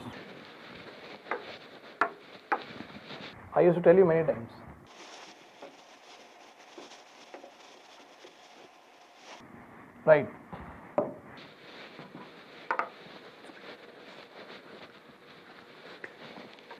See, you see this? This is coastal Andhra. This is Royalseema. Okappudu 1956 varaku. Coastal Andhra. This is Royalseema. These were not under the control of us. Means with Nizam. Not under control of Nizam. This coastal Andhra was merged with what? Tamil Nadu, and this total area from here to here, Andhra and Tamil Nadu at that time used to be called as what? Madras Presidency. Madras Presidency. So here British government was there. Okay, obviously assembly was there consisting of Tamil Nadu and Andhra leaders, but British government was also a part of it. Governors were there, no? Executive councils were there. But in and out, they are totally under the British administration. But you can see the Telangana. This is Telangana, complete Telangana is a part of Hyderabad state, and you can see that some part of Maharashtra also belongs to Nizam, and you can see here some part of Karnataka also, this part of Karnataka. Okay, Karnataka, Maharashtra and present Telangana. Okay, these three, when Nizam was there in our Hyderabad state, okay, as a king of Hyderabad state, he did not rule only Telangana, he ruled also what? Some districts, 3 districts of Maharashtra and 3 districts of Karnataka. That's why you will see bordering areas to Muslim population ఎక్కువ ఉంటుంది. Okay, and they speak very Urdu, like Aurangabad, Parbhani, Beed. So like that you are having here. So many Muslim areas are there here. Okay, because obviously where there is a Muslim rule will be there, Muslim will go to that particular place, right? They will get a warm welcome will be there, the traders will welcome them. Okay, they can live with same dignity, etc. So people from different places do come to the same rule, common sense. At that time that was a very common thing. Okay, so I just wanted to show you that how India, like Hyderabad maps used to look like, okay, in the year 1956, before 1956, till 1956, till 1956, this is how it is. Okay, Aurangabad is ours. See, you can see that Hyderabad state చాలా పెద్దగా ఉన్నింది ఒకప్పుడు. This and this అంటే రాయలసీమ ఇంకా coastal Andhra కూడా హైదరాబాద్ కిందనే ఉన్నింది ఒకప్పుడు. So even coastal Andhra and Rayalaseema were also under the control of what Hyderabad state before. But northern Sarkar means this total coastal Andhra. Northern Sarkar means total coastal Andhra, Nizam gifted to the Britishers. Then This Rayalaseema is called as what? Ceded districts. Rayalaseema is called as ceded district. Coastal Andhra is called as Northern Sarkars. CIRCARS.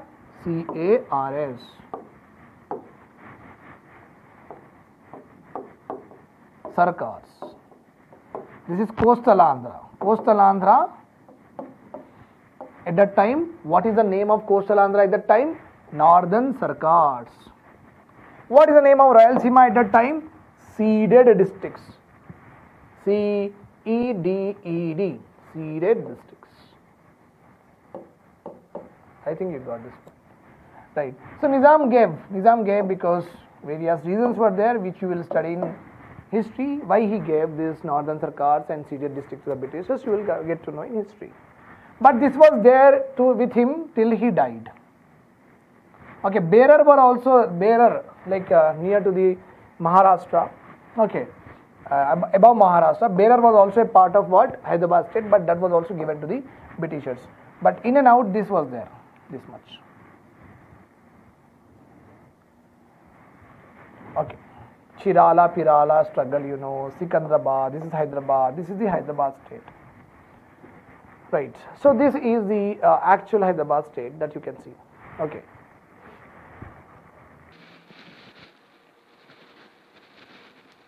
This is called as Raichur Doab andi. Chala appudu meeku books lo it will be coming.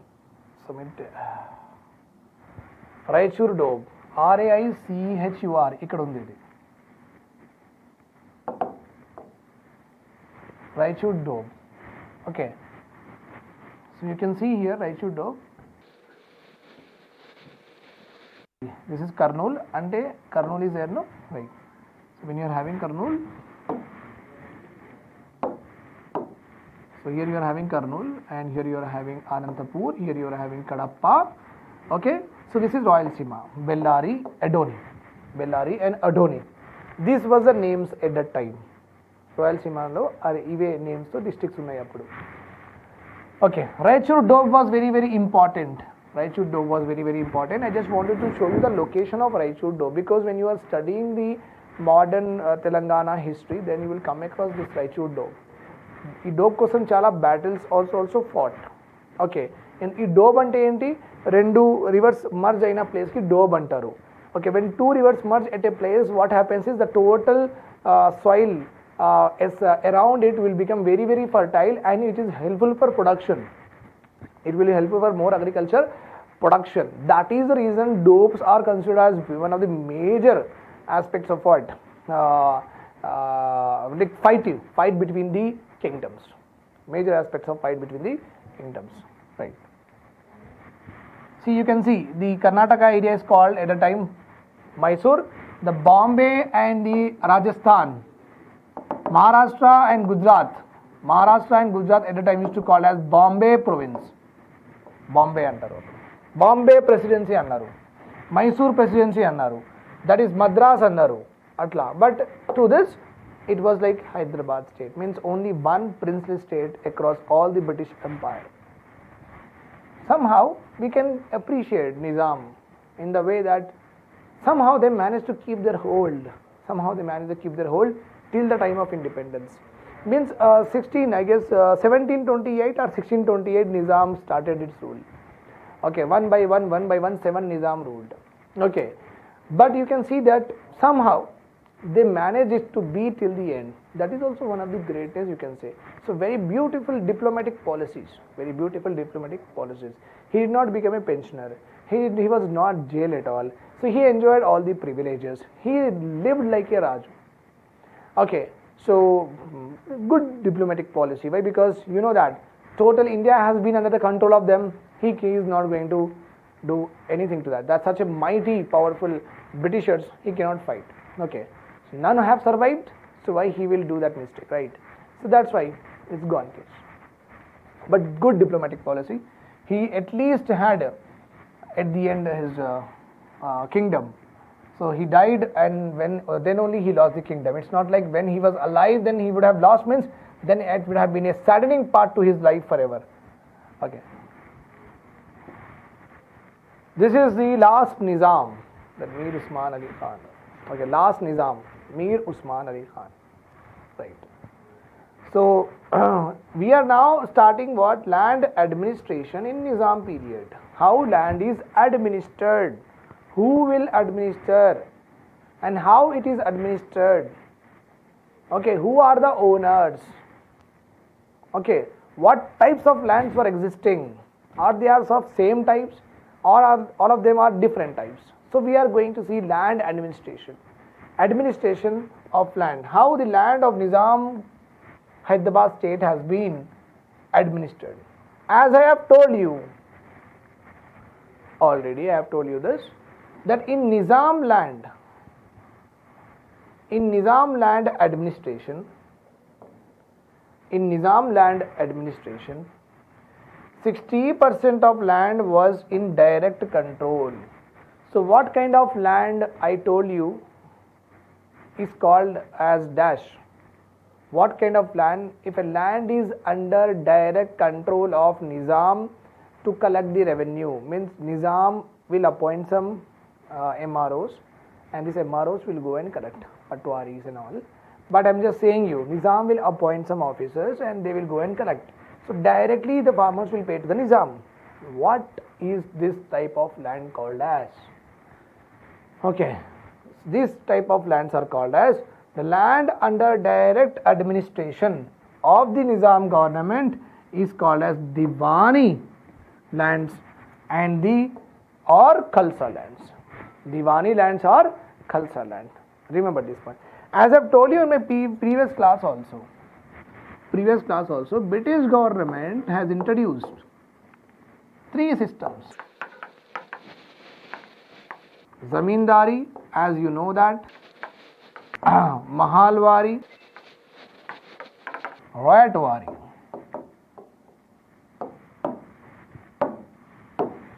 These 2 are like a middlemen. So Zamindars were appointed and Mahaldars were appointed to collect the revenue from farmers. Okay, in these 2. Rayatwari system was British government directly covers from farmers. British government directly covers from farmers. Now you might have understood. Zamindari, Mahalwari, there is a middleman is there. Zamindar or Mahaldar, వాళ్ళు ఉన్నారు మధ్యలో. ఈ 2 సిస్టంలో, ఈ revenue collection సిస్టంలో వీళ్ళు ఉన్నారు మధ్యలో. బిట్వీన్ ఎవరు between British government and farmers. But in ryotwari అట్లా కాదండి. రైట్ వారీలో డైరెక్ట్ ఫార్మర్స్ డైరెక్ట్గా పే చేయాలి గవర్నమెంట్కి. Right. In the same way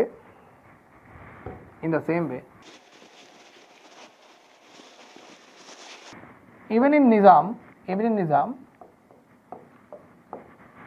direct control is also there, indirect control lands are also there. Okay, direct control lands are called as what? Khalsa or Diwani. Khalsa or Diwani. Direct control means in this system farmer will pay directly to what? Nizam government, right or wrong? Is it not similar to Rayatwari system of British government? Similar ga undi kada this particular system, right? So direct control, farmer directly paying to the Nizam. In Rayatwari also farmer directly paying to the British government. That's why we have got here wherever Khalsa, Diwani అలా రాసి ఉంటే డైరెక్ట్గా మీకు ఎట్లా ఉంటుందంటే wherever there is a Khalsa and Diwani are written, you will always see what? Rayatwari కూడా చూస్తారు మీరు, because direct payment is there. So 60% of government land is there.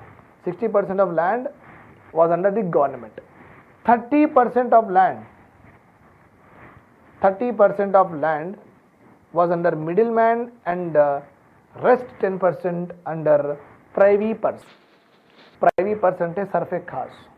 Privy purse అంటే ఆ ల్యాండ్ నుంచి వచ్చిన డబ్బులు ఆయన కోసమే యూజ్ చేసుకుంటాడు, ఆయన ఎక్స్పెండిచర్ కోసమే యూజ్ చేసుకుంటాడు. పర్ఫ్యూమ్ కొంటాడు, లేకపోతే కార్స్ కొంటారు, లేకపోతే ఆయన బట్టలు కొంటారు, ఆయన అటు పోతారు ఇటు పోతారు ఎక్కడైనా పోతారు, but only for his personal expenditures. That is also called is privy purse. Privy purse means some part of the revenue should be given for the crown, given for the king for his expenditures. Okay, some part of the revenue which is collected from the people, some part should go to the crown for his own expenses. Then it is called as what? Privy purse antaru. Emantaru? Privy purse. Right. So 60% of land under the direct control, 30% of land under middleman. Middleman evaru? Middlemans were inamdars, jagirdars. Okay. Then, as I have told you, the land under the middleman one. Okay, మధ్యలో ఉన్నవారు జాగీర్దార్, సంస్థానాస్ మనం add చేసినాం. Okay, because వాళ్ళు కూడా ఒక పేష్కష్ లాగా ఇస్తారు కాబట్టి. మిడిల్గా ఉన్నారా లేదా? నిజాం స్టేట్లోనే వాళ్ళు కలెక్ట్ చేస్తున్నారా లేదా? Okay, maybe they are not doing that harm to the farmers, but they are in the middle or not? Yes. Jagirdar, Samtanas, and you can see here Inamdars. These are the three middlemen. These are the three middlemen. Okay. So whatever the land which was there for the expenses of Nizam expenses kosam, whatever the lands are there, as I have told you, it is called as sarfe khas. It is called as sarfe khas. Okay. Sometimes what happened? Privy పర్స్లో ఉన్న అంటే సర్ఫే కాస్ట్లో ఉన్న lands, ఆయన personal expenditure కోసం ఉన్న lands చాలా పెద్దగా అయిపోయినాయి. ఓకే, కానీ అంత డబ్బులు ఆయన యూజ్ చేయట్లేదు. So some Sarf-e-khas lands are transfer to diwani. అప్పుడప్పుడు ఏం చేస్తారంటే దివానీలో చేసేస్తారు. సో ప్రొడక్టివ్ ఎక్స్పెండిచర్ మంచిగా ఈ రెవెన్యూ కూడా స్టేట్ డెవలప్మెంట్కి వాడండి అని. Okay, when some lands from sarfe khas are transferred to Diwani or Khalsa, then such lands are called as Mufawwiza-e Diwani. Such lands are called as Mufawwiza-e Diwani. We have seen about the land administration. Okay, and I have told you that the Nizam land has been administered in 5 different types.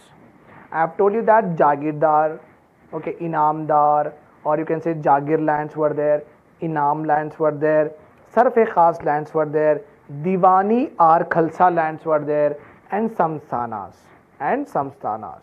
So 5 different types of lands were there in the Hyderabad state. Okay, apart from that ఇల్లులు అవన్నీ కాదండి. Okay, అంటే అడ్మినిస్ట్రేషన్లో వచ్చిన lands గురించి మాట్లాడుకుంటున్నాం మనం. Okay, so administration related things only we're talking about. Okay, fine. So we have seen this one, right. So the first one we will go ahead with the very small topic, that is samsthanas. What is that? Samsthanas. Okay. So you can see that in Samsthanas there are like kings are there. Okay, they are getting the gifts. They are coming up with gifts and giving to the king. See, all of them are holding some kind of gifts. So they bought they bought tigers. Okay, they bought tigers also to give to the Nizam. Not exactly, the picture is not obviously with the Nizam picture, but I'm just for illustration, for your imagination, I have given you one picture. The king is there, lot of people are what? Gifting. Okay, so suppose these are all what? Suppose that all of these are in Hyderabad state, వీళ్ళు చిన్న కింగ్స్లు అనమాట, చిన్న area వాళ్ళు govern చేస్తున్నారు అలా అనుకోండి మీరు. Okay, so వీళ్ళు ఎవ్రీ ఇయర్ యాన్యువల్లీ నిజాంకి ఒక ట్రిబ్యూట్ ఇచ్చేయాలి. That tribute is called as what? Peshkash అంటారండి. ఏమంటారు? Peshkash. Understood, right. So this is what is all about. Okay, Samsthanas are there only in Telangana. Other states, Junagadh, and you are also having what? Jammu and Kashmir and Hyderabad. These were the 3 major princely states. Major ante pedda states at the time of independence. At the time of independence, these are the 3 major, means bigger area states, princely states ruled by king. Okay, కానీ Samsthanas ఒక concept హైదరాబాద్లోనే ఉంది, హైదరాబాద్ స్టేట్లోనే ఉంది. వేరే Kings అలాంటి permission చిన్న చిన్న కింగ్స్కి ఇవ్వలేదు. ఓకే, అంటే ఒక పెద్ద రాజులో వాళ్ళ కొన్ని ఏరియాస్లో చిన్న చిన్న రాజులు అలా అడ్మినిస్ట్రేషన్ చేసుకుంటున్నారు కదా, అలా పర్మిషన్ వేరే వాళ్ళు ఇవ్వలేదు. Nizam has allowed it. Nizam has allowed that. let them also, because they have got reputation, they have got family background etc. Why to harm their status, privilege etc. So ఆయన పోనీలే వాళ్ళకి ఎందుకు అంత సప్రెస్ చేయాలి, వాళ్ళు ఫోర్ ఫాదర్స్ గ్రాండ్ ఫాదర్స్ వాళ్ళు చాలా influential ఫ్యామిలీతో ఉన్నారు, ఇప్పుడు మనం తీసుకుంటే వాళ్ళ ఇజ్జత్ అవన్నీ పోతుందని ఆయన ఏం చేసిందంటే ఓకే సరే మీ ఏరియా మీరు చేసుకోండి, కానీ you have to give what peshkash. So they are only samsthanas are there only in Telangana. Samsthanas are ruled by Hindu kings, small Hindu kings. Within Hyderabad state lone chinna Hindu kings were there who are holding the area. Okay, and they are only making laws on it, they are only collecting the revenue etc. But they have to pay a tax to the Nizam. That tax is called as peshkash, nothing but a kind of tribute. Sir, you are only supreme, we are just working under you. Okay, ante. That is the reason. Sir, you are only supreme, we are just working under you. That is called as tribute or peshkash. So alanti chinna kings enni unnai? 14 are there. 14 small kings, or you can say small chiefs, CHIEFS, chiefs. 14 small chiefs were there, and they were holding around 49 villages were there in their hand. 49 villages were there in their hand. And the bigger one, in that 14 samsthanas, there are some chiefs which are having more villages, and they are powerful chiefs in their areas. Five of them very important 5 of them are Gadwal Samsthana. This Samsthanam is under the dynasty of Malishetty dynasty. అంటే హైదరాబాద్ స్టేట్లోనే వీళ్ళు ఈ dynasty వాళ్ళు ఒక ఏరియాలో rule చేస్తున్నారు. What is that dynasty name? Malishetti. Okay, then we're also having they uses to in this గడ్వాల్లో ఒక fort కూడా ఉందండి. It will come in the examination. Please do remember this fort name, Nalla Somanadri fort is there in Gadwal. Okay, then second one Vanaparthi Samsthanam.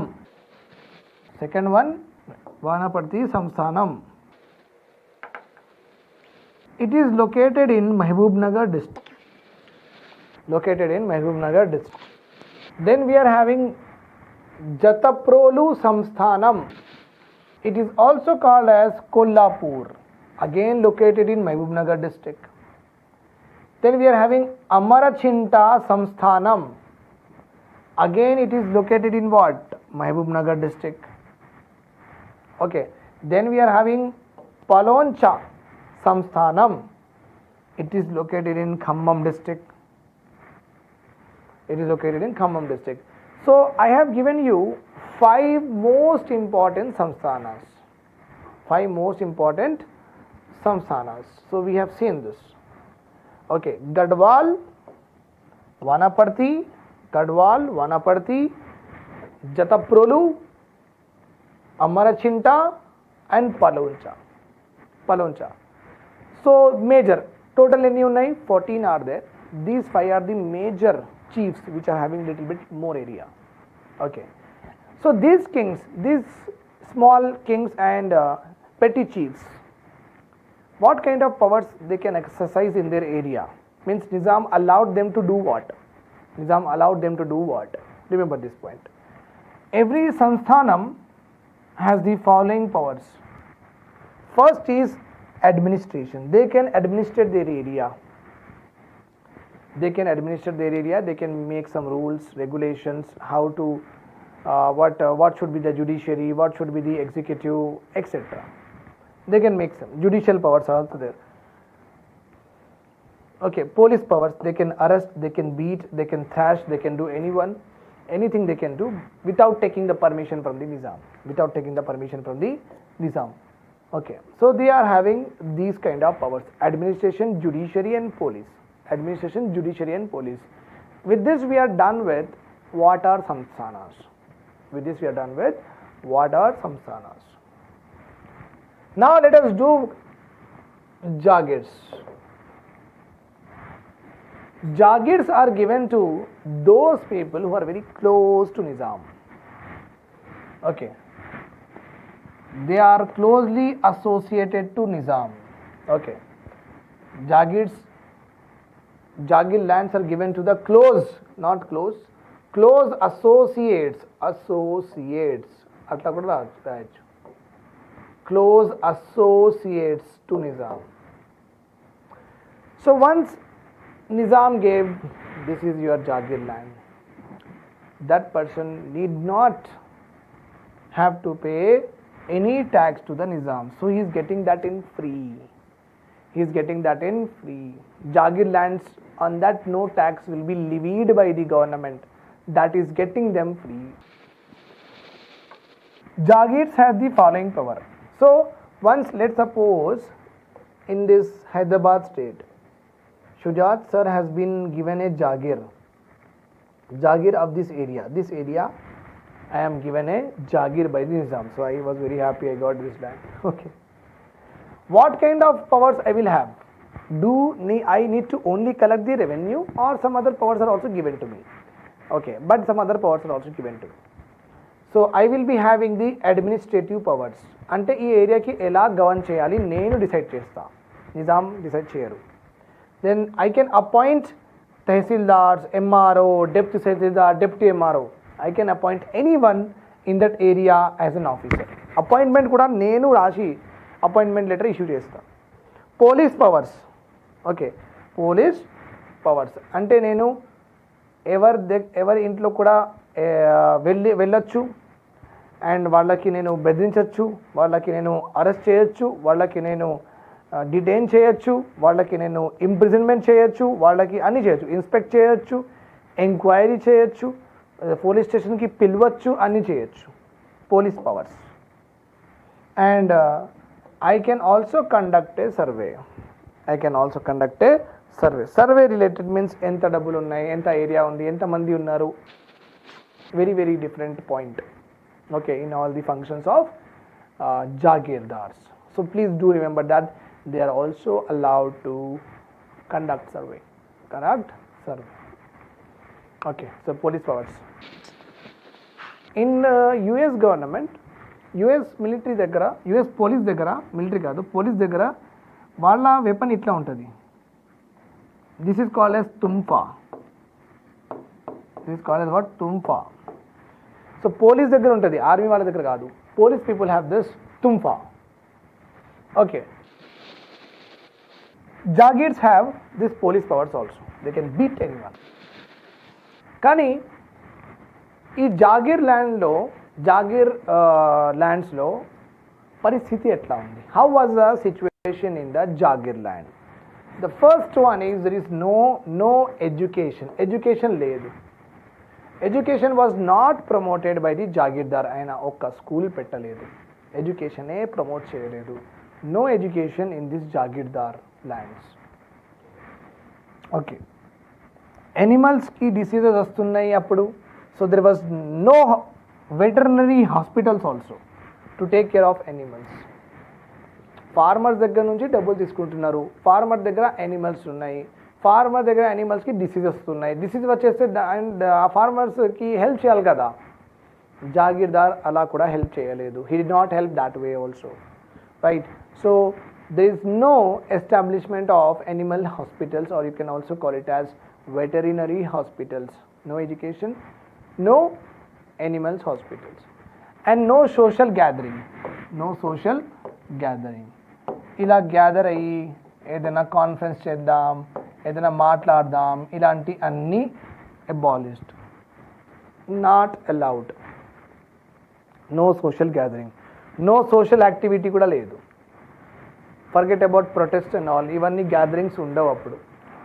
Okay, remember this.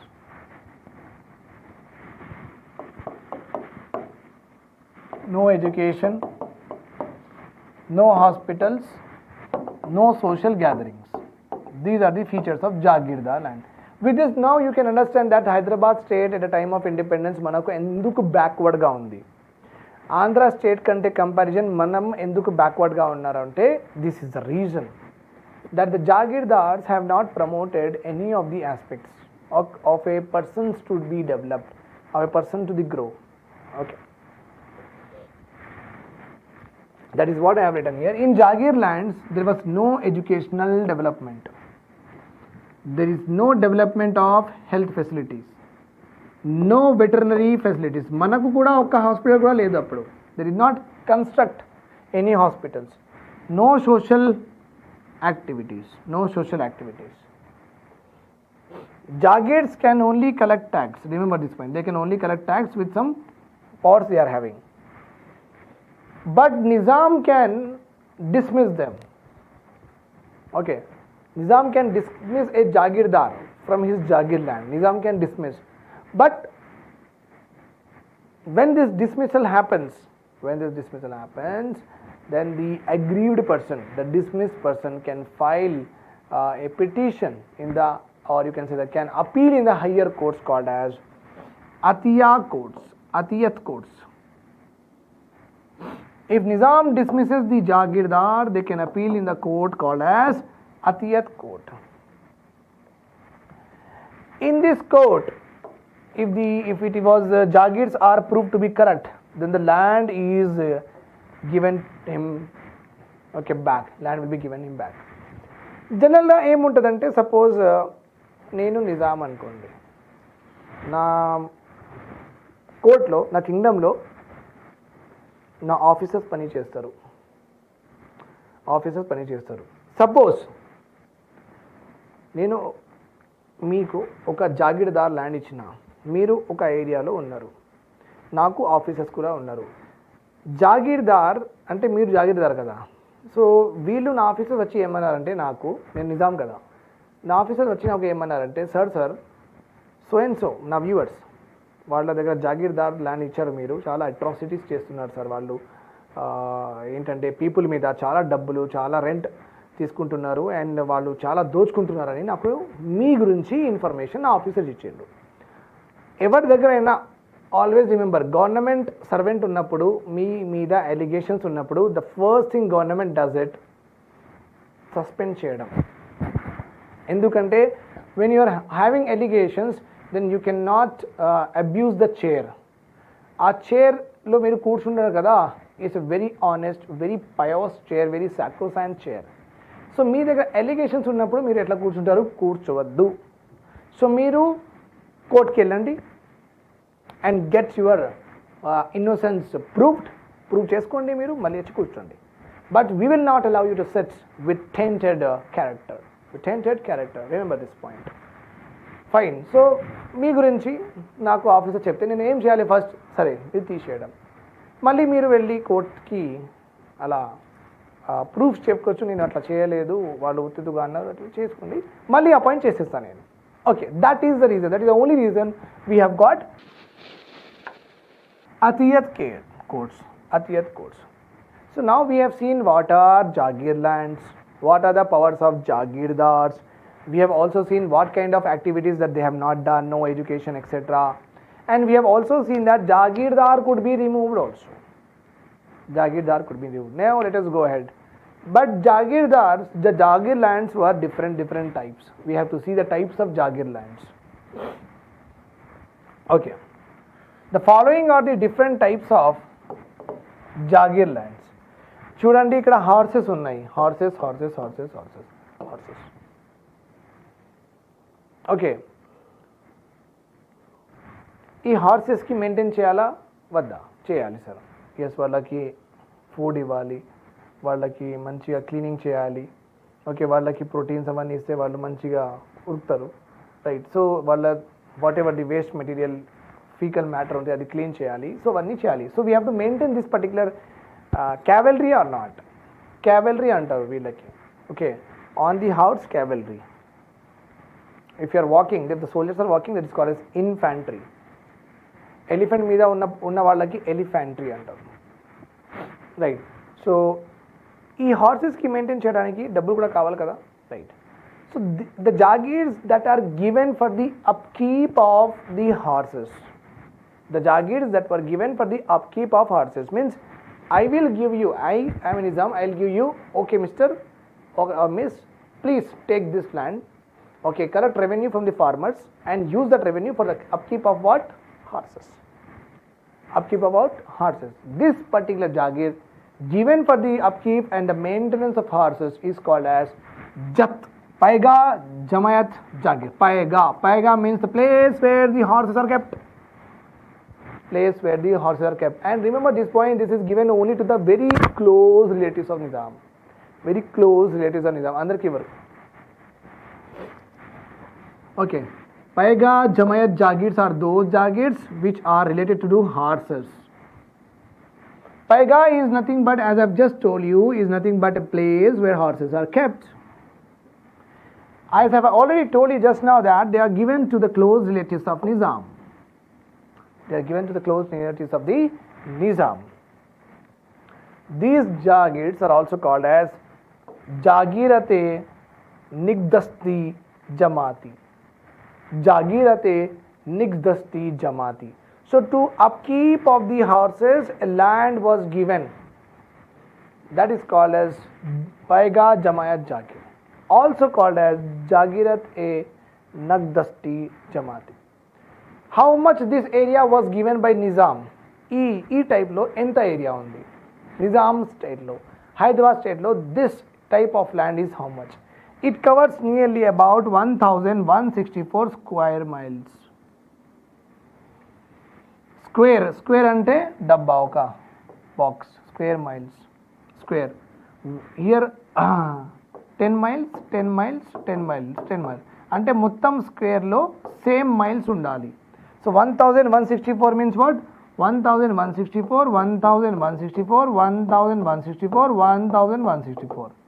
Okay, square miles means the total box should be same, equal గా ఉండాలి in length.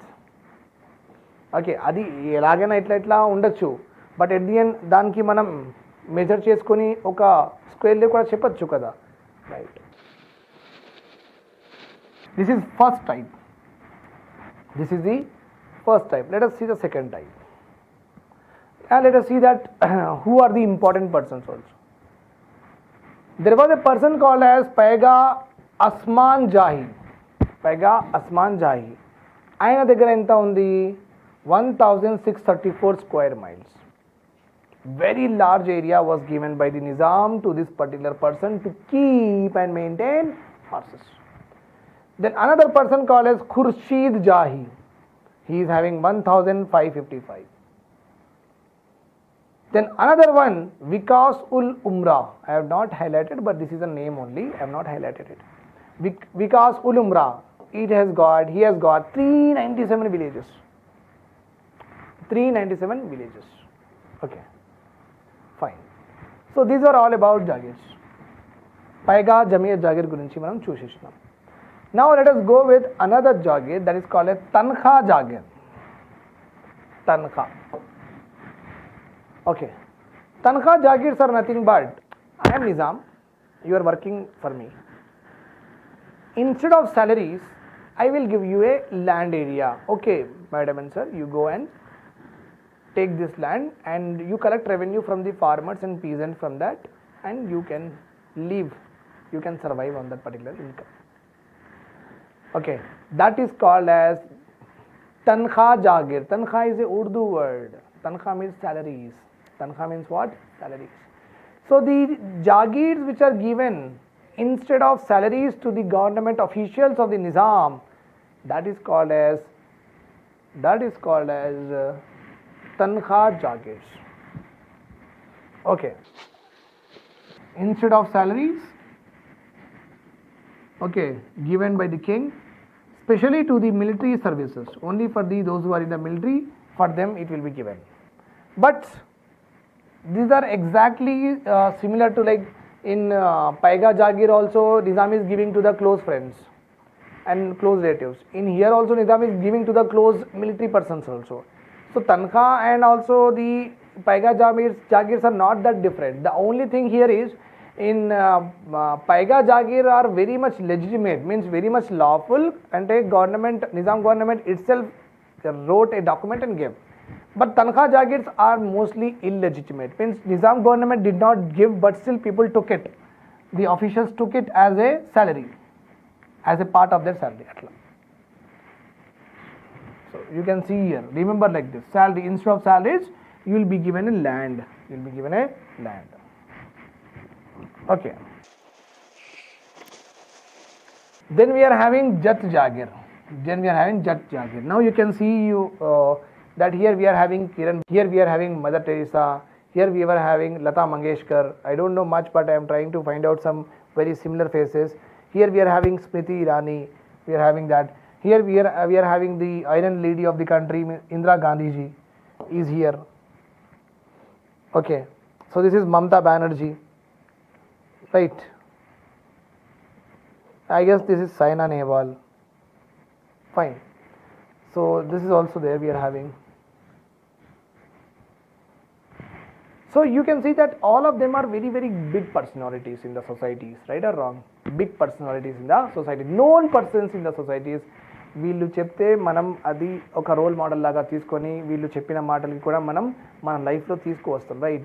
So they generally influence our life with their experience and with their expertise, with their knowledge, right? Very very right. So influential పర్సన్కి, ఒక very important పర్సన్స్కి in the సొసైటీలో వాళ్ళు కూడా బతకాలి కదా. సో వాళ్ళకి కూడా ఒక ల్యాండ్స్ ఇచ్చారు. That lands are called as jat jagir. The lands which were given for the influential or powerful persons in the society.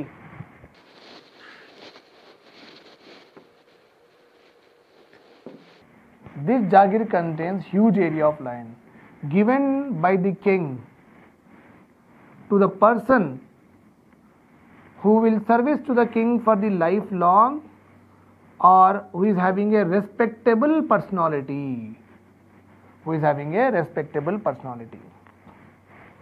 They are very personal in nature, Andy.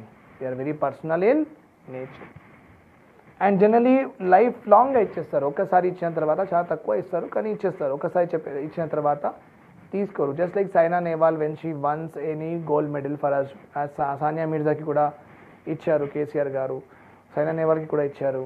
So when they give that way. Okay, then suppose Nizam has got into a battle with any other kingdom, like Nizam is fighting a war with like Marathas, or is fighting a war with Tipu Sultan. So Nizam has fought with both of them. Nizam has fought with Tipu Sultan also, Nizam has fought with Marathas also. Suppose in this battle what happened, Nizam's soldiers has died. So their family should be living or not? Okay, such a martyr life he has got in the administration, in the state. So his family could not be put on the road, right? So road మీద అలా వదిలేలేం కదా. So వాళ్ళకి ఏదో ఒకటి livelihood ఇవ్వాలా లేదా? Yes, we have to give them. That is called as Khoon Baha Jagir.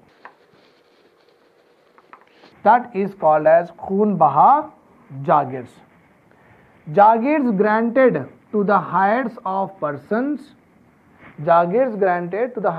persons who had sacrificed their lives in the cause of the protection of the state, or who has sacrificed their life for the protection of ruler.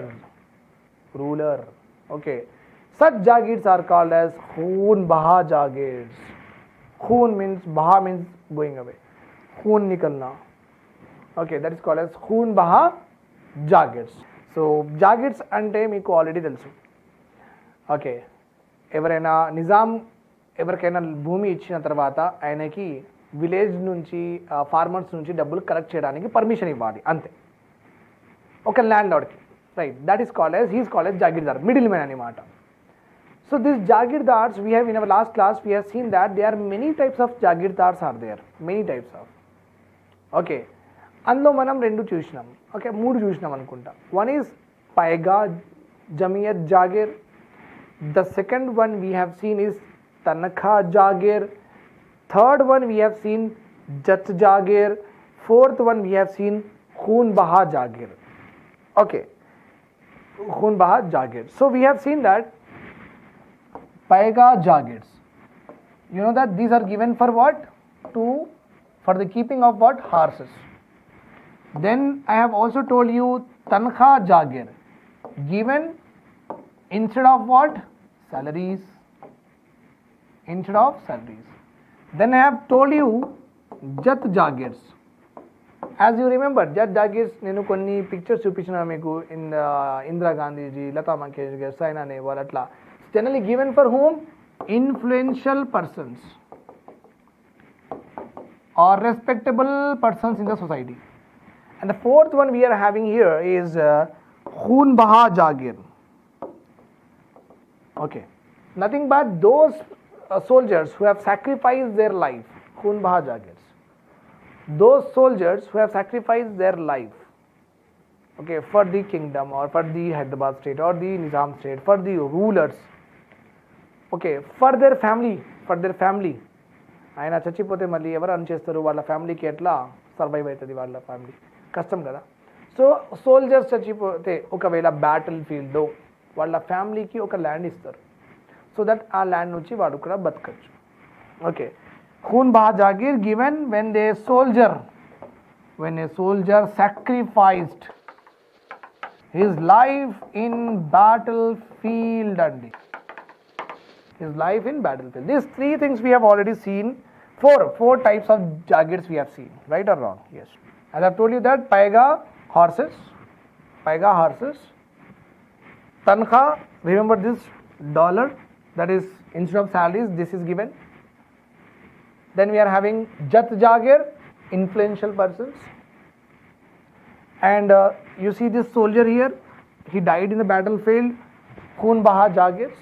Okay, now we have to go with a new one that is Al-Tamga Jagir. Al-Tamga Jagir. It is not a Urdu word, it's a Turkish word. It is a Turkish word. Even Badshah is there, no? Badshah. This is also a Turkish word. Till now, yesterday I was learning this, so I thought Badshah ante Urdu word anukunna. It's not a Urdu word. Badshah means Badshah and Sultan. These two are Turkish words, not originated in India. మనకు very regular movies పేర్లు కూడా ఉన్నాయి మన దగ్గర, సుల్తాన్ and Badshah అని. Okay, కానీ ఇది ఉర్దూకి సంబంధించినదే లేదు ఈ words. It is like Turkey. Okay, Altamgha jagir. Okay, it is given to any other person. ఎవరికైనా ఆయననే ఇచ్చేస్తారు. Nizam will be given. Okay, and this is also permanent. Permanent means life time. Permanent అంటే లైఫ్ టైం తర్వాత మళ్ళీ వాళ్ళ పిల్లలు తీసుకోవచ్చు, వాళ్ళ పిల్లల తర్వాత పిల్లలు తీసుకోవచ్చు. That is why it is permanent and hereditary. Okay, so ఇక్కడ మనం చూసినాం, చూడండి, we have seen that this one jat jagir is given for what? Life long అంటే ఎనీబడి డైస్ అంటే నాకు ఇచ్చారు అనుకోండి, ఇన్ఫ్లుయెన్షియల్ పర్సన్ నాకు ఇది ఇచ్చారు, నేను చచ్చిపోతే మళ్ళీ పిల్లలకి ఇవ్వరు, నా లైఫ్ వరకే ఈ ల్యాండ్ ఇచ్చారు నాకు, right? That is the difference between jat jagir and also Altamgha jagir. Altamgha jagir ఎవరికైనా ఇచ్చేస్తే, ఓకే, ఇట్ ఈస్ నాకు ఇచ్చేస్తే నేను నా లైఫ్ వరకు యూజ్ చేసుకోవచ్చు. Then after me my kids will also use it. So it is a permanent to me. It's a permanent to me, and it is also hereditary and generally given by the royal seal. ఎవరు వేరే వాళ్ళు ఎవరు ఇవ్వరు, Nizam seal ఉంటుంది దాని మీద. Okay, ఫ్రీగా ఇస్తారు, free revenue grant. The purpose of this is not given. Purpose ఎందుకు ఇస్తారు ఇవ్వరు, కానీ maybe Nizam loved any of the services of the any one. So on his discretion he will give. Okay, but నాకు ఇచ్చేస్తే, okay, I cannot sale it, I cannot give it to you, I cannot give it as a gift to my childrens, or I cannot do anything to that land in any mode. I cannot transfer, I cannot sell, I cannot gift. Okay, it's yours, take it, use it, then after that your children will take it, they'll use it, and after that their children will take it, they will use it, but there is no question of selling the land. That is called as al-tamga. Now you can see here, very very poor people are there. See how they are living in India. Okay, UP, Bihar scenes itlane untayandi. Okay, so they will be using water, whatever is flowing everywhere, and this is how the life is. Life is very very tough. Life is very very tough outside. If you are born poor, in India oka saying undi. The saying is, if you are born poor in India, you will die poor in India. ఎప్పుడు పైకి రారన్నమాట. That is the situation. If you are rich in India, you will become more richer. If you are poor in India, you will die poor. If you are rich in India, you will die rich. Okay, so see the difference. See the difference. The government has to do a lot of steps. Government చాలా చేయాలండి వీళ్ళ కోసం. Okay, they need it. They need the government. They need the government. They need us. Okay, anyhow we cannot help him in any way. మనకు కూడా salaries అంతా ఉండవు, so that we can become so great. Okay, so మళ్ళీ వీళ్ళకి loan ఇవ్వరు, వీళ్ళకి ఒక ప్రాపర్గా ఎడ్యుకేషన్ ఇవన్నీ చేయడానికి there is no time for the politicians to do that. Okay, and you know that politicians are like, whether it is TRAs or it is BJP, if you see situations like this in the country, it means it is wrong with everyone. Every politician is wrong. If these kind of situations are there in any part of the country, you cannot blame one. Everyone who is sitting in Lok Sabha, Rajya Sabha assemblies, they are all wrong. You should not have a situation like this. Then Madad Mash Jagir. Madad Mash Jagir. Poor people ki Nizam has given what land? Nizam land ఇచ్చారు. ఆయన poor people కి ఇచ్చిన lands కి ఏమంటారు? మదద్. మదద్ means what? Help. Nizam said I will help you. Okay, so very very poor people కి land distribute చేసింది Nizam.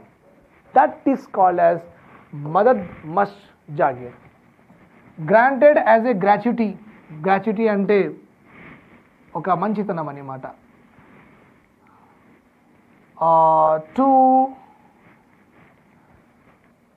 For the life long survival purpose given to the social workers. Social workers చాలామందికి help చేసిన వాళ్ళకి social workers అంటారండి. చాలామందికి మనం help చేస్తే వాళ్ళకి సోషల్ వర్కర్స్ అంటారు. అది ప్రొటెస్ట్ అయినా సరే, అది మంచిది అయినా సరే, చాలామందికి ఫీడ్ అయినా చేయండి, అన్నమైనా తినిపించండి, that is also called as social worker. Or else you fight for a right. If anybody wants, if anybody any poor person has met any legal problems, then you went to with him and or for the police station, and వాళ్ళ తరఫు నుంచి మీరు అన్ని షూరిటీలు ఇచ్చారు, ఇవన్నీ ఇచ్చారు, then that is also called as a social worker. To and fro, that is common. Okay, social workers will be given, and because that will be as is sole means of livelihood. Sole means అదే ఉంది ఆయన దగ్గర బతకడానికి, ఇంకేం లేదు. Okay, given to those people who are poor and also the social workers. Madad Mash Jagirs. Then you can see here, Nizam used to donate, okay, money to masjids, temples, church, gurudwaras. అప్పుడు వీళ్ళు కూడా ఇవి కూడా ఉన్నాయి కదా, these structures, these religion structures are also there no at the time. So ఈ స్ట్రక్చర్స్కి కూడా మంచిగా చూసుకోవాలి కదా, రెనోవేషన్ ఉంటుంది, వాటర్ ఫెసిలిటీ చేయాలి, రూమ్స్ చేయాలి, అక్కడ కర్టెన్స్ చేయడానికి ఉండాలి. సో వీళ్ళకి కూడా డబ్బులు రావాలి కదా, so that they can also keep that maintenance of మస్జిద్ అయినా సరే, మందిర్ అయినా సరే, మంచిగా చూసుకుంటారు వీళ్ళు కూడా, right? So the land, the jagirs given for the upkeep and maintenance of religious structures, that jagirs are called as Mashruti Jagir. Mashruti Jagir. Okay, given to the religious centers. Given to the religious centers, to the persons. Okay, ఎవరు manage చేస్తున్నారు ఆ మందిర్, ఆ మస్జిద్కి వాళ్ళకి ఇస్తారు. Okay, వాళ్ళు manage చేసే వరకు ఇస్తారు, వాళ్ళ తర్వాత వేరే వాళ్ళు వస్తే వాళ్ళకి ఇస్తారు, కానీ వీళ్ళకే ఇచ్చేయరు. Remember this point. పర్మనెంట్గా వీళ్ళకి రాదు. So this is given for the upkeep of the religion centre. Means when you are not a part of that upkeep, then you cannot have it. You cannot have it. Remember this point. Okay, then there are some other jagirs are also there. Other jagirs, these jagirs hold only one village. these Jagirs hold only one village. Means Nizam will give to a person, okay, this is your village. Hakimpet is your village. Okay. Chevella village is yours. Only one. Okay, and they have to pay tax to the Nizam. That is called as Haq-e-Malikhana. Means haq, right of Malik, right of Lord, right of the Supreme Leader. Haq-e-Malikhana, Malik ka haq. Okay, so other Jagirs consist of only one village. Okay, but they have to pay tax to the Nizam. That is called as Haq-e-Malikhana. Overall ga chuskunte, when we see overall, okay, villages under Jagirs, the total villages under Jagirs are 3122. Jagirs ante enni Jagirs andarki icheshindu. Enta land area, enta square kilometer land area the Jagir land lo undanimata. How much land area is under what? Jagir lands. So how much to partu we are having? How many villages are there in the Jagir lands? So we are having 3122 villages under the Jagir lands that constitute around 11,619 square miles. That constitute this 3000 constitute 11,619 square miles, and the government used to get the revenue from this particular Jagirs is equals to 1 crore 42 lakhs 51,437 rupees. 1 crore. Halisikka currency. Appudu Halisikka anevaru. Now our currency is INR, Indian National Rupee. INR. At a time Hyderabad used to have its own currency called as Halisikka because it existed independently, obviously. Okay. 1 crore 42 lakhs 51,437 rupees were the revenue that they used to collect, okay, or you can say that they used to get from, okay, this 3,122 villages. 3,122 villages. That much of amount of money was generated through the Jagir land. Now, Sarf-e Khas. Sarf-e Khas means only those which belongs to Nizam's expenditure. Only those that belongs to Nizam's expenditure. In that, how many villages are there? 1,263. And excluding what? Mufawwiz-e-Diwani means that we have those Sarf-e Khas lands we have converted into Diwani. Excluding that. So what is left actually? How much? 1,263. Okay. So those who are following my lectures continuously, they will understand what is this and what is the relation with this. Okay. Sarf-e Khas ki inka Mufawwiz-e-Diwani ki relation emundi na previous video lo undi, proper ga I have explained that. Please watch it. Number of villages are 1,263. Paigalo 1,083.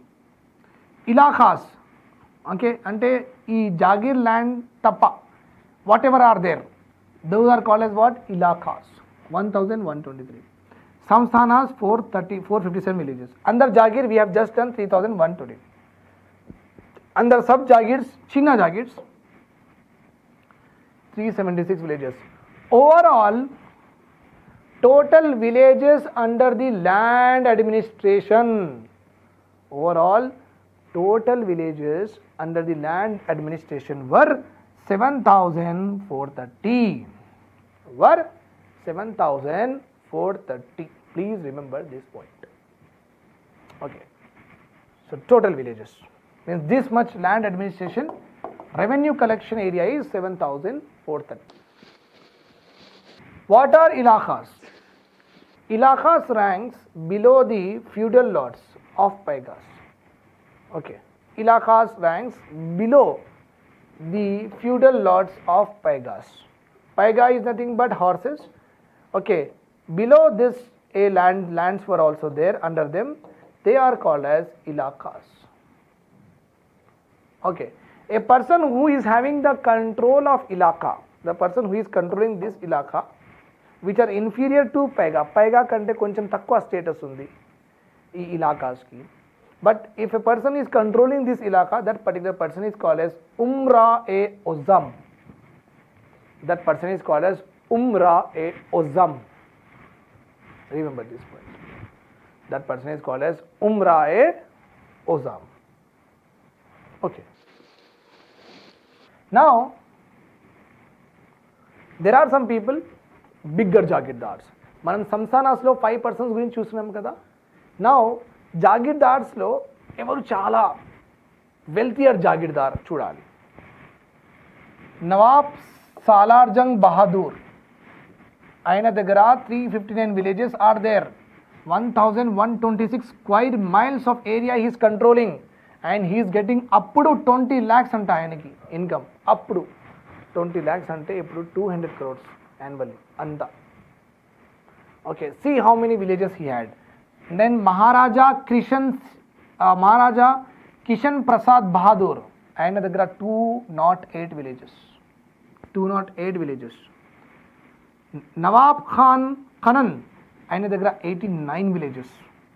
Nawab Fakhrul Mulk Bahadur 113 villages. Are you able to see how the land is concentrated?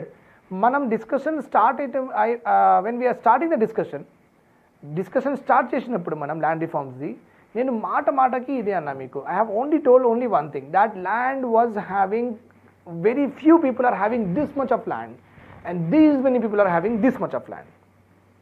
Okay, means land concentration is there in the hands of only few people. Now if you see the statistics, every person has got thousands of square miles. 1000 square mile.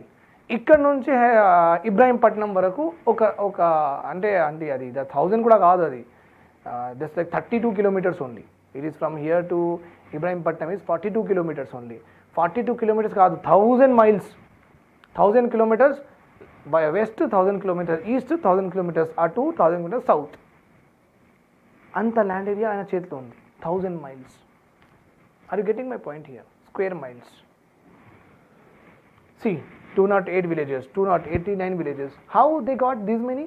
Farmers కి rent ఎక్కువ అడగడం, వాళ్ళు ఇవ్వలేదంటే వాళ్ళ lands తీసుకోవడం, అంతే. ఇదే పని అయింది. That is what they have done it. Okay, then you can see this we have learned.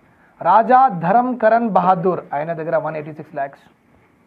Then Raja Shyam Raja Bahadur 119 villages ఆయన దగ్గర. Kalyani, okay, the pair of the dynasty, Kalyani dynasty దగ్గర 272 square miles.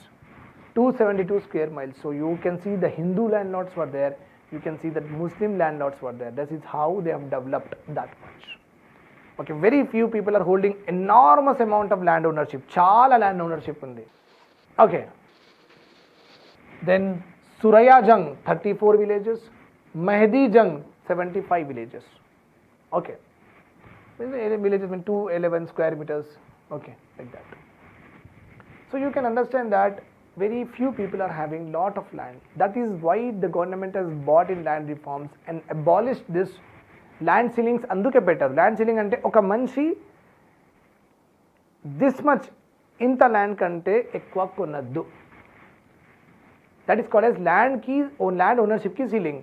ఆ ల్యాండ్ ఓనర్షిప్కి సీలింగ్ పెట్టలేదు అనుకోండి, టాటా, అంబానీ, బిర్లా, వీళ్ళు ముగ్గురు మొత్తం ఇండియా కొనేవాళ్ళు ఇప్పుడు ల్యాండ్. అండ్ అందరూ మనం వాళ్ళ ఇంట్లోనే రెంట్లో ఉండేవాళ్ళం. Okay, so land is very precious to the country. అందరికీ అని మాట land national wealth, India's wealth. అంటే ఇండియాలో న్యాచురల్ రిసోర్సెస్ ఏమేమి ఉన్నాయి, water is there, land is there, forest is there, that belongs to everyone. Nobody can own it totally. That's why land ceilings పెట్టినాం మనం. So వీళ్ళ దగ్గర నుంచి land తీసుకున్నాం, ఎక్కువ ల్యాండ్ తీసుకున్నాం. ఒక సీలింగ్ అయిన తర్వాత okay this much you can have, more than that if you are having we're going to take away. Okay, that's why land ceilings act was also introduced, because see, you have seen the concentration of land here. Okay, right. I hope you like the lecture. I expect that you are doing well with all the lectures. If you are having any doubts, please write in the comment section. I will be more happy to help you out. And do subscribe to the Telugu One channel, and also press the bell icon to get the notification as and when we upload the videos. So we will be discussing about the types of inamdar lands in our next class, and we'll go ahead with more awesome topics. All the best for your examination. Thanks a lot. Bye bye.